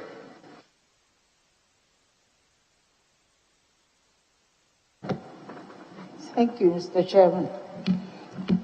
Honorable nominee, congratulations for your new position. Sometime last year, somewhere around the end of September, the President was in Kumasi, specifically in my constituency, to commission a 51-kilometer long standard gauge railway line to connect Eduarden and Ashanti region. At the commissioning, I learned that the current railway development plan envisaged a complete movement away from the narrow gauge to the standard gauge. What, in your view, will be for this new policy approach to the sector, if you can enlighten us on that? Thank you. Chairman, the new master plan, as she rightly put it, deviate from the narrow gauge to the standard gauge. There are advantages, in both ends. But the major reason why the country is moving to the standard gauge is the fact that the narrow gauge hardly has currently been undertaken by any new emerging countries, except even within our sub-region here in Africa. It's only South Africa that it seems to be using the narrow gauge. The narrow gauge, what it does is that it enables the train to be able to, meander through smaller communities. And by doing so, it travels at a lower speed because its ability to meander through narrow communities. The introduction of standard gauge, what it means is that the speed is going to be very high, in the sense that the stability in terms of what it sits on the base would also increase because of this axial load. So the standard gauge is going to increase in speed and also increase the axial load. Currently, the speed, according to the master plan, is going to move from about 120 kilometers per hour to about 160 kilometers per hour. What the standard gauge might not do is that there is a possibility that it may not be able to go through some of the communities, because the curvature in terms of the standard gauge is not as easier as if you use the narrow gauge. With the narrow gauge, because of the speed, the train will be able to move slowly and meander. With the standard gauge, it may go at a very tall speed and may not be able to meander. But what we can do again with the standard gauge approach is that we may need to acquire more right-of-way. If more right-of-way is acquired, in addition to the existing right-of-way we have, then it can take time through the design to go through those communities. So this is the reason why I think that the framers of the master plan, of course, which I think is yet to come to cabinet for approval, thought of migrating away from the narrow gauge to the standard gauge, just basically because of spare parts and other details. Yeah. Thank you, Mr. Chairman. Thank you very much. My last question. What are some of the major challenges that you envisage as a railway minister, and what measures will you introduce to minimize these challenges if approved by the committee? Thank you. Did I get you clear? Challenges in the railway sector, you mean? Thank you, Mr. Chair. There are several challenges currently within the sector, as the House will agree with me. One of them, which is very important and key, is how to address issues of right-of-way, which has to do with the acquisition of land. That, Mr. Chairman, I mentioned earlier that we would have to henceforth begin to include the cost of right-of-way in our unit pricing, and so that we do not look at right-of-way as a separate item from the construction project, where government will have to pay for right-of-way, and contractors or IPC contractors will have to come on and also do the construction. We need to build them together so that that issue can be addressed. Another major problem we need to look into the sector again is the key personnel that are in the sector. You will agree with me that this is a new sector, it's a new ministry, and they lack personnel to work with. And so one of the things I'm going to do quickly is to talk to my colleague, the road minister, because, Mr. Chairman, there's no difference between the construction of railway line and road line. It is the same thing. There is no difference. Formation, surveys, it is the same. The way the road is contracted, that is what the same process they use for the railway line. So I will be speaking to my colleague, the road minister, to see if they can give me some of the technical persons from the Ministry of Roads or Highways to support my ministry to address some of the staff challenges that we have. Because the staff challenges is very important, and if we are able to address that, then we will begin to move forward in the right direction. Another major challenge is how do we begin to introduce local, contractors into the rail industry. As I've stated earlier, construction of the railway is not different from the roads. So some of these are road contractors, can be upgraded to come into the railway sector and construct the railway line for us. And that will make it cheaper, because today, as I speak, the cost of a railway, a kilometer, is about $6 million to $7 million, depending on the terrain. If you bring in some of these local contractors that, of course, have done several routes through difficult terrain, they should be able to address the problem. Going forward, I think that the railway industry, together with the Ministry of Lands and Natural Resources, will have to be talking to each other to see how both ministries can work very quickly. Ghana has a lot of deposits in terms of iron ore. His Excellency, the President's agenda is to see how we mineralize these resources to the benefit of the country. One of the cost-sensitive items in the railway industry has to do with the rail lines. Apart from the railway line, Mr. Chairman, 70 to 80% of all the other materials are local materials, right down from the base, the sub base, the ballast, and all the other things. They are all local materials. The only other material that comes in is the steel. So if as a country we are able to aggressively, undertake our steel development project together with the deposit that we have, with the iron ore, we should be able to construct most of our railways line within the shortest possible time. These are some of the challenges that I think we can address as a country and move forward. Thank you, Mr. Chairman. Yes. Thank you very much, Mr. Chairman. Some quick preliminaries. I noticed from the Honorable, we have spent so much time. The statement. Ignore the preliminaries and move straight to No, for our records, Mr. Chairman, this is very important. Our record is ours. So just go straight to the question for me, please. Okay, I would address that in conclave because it's important. The communication from the President and his CV, the inconsistency, but I'll address that in conclave. Mr. Chairman, my first question will take me to the nominee's former role as Minister responsible for energy.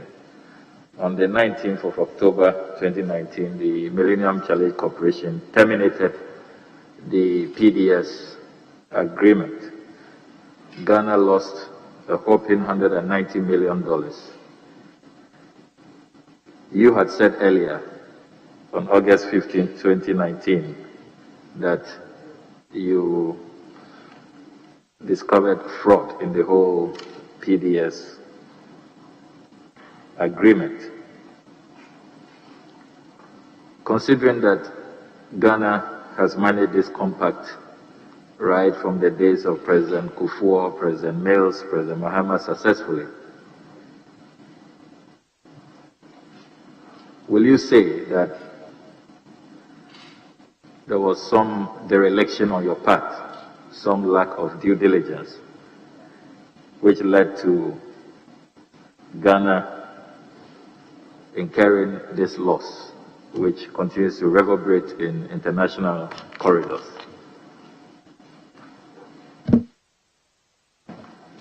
Thank you, Mr. Chairman. Yes, of course, it's on record that the government of Ghana terminated the relationship between the Power Distribution Service Company, PDS, and the ECG.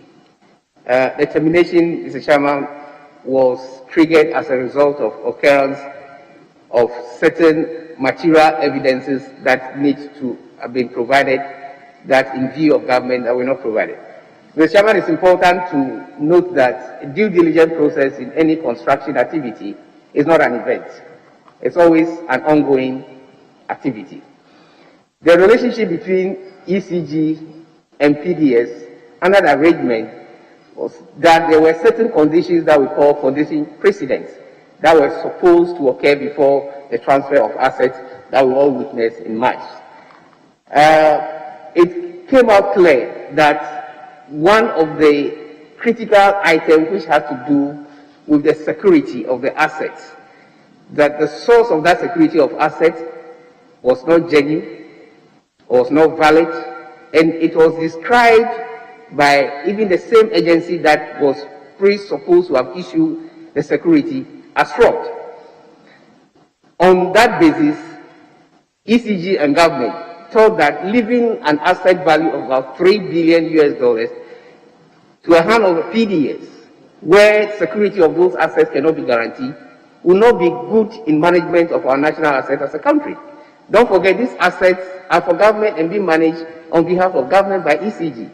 And so in event of default, if ECG cannot go back and get its $3 billion asset because the basis of covering that asset is found not to be valid, then of course the only thing that will be left to government is to go out of the marriage relationship.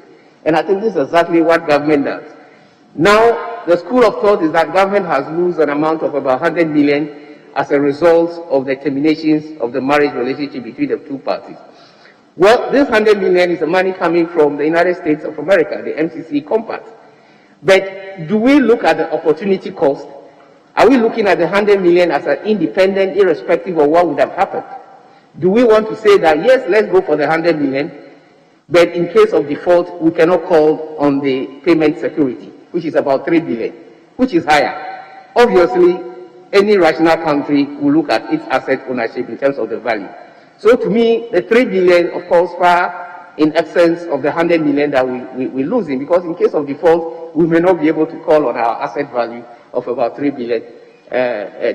So in my view, that contract, of course, as you rightly put it, yes, I did describe it as fraudulent, because from the source of where we're supposed to get the guarantee, they themselves described it as fraudulent, because number one, they stated that they are not in capacity to issue such a high level of guarantee. The person who issued the guarantee don't have the capacity to issue that guarantee. And number three, and that for such a guarantee to be issued, it needs to go through their national system. And all these things have not been done when we went on the verification exercises. It was on that basis that I described, the deal as fraudulent. And I don't think Ghana government, in the long run, have lost anything from that deal. Thank you, Mr. Chairman. Chairman, just a follow Honorable Ablakwa, for a minute, excuse me. Did you formally communicate any concern on the guarantees to PDS? And are you aware that PDS is in court making some claims?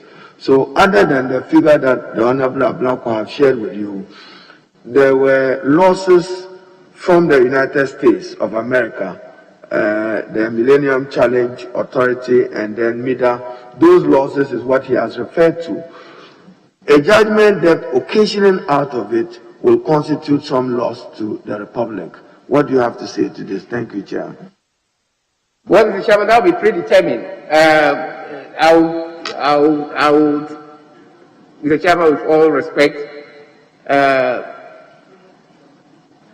because the case is within the court, I wouldn't say there will be any need for a judgment there. Any aggrieved party has a right to seek judicial, address when it finds itself in a very difficult commercial positions. PDS has found itself in this commercial position, and they have every right to go to court. But I think government of Ghana is right. The advice from Attorney General's office is right. The ECG has put in every indication that they've undergone this due diligence process, and we have every fact and details which trigger the termination of that contract. So I think that there will not be any judgment in the future. Though they are in court, I don't. Chairman, my other question, did you write to PDS to draw their attention to the fact that there were problems with the guarantees that they issued? Yes, of course, ECG drew the attention of PDS, PDS, as Chairman, we would appreciate any correspondence on the subject, whether from ECG or from you as Minister, any official communication to PDS, drawing their attention to those concerns you had with the guarantee. We appreciate you making it available to the Chairman through the clerk. Thank you. Honorable Blackwell. Sorry, Chairman, my question is a specific one. Do you take responsibility or not? Were you derelict? Come again, Mr. Chairman, please. Do you take responsibility for the whole PDS debacle, the whole caboodle? You were the sector minister. Do you take responsibility? Yes, of course, Mr. Chairman, sector minister at the time of which the terminations happened, must be released. So yes, of course, I take responsibility, and I know the termination was done at good cause and for convenience of Mother Ghana. Honorable, was it your personal decision as a minister or a cabinet decision you implemented? Is your personal decision as a minister or a cabinet decision? Mr. President, this is a cabinet decision that we've implemented. It was not my unilateral decision. Thank you, Mr. Chairman. The decision for termination was a cabinet decision.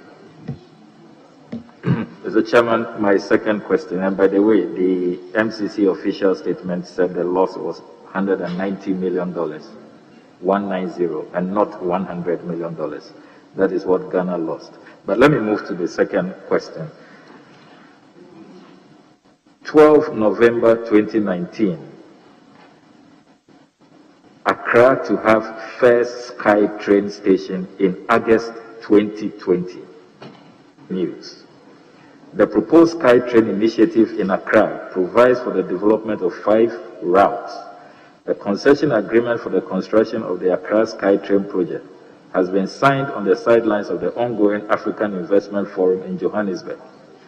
The signing of the agreement means feasibility studies spanning a period of 9 months to determine the bankability of the project will commence, with the investors assuring the first station of the Accra SkyTrain project will be opened in 9 months.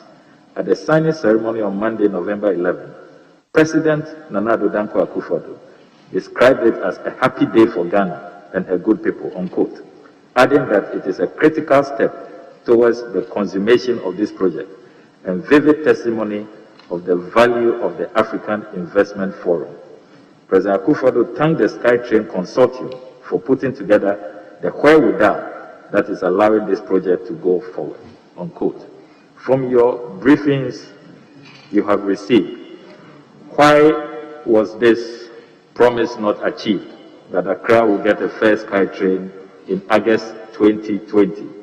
We are now in February. And is this project still on course? Thank you, Mr. President. The project is still on course. From advice I got from my ministry that if this House gave me the nod, I'll be going. The ministry, as part of its effort to improve the urban mobility and reduce traffic congestion in Accra, has engaged the services of firms to provide transaction advice services to the ministry for the development of this light rail. As I speak today, the transaction advisors, Mr. Chairman, have undertaken a number of feasibility studies that will assist the ministry to go through the various phases for the development. This sky train that we're talking about is not the normal train, the train that you see in the sky running on the electricity lines. but it's just going to be a high-rise train. What it means is that we'll raise up the columns, and of course, because of the congestion within the city, this train will be going above the normal ground level. So they'll be going up in the sky, but it doesn't necessarily mean the sky train as we normally talked about. So the government is in the process to partner with a PPP arrangement to undertake this. The delay in the project is as a result of any construction project delay. Some understanding with regard to the negotiation that is currently blocking the construction. If I assume office, Mr. Chairman, I want to assume this House, if they give me the nod, that it will be one of the priority projects that I will take into consideration, because that definitely would also address our traffic congestion that we have within Accra and Kumasi. Thank you, Mr. Chairman. Mr. Chairman, my final question is a reputational matter, but very important, very, very grave issue. On the 27th of December 2020, a bailiff from the Ho High Court by name Emmanuel Aziaka, who was asked by the court following a successful ex parte injunction which had been secured by the legendary Chachu Chikata. The bailiff told the media that your men, your macho men, upon citing him, physically assaulted him. To be clear, they beat him to pulp. The pictures make for worrying observation. My Joy Online reports, bailiff says he was beaten by Amewu's boys while delivering injunction. City FM Online on the same day interviewed Mr. Aziaka, and he said, quote, Mr. Amewu rolled down the glass of his car when I was being attacked by his boys, and he rolled it back up. He did not intervene, unquote. How do you respond to this grave matter? Because you have been checking, you have since not uttered a word following this incident. Thank you, Mr. Chairman. Mr. Chairman, first, let me put it on record that I am not a violent person, but I also want to use the opportunity to sympathize with the bailiff if the incident did happen. I was told of this incident 3 days after the Thanksgiving program that I've undertaken. And it was on social media that I saw this, that a gentleman was attacked. Those cannot be my tasks. I work with very faithful and dedicated people that accompany me to my scene. If indeed this happened, of course, I don't see the reason why it should be attributed to me. I sympathize with him if that actually happened, but I cannot never be held responsible, and I never on any occasion roll my glass to look at a victim that has been beaten. That is not my nature. If I did come across such instances, what I would have done under normal circumstances is to stop it, irrespective of what might be happening. So I never roll my glass. I was not at the scene of the incident, but I saw this also in social media. And if it did happen, I sympathize with him. Thank you, Mr. Chairman. Any action you took when you saw it on social media? I engaged, immediately called 3 of the guys that were following me, my security guys, and asked them, but they said no, they are not responsible. And at that time, they have also not heard the news. So I was showing to them that this is what I've said. I tried to interrogate it, and I was told by them that they were not responsible and they know nothing about it. Thank you, Mr. Chairman. Very well. Colleagues, it's 2 hours. We will take a 5 minutes break, walk around, and resume in exactly 5 minutes.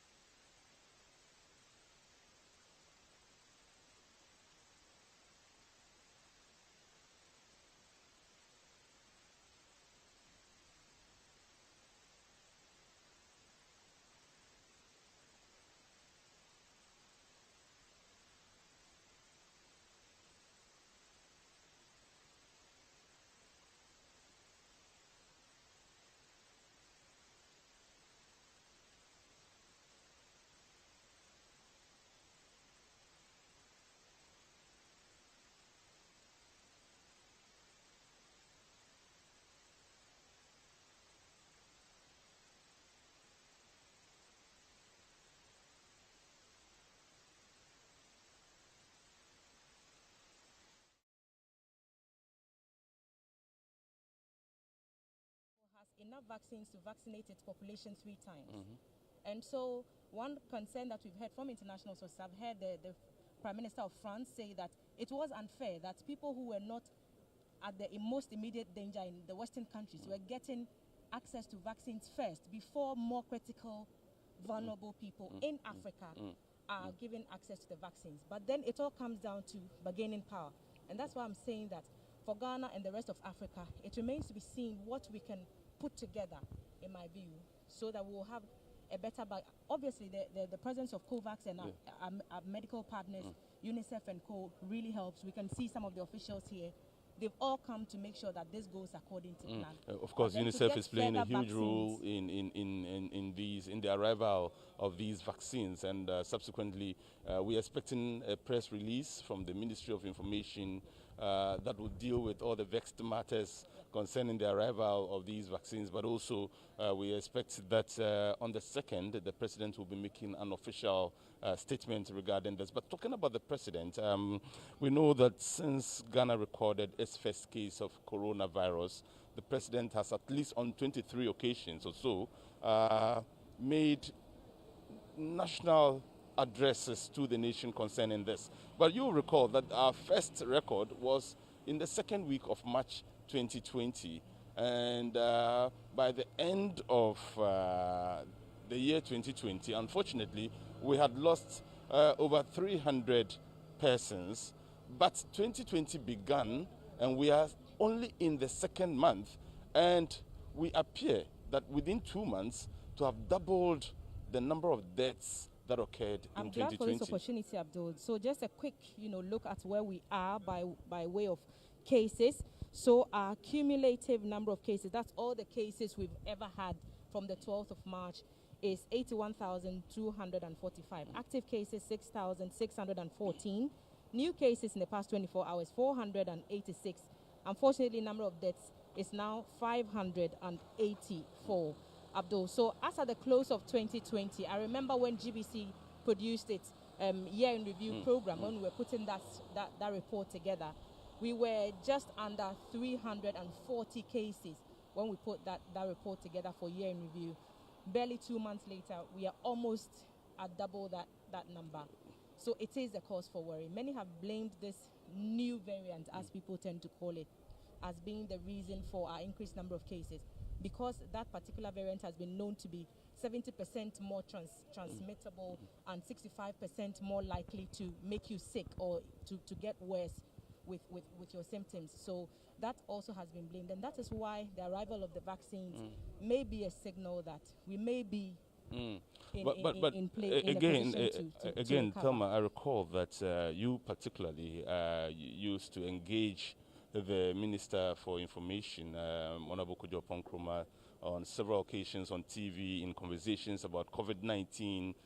One of the things I picked up from your several conversations and the call-ins that came through in those programs was the fact that people appear to have this lackadaisical approach, almost skeptical approach to the existence of the virus itself. Probably that may have also contributed to, instead of seeing the decline, we've seen a sharp surge. I think that inherently, Abdul, everybody likes to be free, and everybody, Okay, so the plane has just touched down. It's an Emirates flight. It has just touched down. There's the flight carrying the vaccines that we so much look forward to receiving. I believe hope has arrived. But the fact that hope may have arrived does not then also suggest that we can go back to sleep and allow life to go on as usual. Of course, not everyone will be vaccinated, at least not in the next 6 months, not in the next 1 year. It will take time for everyone to be vaccinated, and therefore what it means is that even if you know that vaccines have arrived, you still need to stay safe, you still need to protect yourself, and you still need to protect others as well. Yes, Abdul. The team is standing by. The health minister designate, who is also the former health minister, who has led this fight from the very beginning, is around with the officials of the Ghana Health Service and we expect that they will receive the vaccines. We understand that samples or a portion of the vaccines will be transported here to be received by the delegation as a symbolic gesture, and then from here they will be safely transported. Arrangements have been made for the vaccines to be transported to a place where the temperature is right to keep the vaccine. Mind you, Abdul, the choice for Ghana to go with the AstraZeneca, the Oxford vaccine, largely had to do with the storage capacity of the country, and this has brought us to where we are. The team is ready to receive the package. That's very Ghana true. will start You're its talking about vaccination. storage. We do understand that these vaccines have to be stored under certain conditions in respect of temperature and other conditions as well. You have been conducting the research into these as well, and I'm sure you will be able to share with us the basic information regarding the temperature and whether or not we have the capacity to store about 600,000 vaccines as have arrived, and indeed we are expecting more to arrive subsequently. In the coming Yes. weeks. Yes, certainly. When you compare, according to the information that has been made available by the experts, so by the WHO, by UNICEF, by other international media sources, the vaccines, some of them need to be stored under very, very cold temperatures, below 0 degrees, some below minus 20 degrees Celsius. And we were told that Ghana did not have the capacity at the time. And so we opted for the AstraZeneca, which can be stored at refrigerator temperature. And we already have those facilities because of vaccinations for measles and other stuff, which were kept under similar conditions. So we are seeing trucks pulling up. These are Ghana Health Service trucks. Yep. And these are not ordinary trucks. You're seeing they're temperature controlled. You can call them moving refrigerators. That's because, and we were just talking about the storage facilities and whether or not we have the capacity and the ability to store these vaccines. The Ghana Health Service already showing that it has the capacity, at least, to transport these vaccines from the airport to the final destination where these will be stored and administered to persons who immediately need the vaccination. For those of you who just joined the coverage, we're bringing you live videos, footage from the Kotoka International Airport, where just a couple of minutes ago, the Emirates aircraft carrying the 600,000 vaccines expected in Ghana landed and is currently taxiing. We can see it making its way to the Terminal 3. We are here at the Terminal 2.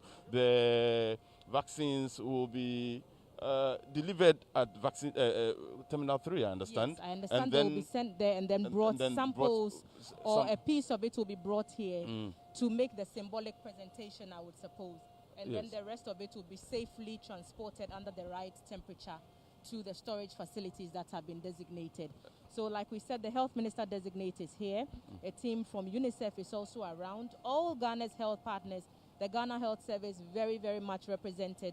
All of Ghana's health partners are here to ensure that this is done safely. The aim is to assure you and I that these vaccines are for our own good, and it may be in our best interest to opt to get vaccinated. Because, Abdul, the law does not mandate or compel anybody to be vaccinated against their will. So people have to be willing to take the vaccine. And that is what the officials are counting on in the next few days, to build up that professional, competence, so that people will have trust in the vaccine and then opt to take it. And there's international interest in the arrival of these vaccines as well. UNICEF already, we have indicated to you, is playing a key role in the arrival of these vaccines and the acquisition of these vaccines as well. Indeed, Thelma did make a point earlier regarding the fact that when the vaccines were first produced in the Western world, in Europe, in America in particular, it appeared that Africa had been forgotten, and the distribution was focused on persons within these continents and countries that particularly were not as vulnerable to the virus as other people in Africa were.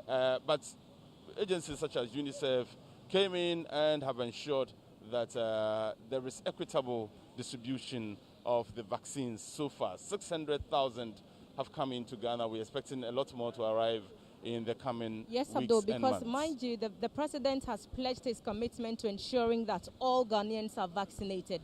We are talking about 31 million people, some of whom may be initially excluded from being vaccinated. For example, children who have not been trialed with any of these vaccines, and so the effect on their livelihood has not been ascertained. So we know for a fact that children are not going to be vaccinated, at least at this initial moment.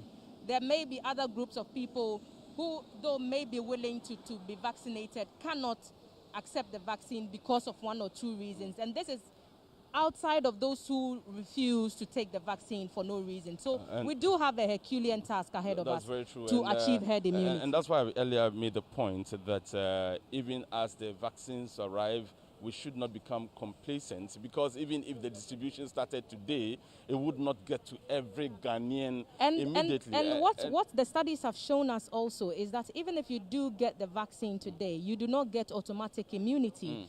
So the foolproof way still remains social distancing, wearing your mask, washing your hands with soap under running water, and then basically keeping to the protocols, avoiding crowded spaces, because there have been instances in the West where people have received the vaccination and have still gone on to be infected. However, the plus side for them is they do not get as sick and they report even milder symptoms because their bodies have been exposed to a system which allows antibodies to be produced and to fight off the infection. You mentioned the issue of children.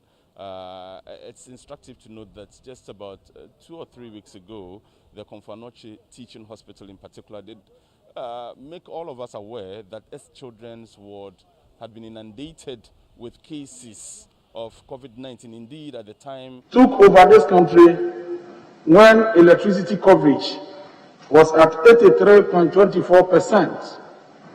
And when we come to the 2020 budget, at paragraph 818, it is provided that electricity coverage was at 84.98%, indicating that in the last 4 years, electricity coverage was increased by 1.74%.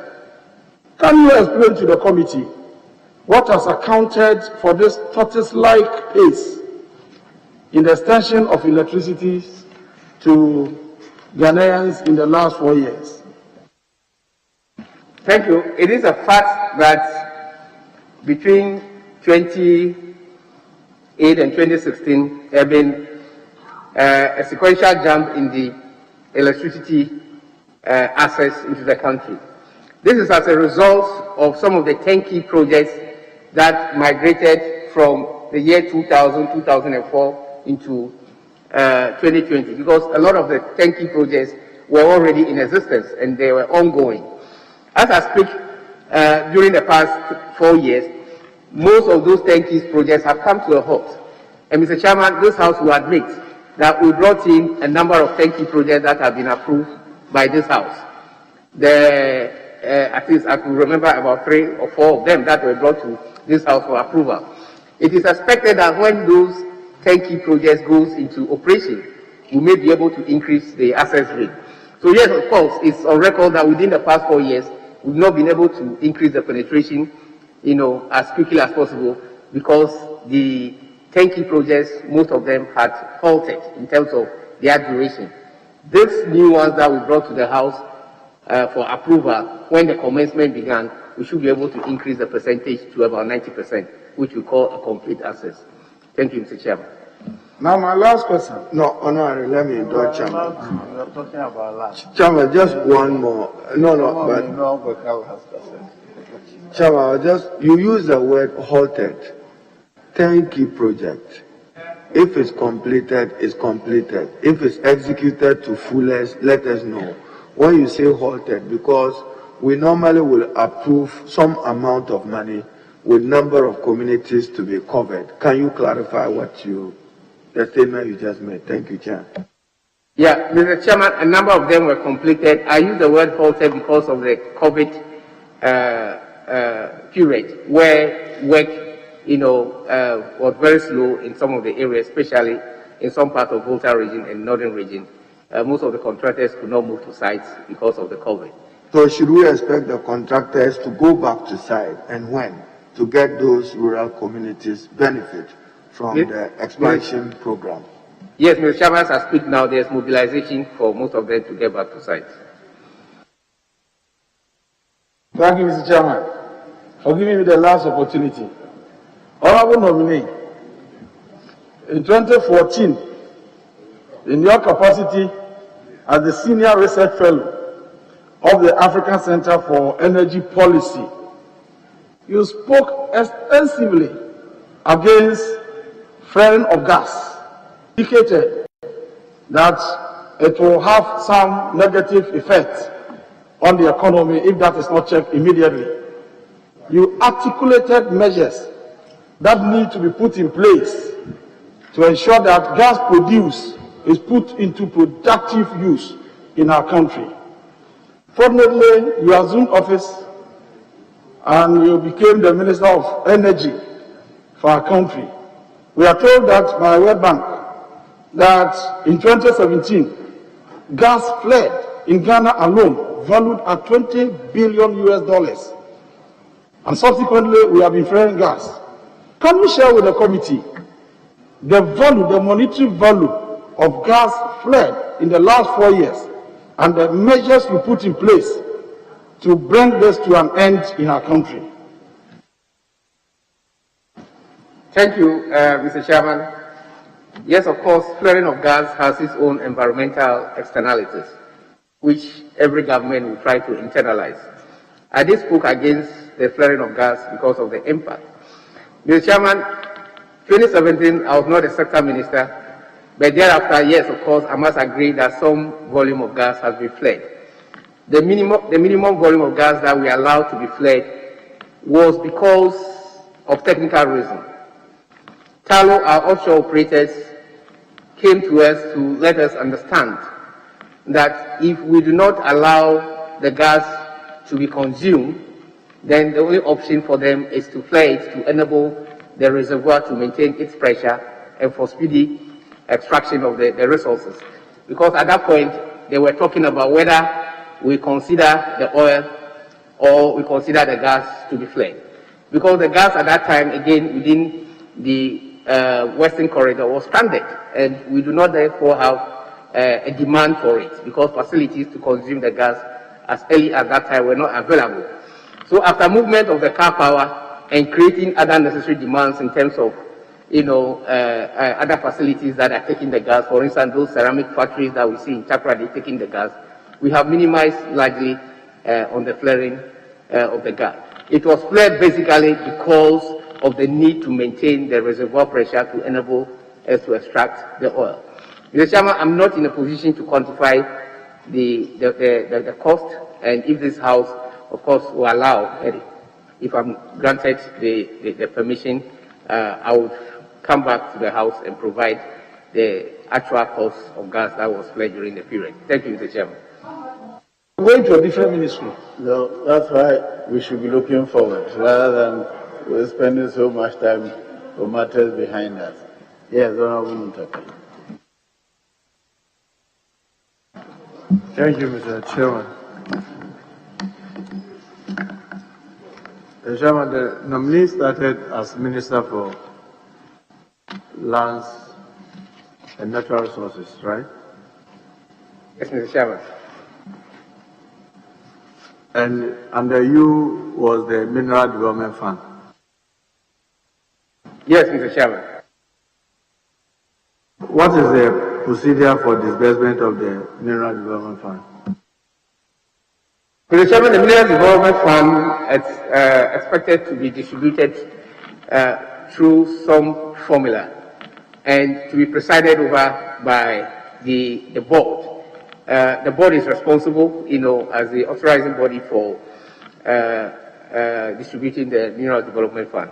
The formula for distribution, it's also as enshrined in the law of the Mineral Development Act. Why did you disburse the Mineral Development Fund in 2017 without the board? Why did you disburse that fund without the board in 2017? Yeah, Mr. Chairman, in absence of the board, the sector minister has an oversight responsibility. And constituting the board, Mr. Chairman, at that time took some months.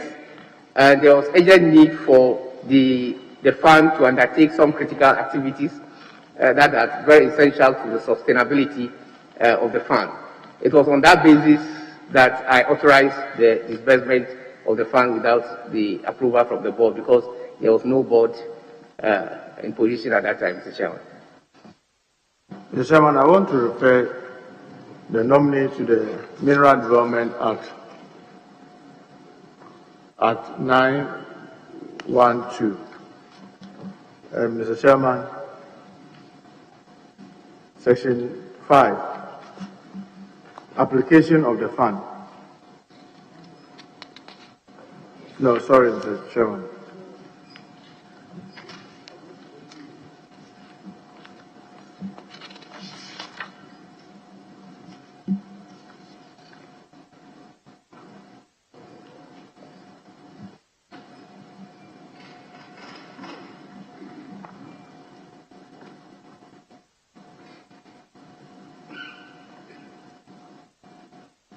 Yeah, Mr. Chairman, sorry, I was right. Section 5.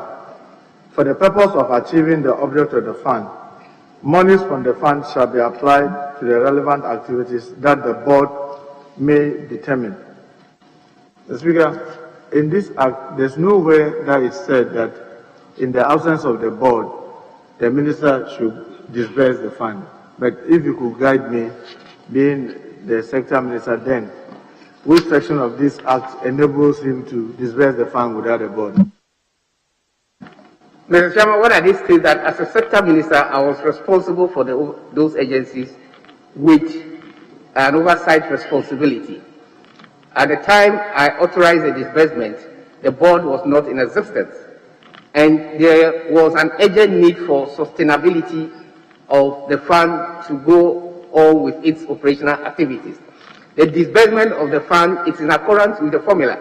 So irrespective of a minister or a board, the formula will be followed. What I did was just to ask them to go according to the formula and disburse it accordingly. The fund was not disbursed outside the formula. The them refers to who? He said what you did was to ask them to go in accordance with the formula. Who is them? The board. Was to ask the Mineral Development Operational Activity, which is the chief executive. The management. The management, yeah. Thank you, Mr. Chair.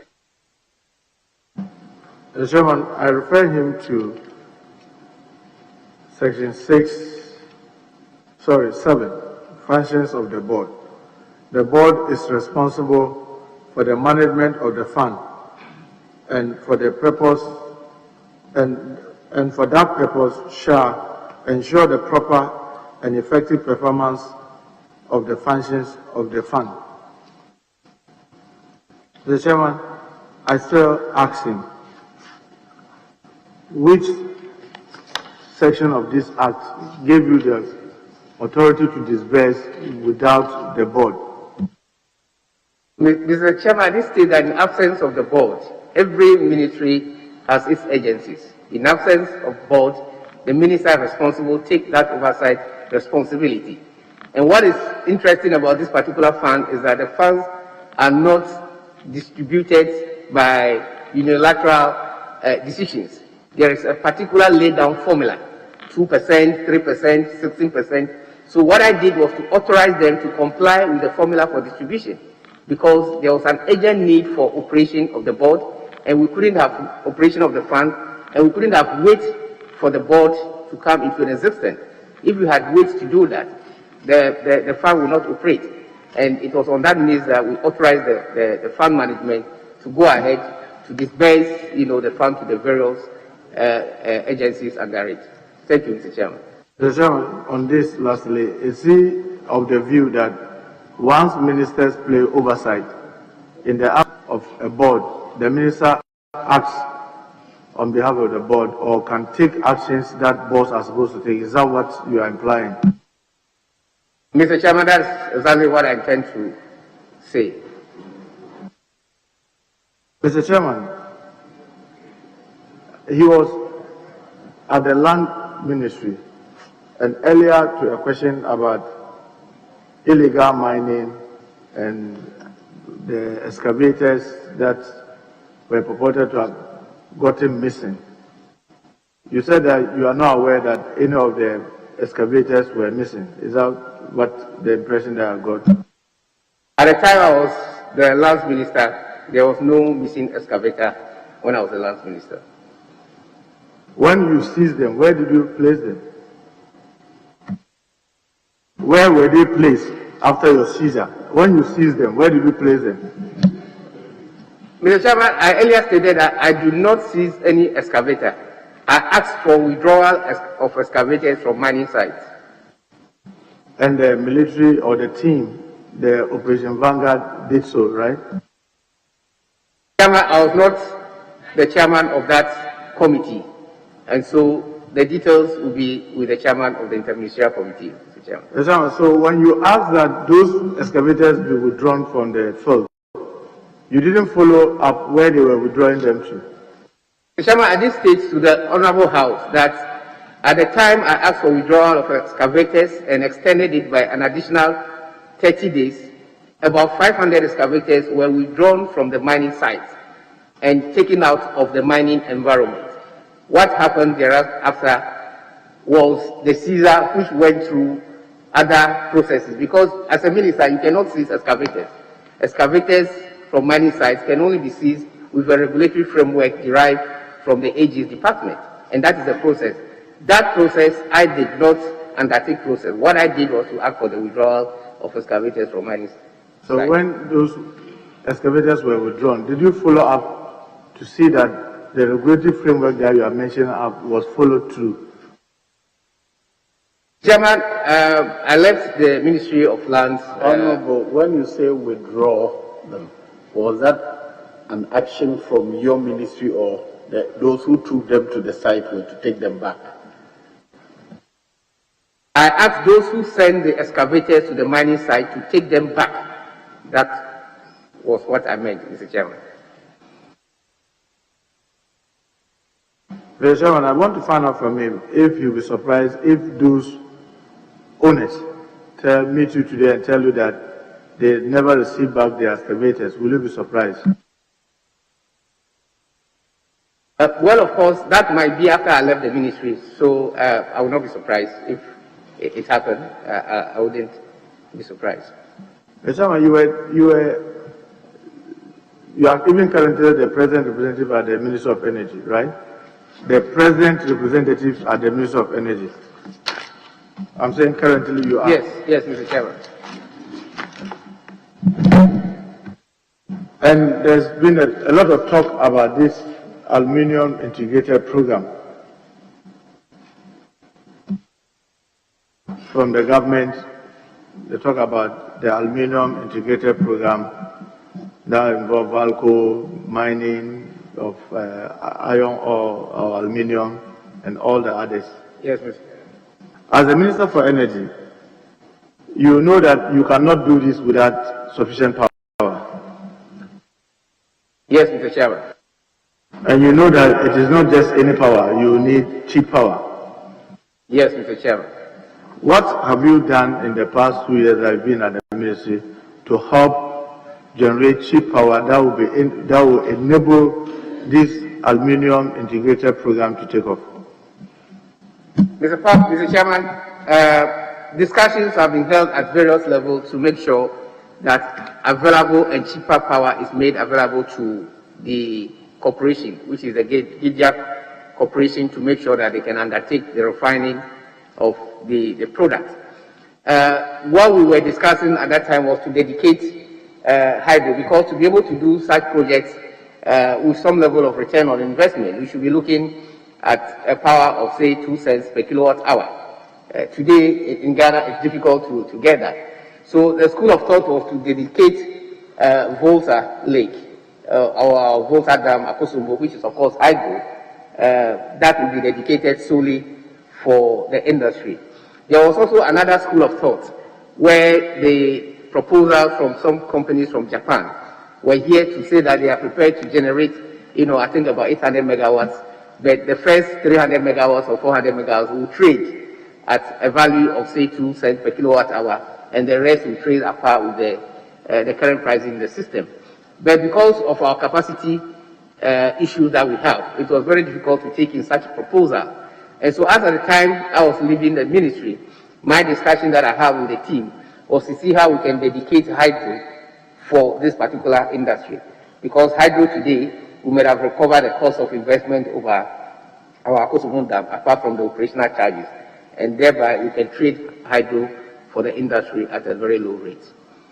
Mr. Chairman, if you were suggesting we isolating hydro for those purposes, you know the implication on the general tariffs, right? Yes, of course, the implication on the general tariff, I know. We should expect a slight movement up of the tariff. Already, the tariff in the sub-region, our tariff is quite high, but the level of tariff is as a result of some of the inefficiencies that I've talked about. If as a country we are able to reduce the distribution losses, from a current 26% down to even about 5%, it means we are injecting an additional 20% into the system, which can also come down to work, lower the tariff. So we need to do some internal arrangements within the setup of the power agencies to reduce the tariff. Then, of course, we can migrate hydro to the sector. That may have some level of impact on the consumer, but that may not be much. Mr. Chairman, what is also interesting is that in most developed countries, we realize that the tariff for industries are far cheaper than the tariff for consumers. But in Ghana, it's the reverse. And if you want as a country to industrialize, then we must begin to look at giving the industry some form of relief in terms of the tariff they enjoy, so that they can grow the industries within the shortest possible time. Mr. Chairman, this idea that he's talking about, yes, for industry, it should be cheaper than for consumption. What prevents you from implementing it once you were at the ministry? Mr. Chairman, it's a very difficult policy issue. We began discussions, and if you recollect, the 30% reductions in tariff, the year 2017 was migrating towards that direction. I will keep up with this discussion with the new minister that is coming to take over from me, and see how we can progress to address the problem for industry to enjoy a reliable tariff. Valco has been operating 2 port lines for a very long period of time. Yes, Mr. Chairman. When you were there as minister, what have you been able to do to help them to be able to fully operate? Mr. Chairman, the problem of Valco, it's something as a country that we all need to look at. Cheaper power for Valco at the expense of consumers, or consumers in terms of power enjoying cheaper than what we will give Valco. That issue has not been addressed completely. And so when I was a minister, of course, we tried to put in measures. You will recollect that even before the start operation of the two ports, there were some difficulties in terms of the two ports that they currently operating. So when I was a minister, we tried to look into some of these power issues. They have huge debt, of course, which would have triggered shutting down their power sources. But this discussion, we've engaged with VRA to make sure that they give them some room to operate and see how they can recover their costs. It is expected that Valco is going to play a very significant role in the President's agenda of integrated aluminium industry that we wanted to undertake. When that happens, Valco will become a very productive and profitable institution in the country. Well, even before the program kickstarts, even with what they are currently operating, we are not able to get them sufficient power to operate fully. How sure are we that when all the other segment of the integrated program kicks in, we'll be able to have cheap power for them to run sufficiently? I say, as a country, we need to begin to look at dedicating the hydropower as a source for the industrialization agenda of the aluminium industry. That had not been finalized. If those discussions are finalized, what it means is that we, from beginning, going to subsidize the operation, of VALCO. Don't forget, VALCO is going to work in tandem with the other sectors that will be involved in the refining and production of the aluminium industry. The raw bauxite, of course, will be coming from the site. That raw bauxite will go through some processes, and those processes, together with VALCO, they will all come together. So whether you're going to lose at the end of exploration or production of the raw bauxite, or you lose at the end of the refining of the bauxite to alumina or whatever it is, this discussion will have to, play out. But definitely, you may not be able to make it at all the levels. So you may give and take. And I was understanding that VALCO could come in with a cheaper source of power, and VALCO will use that at its bargaining, to match with the company that will be into the production of the bauxite. Do you remember the generation capacity of our country as of 2017? The generation capacity in 2017? Yes, Mr. Chairman. How much was it? The available, the installed capacity was about 4,000 megawatts. But the available at that time, because of issues of fuel fluctuations, it keeps varying and its availability. But at peak, we were having a peak period sometimes about 2,200 megawatts or 2,100 megawatts. And as of today? Today, our peak demand is still in the range of about 2,300 megawatts.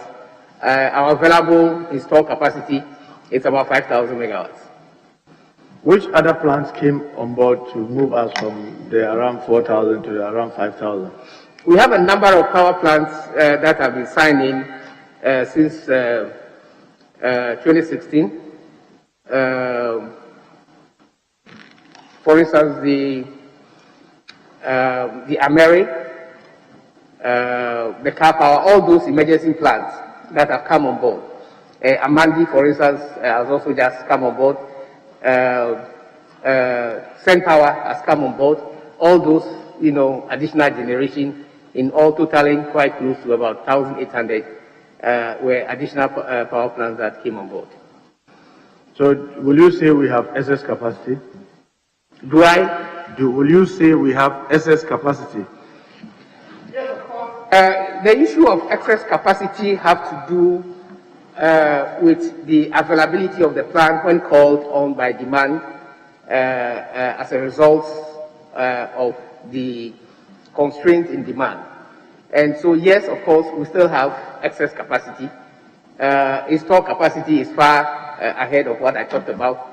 Yes, so as I speak today, we still have excess capacity. Do we export power to any neighboring country? Mr. Chairman, yes, of course. I'm happy to announce to this House that for the first time in the history of this country, export arrangements in excess, sometimes about 250 megawatts, 300 megawatts between Ivory Coast, Burkina Faso, Benin, and Republic of Togo. Yes, so the export arrangements are ongoing. So why was this noise about we were losing so much money or take or pay? Yeah, because, Mr. Chairman, export of power, it's not like transporting a cargo of crude oil. Power will have to be. Unfortunately, most of these countries don't have developed infrastructure as we have in Ghana. So we may export power to the border between Ghana and Burkina Faso. But when it gets to Burkina Faso, there is no demand for it. And these are some of the restraints. We could increase on our export ability. But because the infrastructure are not developed in these surrounding countries that we have, we are limited by the amount of power that we can export. And that is why the rest comes back to our book, as power being available but not consumed, and therefore reflect as an excess capacity. So why was there the need for us to extend the contracts on some of the IPPs? It was very important to look at the payment patterns on government. The extension of the contract, for instance, the discussion with Car Power, was to make sure that the gas that was stranded, Mr. Chairman, it's on record that we were losing quite close to $50 million, on monthly basis because of stranded gas in the west that were not consumed by any power plant. When we move the power from Tema to the west, we have saved that 50 million. If car power is not available to consume that gas, what it means is that that gas is also again on take and pay basis. And so whether you consume it or not, you may have to pay until the time that you begin to consume it. What we did was to look at the capacity charges and spread it over a time, because payment in terms of cash flow on government part was becoming very difficult. So how do we reduce the money that government will have to advance frequently to enable the power plants that depends on the gas also to live longer?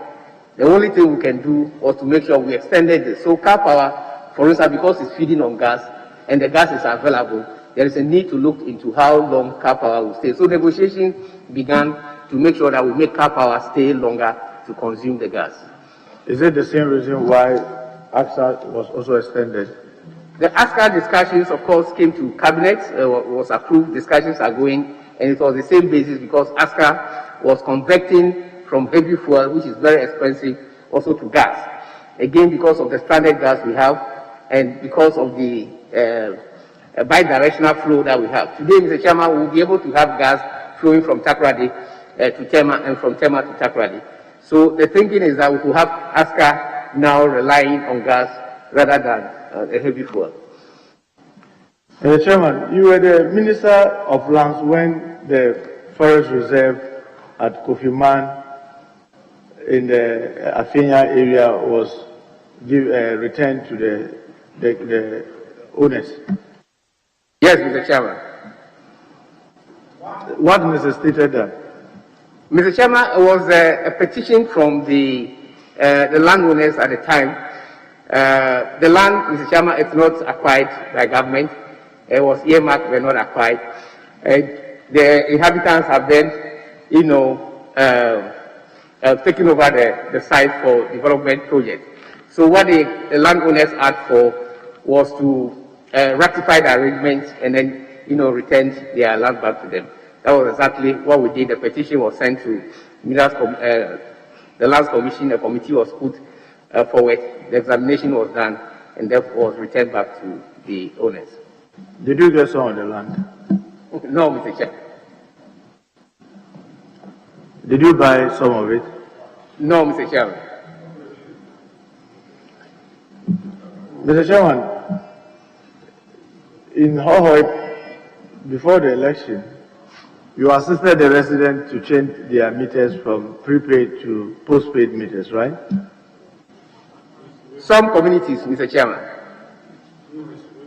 And in those communities, what happened when later the ECG came there to do disconnection?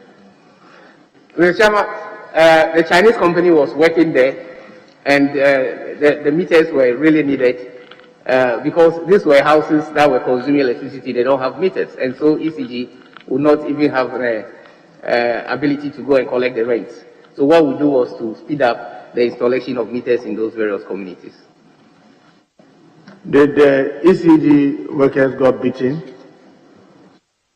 Did they got beaten when they were trying to chase the residents for non-payment of their bills? Not as I know, Mr. Chairman. You didn't know that the ECG in Hohoi had to close down its office because of this assault on their staff? Mr. Chairman, not as I'm aware of. And the accusation was that you ordered for their beating?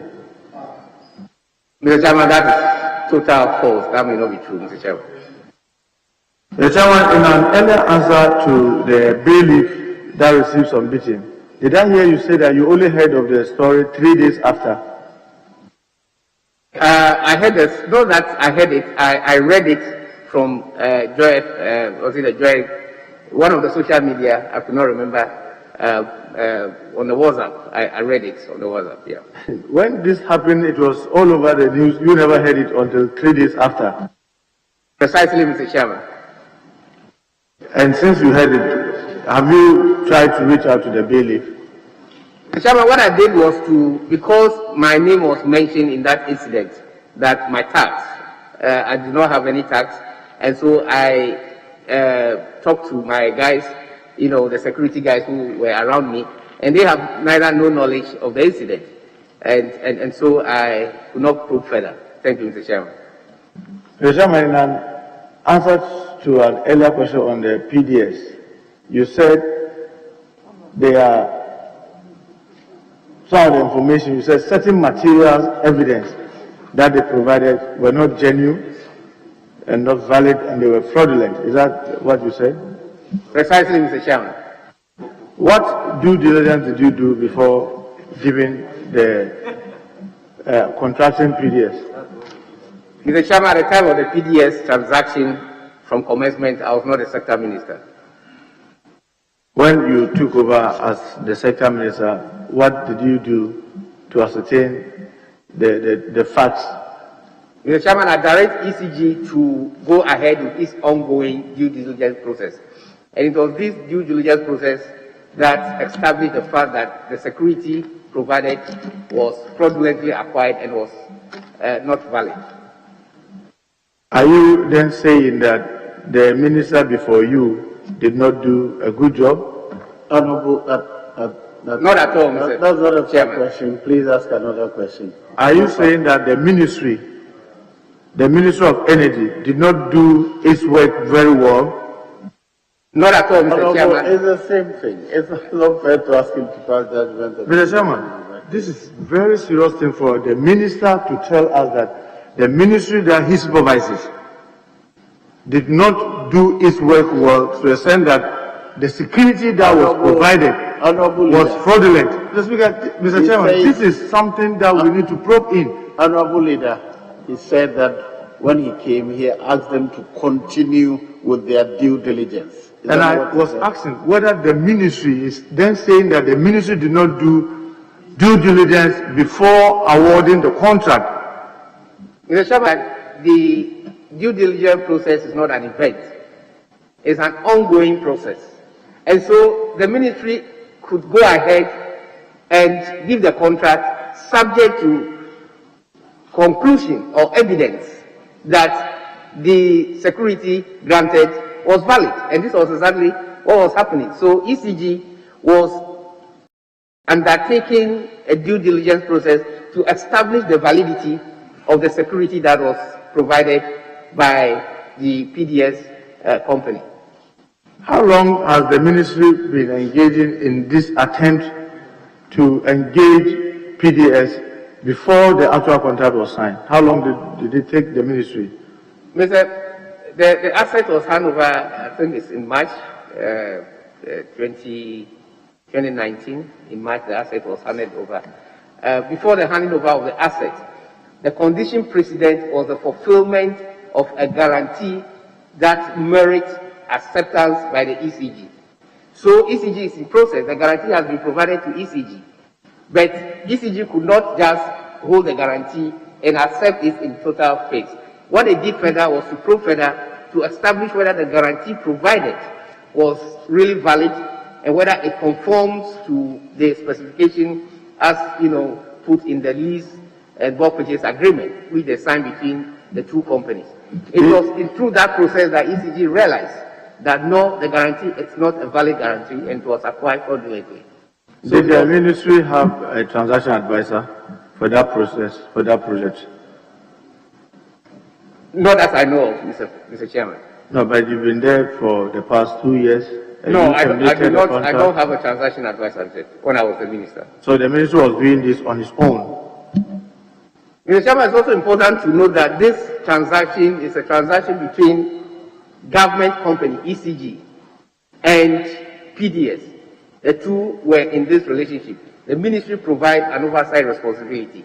So the ministry itself was not in direct contract with the agencies. But as I was a minister, the time I was a minister, I do not have any transaction advisor. Mr. Chairman, when he says the ministry didn't really, they were only providing a supervisory role, it was the ministry that brought this agreement to this house. Do you remember that? Yes, Mr. Chairman. And the ministry, in bringing the document to the house, has not ascertained for itself, convinced itself that it was carrying a legitimate transaction that it was very sure of. That's why, before bringing it to Parliament? At the point the ministry brought a document to Parliament, they considered the transaction as being valid, but subject to fulfillment of a critical condition precedent, which was not fulfilled at the end. Chairman, with your leave, I have a follow-up. Yes. So, Honorable Minister, in your answer to the critical question raised about the security, you gave an impression that upon signing, ECG had a duty to do an enhanced due diligence. Yes, Mr. Chairman. And it was as a result of this enhanced due diligence, you insisted it be done, that resulted in this matter of fraudulent. Precisely so. So you will say that your initiative saved the Ghanaian taxpayer, correct? Precisely so, Mr. Chairman. Thank you. Mr. Chairman, I just want to find out whether, when this was noticed, there was official communication of this to PDS. Yes, ECG has communicated to PDS, and a number of meetings have been held. I've attended a couple of those meetings myself as the sector minister then. So yes, that has been done. And what answer did they provide to your notice of their fraudulent, what do you call it, security? Initial discussion, PDS insisted that there was a valid fulfillment of the condition precedent, which is a subject matter of the security. They did indicate that it was valid, and they insisted on that. Mr. Chairman, I want to find out from the nominee whether Dumso is back. Dumso, Mr. Chairman, is not back. The prolonged era of intermittent power supply, I think, is still of the past. So what is accounting for the recent intermittent of? Mr.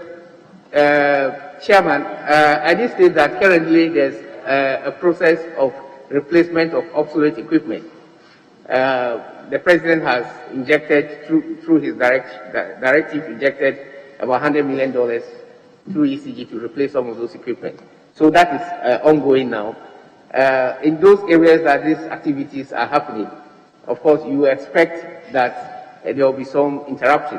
What I expect the ECG to do is to inform those communities, which of course I had a discussion. I met the ECG MD today and asked him that they should give prior notice to those areas that work is going on. And I think they'll continue to do that. But in the era in which we are now, I can assure this House that the lights will be on. Thank you, Mr. Chairman. Mr. Chairman, in an earlier answer about the unfortunate incidents in the Krobo area where they had a fracas with the ECG staff that led to some shootings and death, you promised the United Krobo Foundation that you are going to deal with this matter, right? Yes.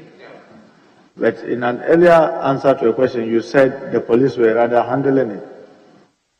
Mr. Chairman, we've not been able to deal with it. I put the committee together. The committee commenced its work, but at the same time, the matter was lodged with the police. And I think somehow along the line, the committee slowed down on its operation. Mr. Chairman, I would take this matter up seriously and maybe advise my the coming minister to take it up and make sure that the committee completes this work. I want to use this opportunity to maybe say to my good friends in the Krobo land that the delay in this report, of course, I'm responsible, but I can assure them that the next minister with the support from our outfit, we will make sure that we resolve the issue for them. Thank you, Mr. Chairman. Mr. Chairman, you remember they told you that they'll be waiting for the outcome before they'll start paying fully their bills? Mr. Chairman. So you know currently they are not paying fully their bills?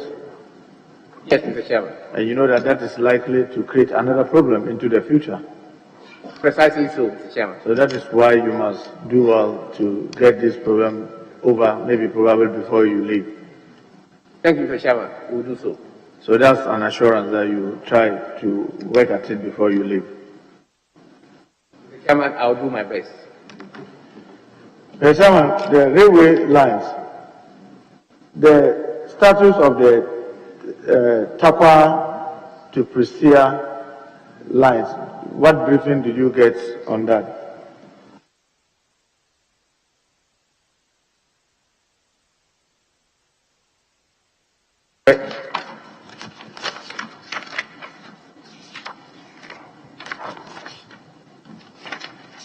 The Takwa Deep port to Kumasi,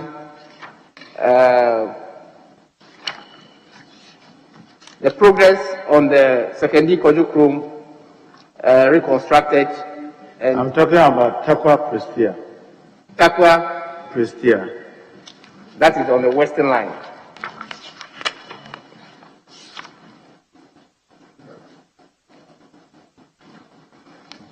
That is the existing line through Usuta to Takrade Awaso, which is a distance of about 64 kilometers. Mr. Chairman, this line, the briefing I've been given is that it's one of the lines which is best for BOT development process, and plans are far advanced to subject this line to a development. Research has been done on it in terms of the feasibility studies, and a number of proposals has also been received towards this line. The intention was to move that whole section down up to Kumasi, which is of course very key because of the exploitation of the mineral resources at Nyinahene and Opomanso along the route. And that line, of course, is going to be one of our mineral lines when it's completed. So there's a lot of progress on the line. I did state earlier on about the tremendous work that has been done by my predecessor, and I think getting to office, if the House give me the nod, I will make sure that we speed up other works on that line. Well, this is something that during the reign of President Kufuor, the Takwa Goldface and then Golden Star were to fix. Those two companies had then promised to fix that rail line. But unfortunately, the Gold Star has changed hands, and now they are using a bridge around Bogoso that has not been even maintained since the 60s. And the danger is that if this bridge also goes off, that will mean the whole of that enclave is likely to suffer heavily. So it is my hope that when you get the opportunity, you pay attention to this part of the... Thank you, Mr. Chairman. Mr. Chairman, lastly, the land around Afenya stretch on the Akosombo, Tema Akosombo line. And I mean, even though they tried to bring the petition, that is too late.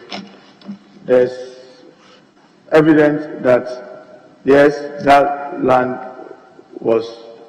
government has shown interest, as it always does, but has not paid compensation to the original owners, and therefore they went ahead to lease it to individuals that have built their homes, and because of the construction of the rail line, a number of communities under Afenya East, Afenya Zongo, and Afenya Ablekuma had their homes and properties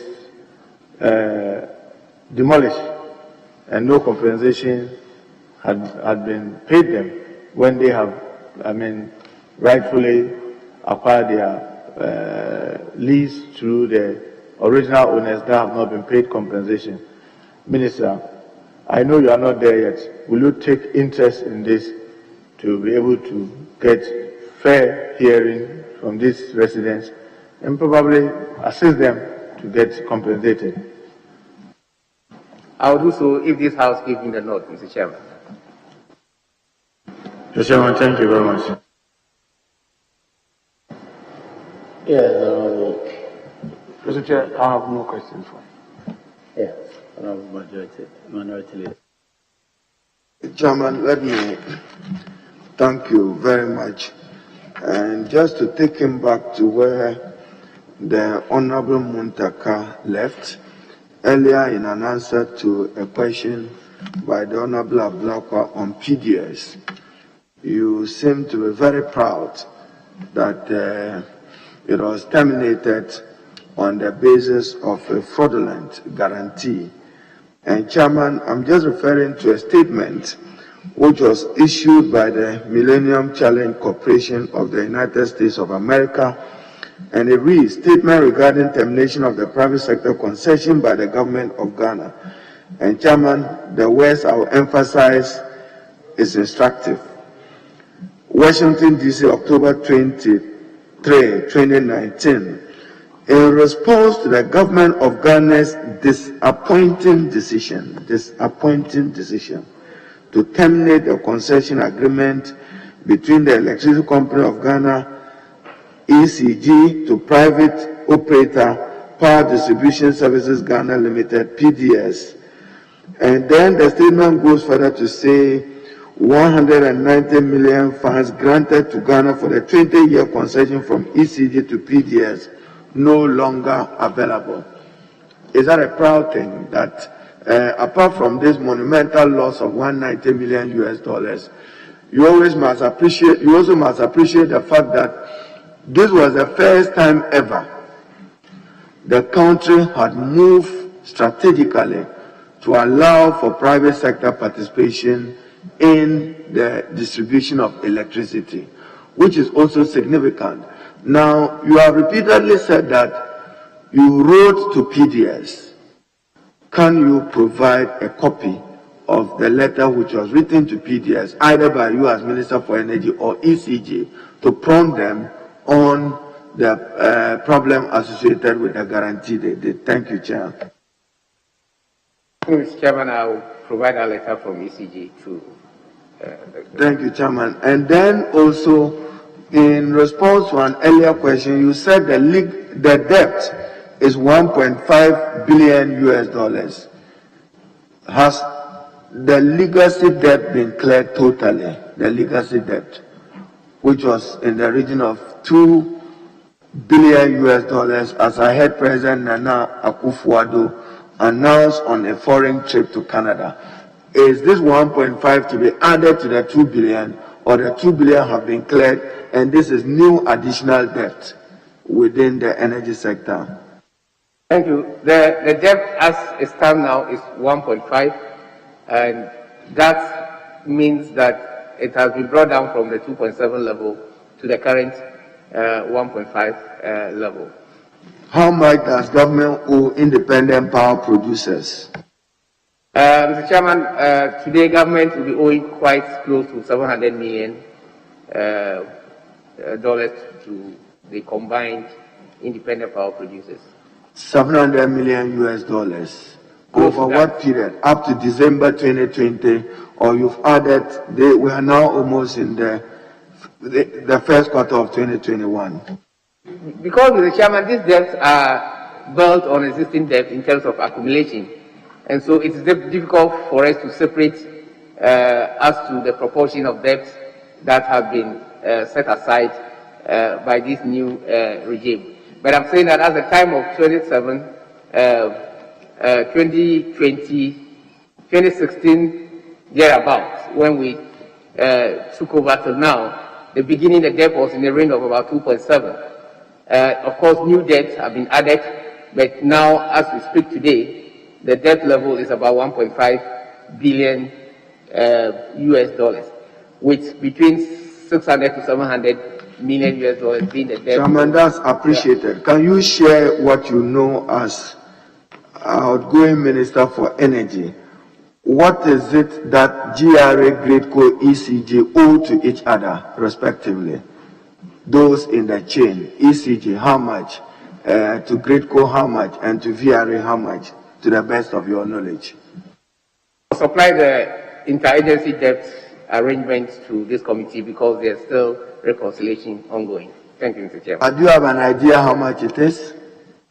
If the IPP's debt add up to about 700 million, then the debt between the other companies obviously will be in a range of about 800 million US. So beyond termination of PDS, the Minister of Finance in the budget statement of 2020 had this emphatic statement to make.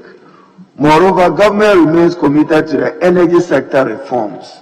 What other reforms have you undertaken as lead minister in that ministry? We have begun an aggressive process to come out with what we call the cash water flow mechanism. The cash water flow mechanisms allows the various operators in the sector to have liquidity space. All the collections are put into the baskets, and from that basket, disbursements are being made based on the formula that we arrive on. Either the money goes to ECG, and ECG have to use its own unilateral decisions, to make payment to the various IPPs. So we have introduced what we call the cash water flow mechanism, which currently is operating. We have undertaken a very aggressive energy sector recovery program, which span up to between 5 years. The rationale behind that program is to lower the legacy debts and brought them to zero. And you can see that consistently as we begin to follow the energy sector recovery program, we are bringing the debt down to a level that Chairman, the Honorable Muntaka referred you to you exercising oversight mandate in the absence of a board for the Mineral Development Fund. After the Minerals Income Investment Act was passed at 978, did you appreciate what the consequence of that will be on the Mineral Development Fund and for community and chiefs benefiting from the Mineral Development Fund? Did you see any nexus of a relationship? I did not really see that relationship, but what I'm quite aware of that the rationale for the establishment of the Mineral Development Fund is mostly to benefit the communities, so that the fund has a formula of direct allocation to the communities and also the affected areas that exploration and mining activities have been undertaken. In the briefing you have received so far, what's the status of the Ghana-Burkina Faso railway line? Thank you. Feasibility studies have been conducted. Requests for proposal have been sent. 3 companies have been shortlisted. The Burkinabes, as I speak today, Mr. Chairman, are ready to hit the ground running. And so we are now going to do evaluation on these 3 companies, and which of them might emerge as a winner. Of course, we will begin to take the process forward from there. So a lot of activities have been done on that major line.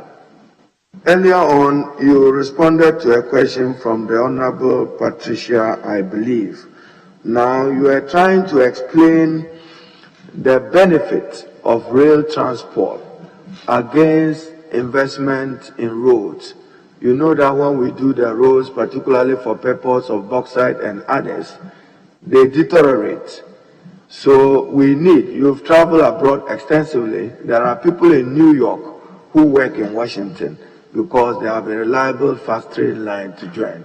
There are people in New York who may be in other parts of the US because of a reliable train line. Share your dream. What do you want the railway sector to look like in Ghana? Mr. Chairman, thank you. I want a railway sector where my people from Hohwe can move from Hohwe and come to Accra and undertake their activities, those who want to work here, and then go back within a period of 2 hours.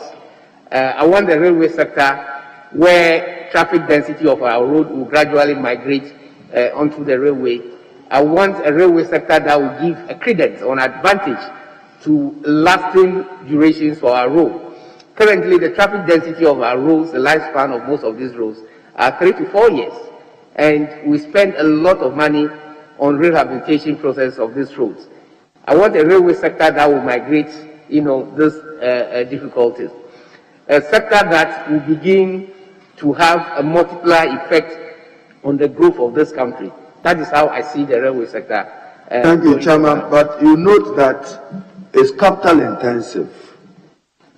You can live the dream only if you have the money. Where would you find the resources to improve the railway regime of Ghana? Mr. Chairman, it's a question of priority. As a country, do we have to sit down and say we don't have the money? We wait for the money before we build the rails? As a country, do we have to say, well, our debt to GDP ratio is quite high and we cannot go and burden this country with any additional debt on our balance sheet? We need to take the railway sector as a priority. And I think that that is the only way we can go. So yes, of course, global funds, difficult, country has limited resources for the construction of the railway. But His Excellency Nana Addo Dankwa Akufo-Addo mentioned it categorically about his interest. That gives me the justification that there will be some attention in that area. If you say that we can send some amount of attention to that area, then of course we will look for the money. The money can come in as a debt. My belief is that that debt will be paid off after the construction of the railway because of the impact it's going to bring into this economy. So we may have the debt, we may have the rising debt GDP ratio, but the impact of the construction of railway will clear most of those debts in the near future. Now, we've passed the Public-Private Partnership Act. Do you share the view, for instance, that we should just go in, for instance, a $1 billion facility, maybe from Japan or China or any other country with expertise in rail development, then make the annual budget funding amount of under the Petroleum Revenue Management Act a collateral? Then we know that we are investing $1 billion. This is how it will be serviced over a period of time. Then we can be certain that we have dedicated resources for railway development. Do you share that view? Mr. Chairman, that's a very brilliant idea. I will give it due consideration in the House. Give me the note. Thank you. Thank you, Chairman. The Honourable Member for Ejisu, in requesting for Bonkra, naturally, if you want to develop the inland port, you must be looking at trade facilitation, the ease of doing business, the speed of doing business. Now, you see, the western and eastern lines are to facilitate passenger and freight movement, including activation of the Bonkra inland port. Now, in your briefing, are you aware that a contract was signed in January 2020 EPC for the construction of a standard gauge line from the Takoradi port to Uni Valley? Has that been brought to your notice? Yes, that has been brought to my notice. Will you facilitate the movement of passengers and freight to Bonkra as has started under the reconstruction of the Western Railway line? Precisely so, Mr. Chairman. Why is it a standard gauge? The rationale for the standard gauge is the migration of the whole world from the narrow gauge. The standard gauge, as I stated earlier, has its own advantage: the speed, the axle load, and the stability in terms of its movement. And so Ghana as a country, the master plan is to migrate away from the narrow gauge that we have to standard gauge. Only few countries currently still use the narrow gauge. In our sub-region, we have, for instance, only South Africa. And so when it comes to issue of spare parts, the difficulty to get them will be very difficult. And that may also be the underlying reason why the master plan suggests that we move to the standard gauge. Thank you, Mr. Chairman. So, do I take it that Aflao Elubo Railway Line, Kotoku Hune Valley Railway Line, Metro Light and Transit Systems in Accra and Kumasi will not suffer under your hands as Minister responsible for railways? Mr. Chairman, we will do our best to make sure that the master plan is implemented from phase to phase. Chairman, I'm about ending for the Minister designate for railways. In one of your responses to an earlier issue raised by a colleague, you were categorical in terms of different tariff regime for payment by consumers and by industry. I'm aware that the Association of Ghana Industry, AGI, have repeatedly made strong representations to you as minister to correct that wrong, in order that in Ghana we are not using power for purposes of generating growth and investment, but just preso, as Honorable he said, we are just interested in those who use it for preso, on and on. What will you do? You are leaving the ministry. The AGI is essentially disappointed in the government of Ghana for not leaving the talk on this particular matter. Have you recommended that to the new coming minister to draw a dichotomy between consumers, ordinary, who use it for their domestic purposes, and those who need it for their industrial purposes? Thank you, Chair. Yes, Mr. Chairman, that appeal, of course, was sent to me. We looked at it, but at the time, as I stated earlier, some recovery programs will need to be completed within the sector. Currently, high losses, power theft, non-availability of meters. So the intention was to address some of these system deficiencies that we have. Obsolete equipment, which of course the President has given a directive replacing almost over $100 million worth of obsolete equipment. It is our belief, my belief at that time, that after we have addressed these deficiencies in the system, then of course we will begin to migrate to a lower tariff regime for the industry. Mr. Chairman, I will recommend same to the incoming minister, and I know him very well. I'm sure he will take it up for the benefit of the AGI.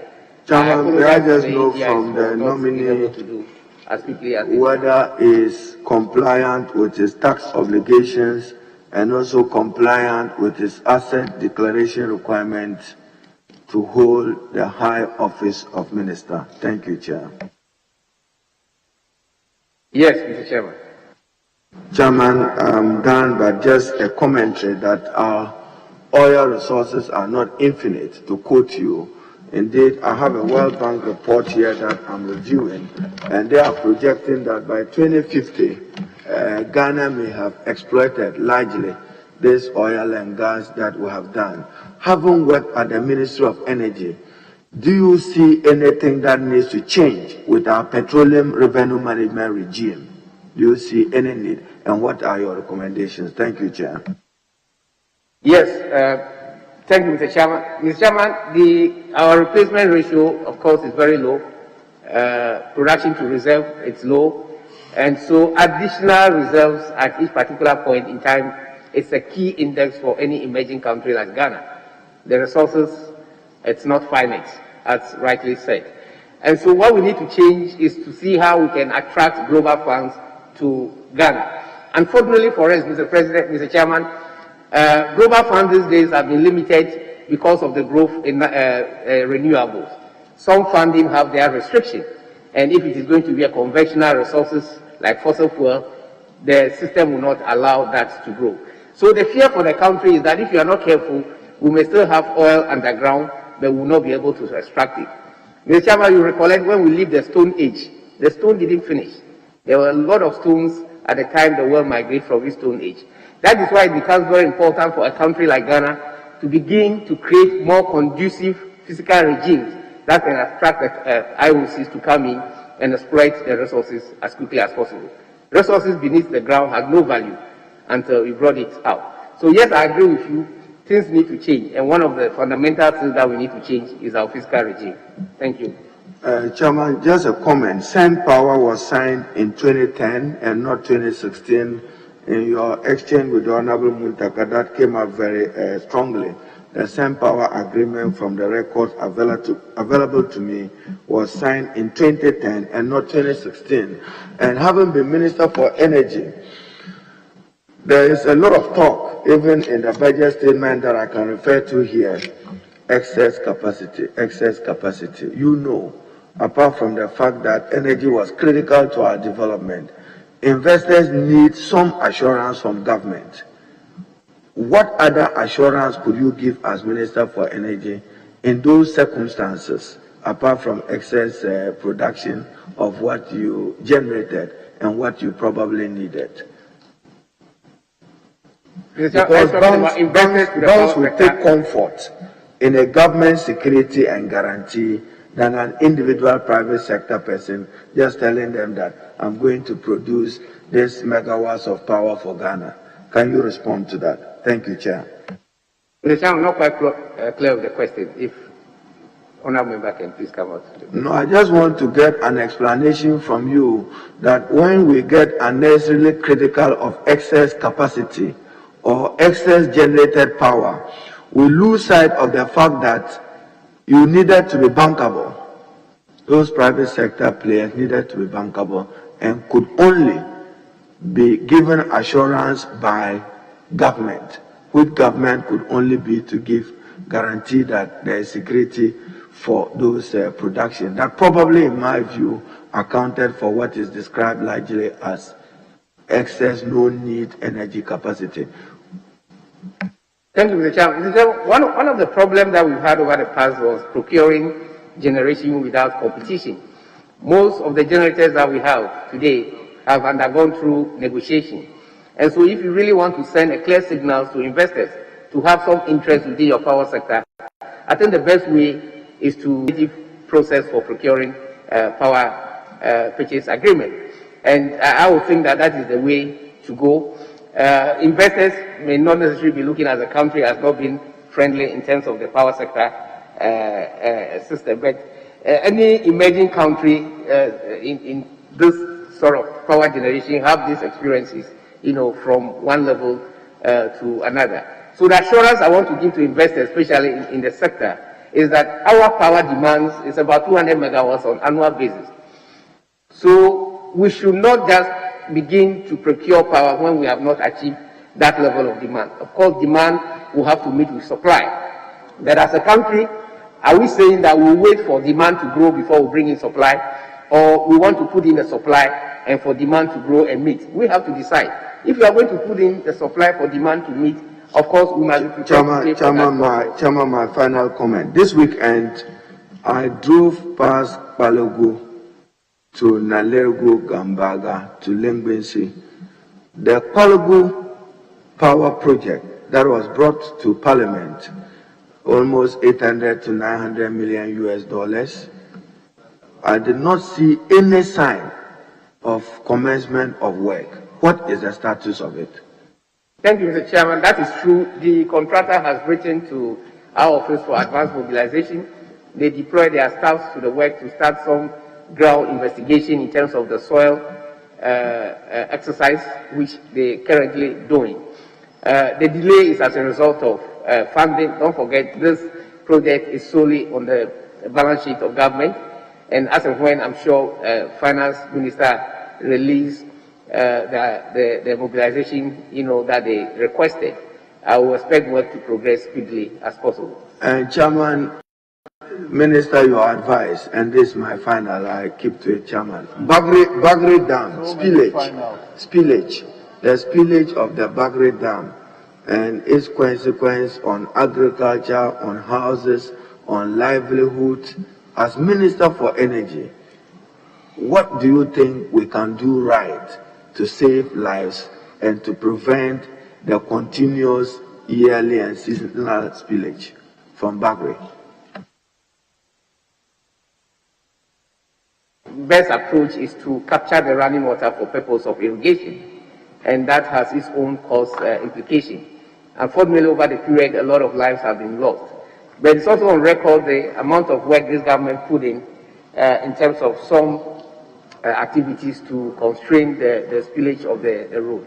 But in my own view, I think the only option and alternative that is available for government is to make sure that we capture, the water for purpose of irrigation. Thank you, Mr. Chairman.